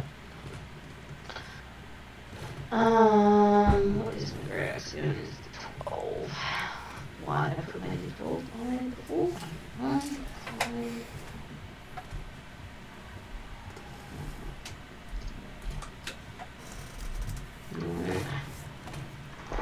Oh.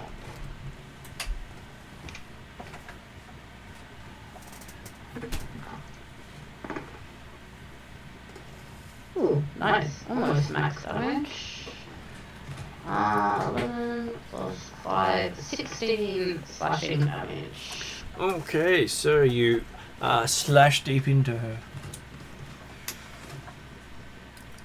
So that's 1 to pull out the axe. 1. Oh no, you do have quick draw. I do have quick draw. So you still have an action left then. Yes, I will try and attack again. Well, you could technically. Oh, that's right. You weren't pulling out the single. You pulled out the double. Yeah, I pulled out my two-handed great axe because I don't have my normal my normal axe next orders are with Lady Hamash to get upgraded. Yep. Perfect time to do that. Yeah. Yes. So I am not using an agile weapon anymore, or also haven't put Hunter's Mark on her either. So you're also that makes you -7 to the next attack roll. -7. Because of -2 from frightened. Oh, okay. I'm probably not hitting her then. I know you hit it with the last one. Well, yeah, but I might miss this one. Who knows? -7, did you say? -7, yes. 16. That is 16. Okay, with a 16 you miss. Okay. Thank you very much. At least I don't critically miss. That was I was very worried about that. It's always a danger. It is the danger of overextending. Which then brings us up to Sparky. What does Sparky do? Question first, DM. Mm-hmm. Has this thing reacted? Like, has it acted now? Because is it flat-footed because she doesn't don't hit yet? Or for me? Well, she screamed out in pain and anger. She could be flat-footed, she might not be. But if she's undead, it might not have any effect. No, just more sneak attack. That's why I'm asking the question. So, okay. I'll move to, if I can move around the kind of flank as much as I can. Then that's the first action because I should do one movement to get to the thing. I'll give you one movement to that. Yep. Then I'll use my quick draw. I'll pull out my dagger and stab it.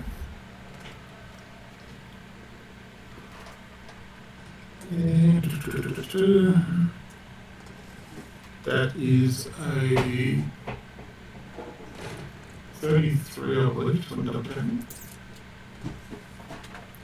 So dagger is plus 14. Yeah, 33. With your -2. Oh yeah, by the way, you're also paralysed, so no, you don't actually get to move in there. Oh, okay, I didn't have okay. Well, I can't do anything then. I'm paralysed. So you are now unparalysed as you spent the turn paralysed. Okay, fair enough. Which then brings us to Fondra, as Sparky imagined herself moving up beside the creature and stabbing it, realising that, no, that was just in her mind. My body doesn't work. It'll be next time. Planning directions out.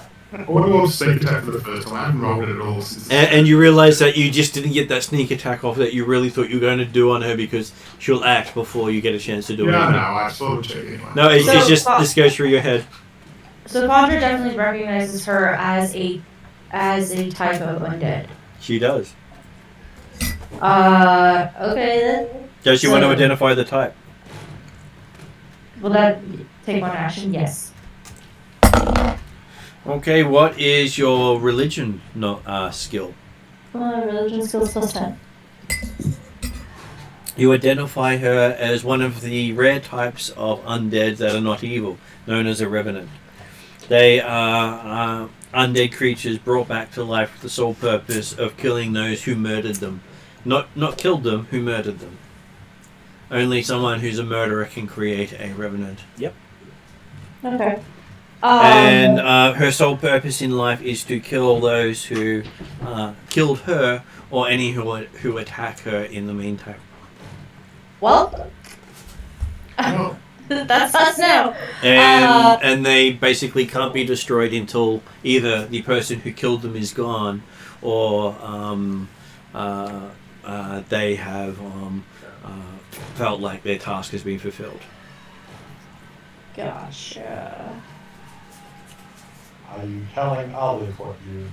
I will tell everybody right now exactly what I said. So I guess if that takes a whole action, then I'll say exactly that. And I said, you guys, wait. She's a revenant, and I could try to heal her, which will cause damage to her. But we can negotiate with her. Really? Except you realize that Duza has attacked. Oh, Duza actually attacked her, didn't she?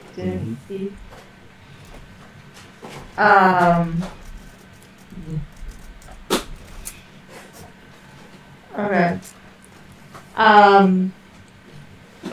So you're spending your second whole action having identified her and hey, wait, she's not necessarily bad. That was one action. That was one action. Yeah, I'm going to stay close, and I kind of want to see how this thing reacts, and I just want to, I'll have my other heal spell prepared, so that if I need to use it against this revenant, I will.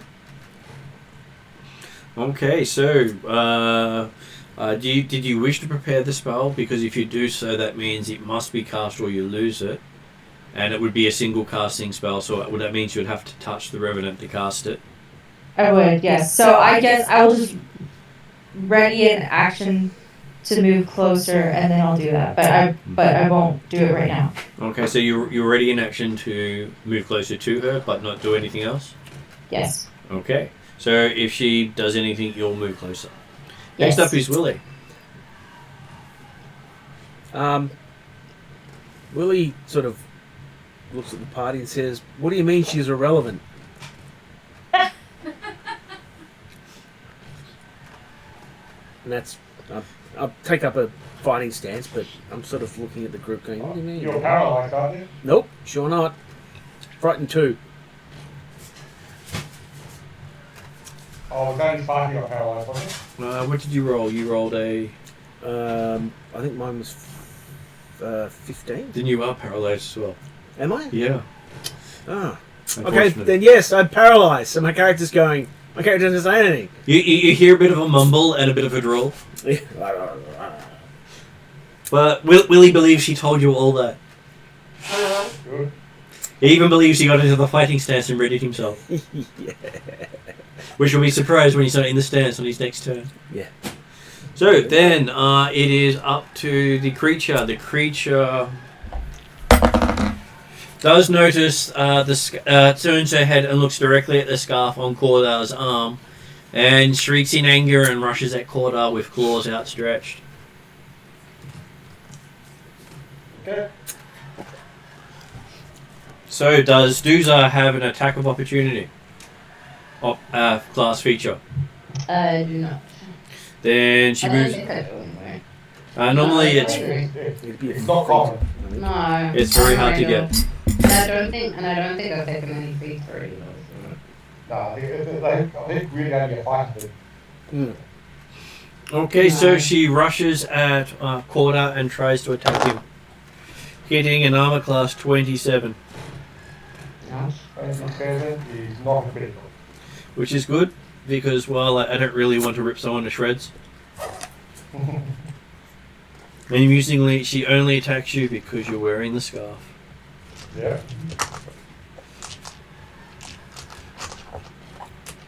Which is an irony in itself. He's wearing it to protect Willie and he gets attacked because of it. Use it like a shield so she attacks the scarf. And she does 17 points of slashing damage and grabs Corda.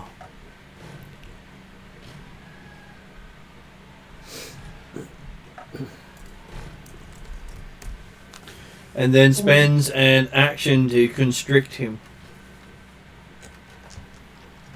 No dice roll on that one, but there is a saving throw. Could you give me a fortitude saving throw, Jeremy? 16 plus 27. 27. Okay, so you take half damage, which would be 6 damage constricting. 6 bludgeoning, so that puts you on 23 total. And that is her turn. Now it is Corda's turn. I was gonna say, do I get the turn since I read my action to move towards her? You don't need to, she's right next to you. Okay. So your reaction was to move right next to her. You are now providing flanking for Corda. And that was your third action. That was my Second and third action. So it's to ready something is to prepare 2 actions for one, and the one action that you do has to be a solo action, which is why you can use it to cast a single action spell, do an attack or any other single action thing, but you give up 2 actions to do that one action out of turn. Okay, cool. Okay, so that brings us to Corda. Okay. From Corda's perspective, was it obvious that she came at him because of the scarf? She attacked the arm with the scarf only. Right. Corda, well, he was planning on using 2 hands on the sword to stab him with, but... You also see great rents in the scarf, where that the rents seem to stay there, unlike when other people have harmed it. Okay. And constriction, is that affecting his movement or anything like that? You are considered grabbed by her at this stage, so you are pinned in place. Okay. So you have movement 0 while grabbed. That's fine. Corda is going to be effectively putting his sword into his left hand. Yep. And aiming to just hold the sword against the ropes that's tying the scarf to him to burn through the rope. Okay. So that brings us now round to Duza, standing in the room by yourself. Apparently no one wants to play with you today. And Duza heard Fondra say she's a friendly ghost, don't attack her. Casper! Yeah. I didn't say it out loud enough for hopefully everybody to hear, but You did hear that. Like, I didn't hear it. You did hear that. Oh, I did hear that. Okay. Duza kind of like... He looks at Corda, who's just been attacked by this ghost, and looks at Fondra. But Corda's not attempting to attack back line, he's saying, just wait, wait. As he's trying to burn through the rope and going through it. Duza will delay. Okay, you delay to see what happens. Then it comes over to Sparky. Suddenly, you realise you haven't flanked this woman and stabbed her like you thought you did, and you're still frightened. Okay, but we did hear what Fondra said. You did hear what Fondra said. While you weren't able to move, you were able to hear. And he also Okay, Yeah, so let's not attack this thing, I say. Then because I'm right in the kind of door entrance now, aren't I? You are. Well, you're probably a couple of steps behind because you were frozen with the scream. Can I find a spot where I'm not in sight of the thing and hide? Yep, you can go into the room. No, I'm not going to the room to do that. I'm going to stay out in the corridor. Well, Deuce is in the room. I'm sure that will be a safe space. Yeah, hide behind it. No. Don't. You're not listening to me, Martin. How about the room behind you? No, I'm going to go in the corridor where I'm out of line of sight with the thing and try to hide some of stuff. Okay, so you rush around the corner by yourself away from the others out of sight. Yeah, I'm going to roll my stealth check of... Oh, shit. No need to worry about a stealth check. No one can see you. That's good. I'm fine with that. As far as you know, but your toe can still see you. Yeah, I'm sure it can. I'm not worried about that. It's worried about you. You seem to be scared. It says. If you die, I die. I'm here to help you. Yeah. Okay, gotcha. Point taken. Okay, so yes, you're around the corner feeling safe. Fondra. Don't take this thing. Let's try to reason with it. Fondra, you're up. From what I can tell, is it obvious that she's trying to get at the scarf? She's ripping and clawing at the scarf.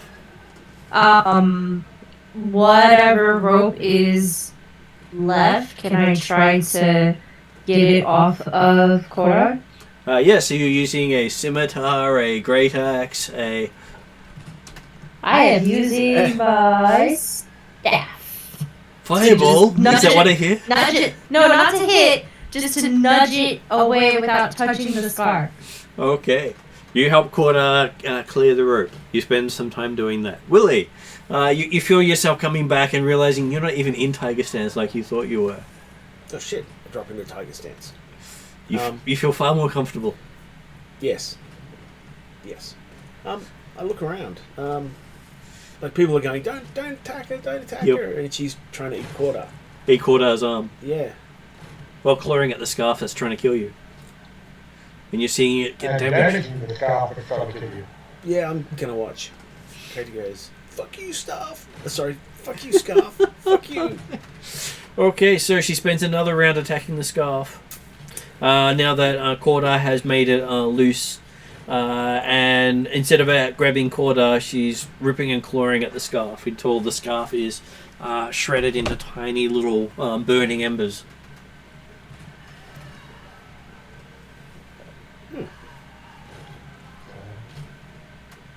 Corda came to just get back away from her a bit, give her space. And once she's destroyed that, she lets go of Corda. Yep. And goes to straight down the hallway. I'll follow. Okay. Corda, wait, and he'll aid the follow. And I thank her for her help. Does she go past me? Or? So as you finish talking to your toe, you see that... Let's put it right. I'm not talking to my toe at any stage, Master. Don't put words in my mouth, okay? Okay, so when your toe's finished talking with you... Yeah, that's better. I can understand that. I'm not talking to my toe directly. Your toe feels very put out. It can just eat dirt. Yeah. Go ahead, Mark. Go ahead. You look up and see the Revenant right above you. Oh, hi, I say. Does it notice me at all? Or? Well, it doesn't seem to register that you're there. You just seem to be in the way. Oh, I'll move it out to the side. Let it go past.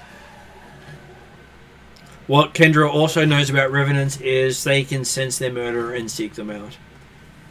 Nice. So I will make sure to state this with everybody and like say she's likely going after whoever killed her. We would follow, but it could lead us to more danger. Well, Corda is going, well, good going for the follow, and just hey, if she was murdered, that means that possibly the murderer is the cause of all horrors. And so Cordo is certainly aiming to stay about 5-10 feet behind her. And encouraging the others, come on, stay together. Yeah. she's right in front of me, guys. Come on, hurry up. And as you say this, the session ends with the possibility of strange things happening in the future. The almost inevitable outcome of strange things happening in the future. Well, that's what It's the inevitable extra combat. Is this the woman that burnt up and jumped out the window? We're going to follow her straight out the window. Okay, so put on end credits if you'd like to chat. We can chat for a second afterwards. You can find out what's happening next.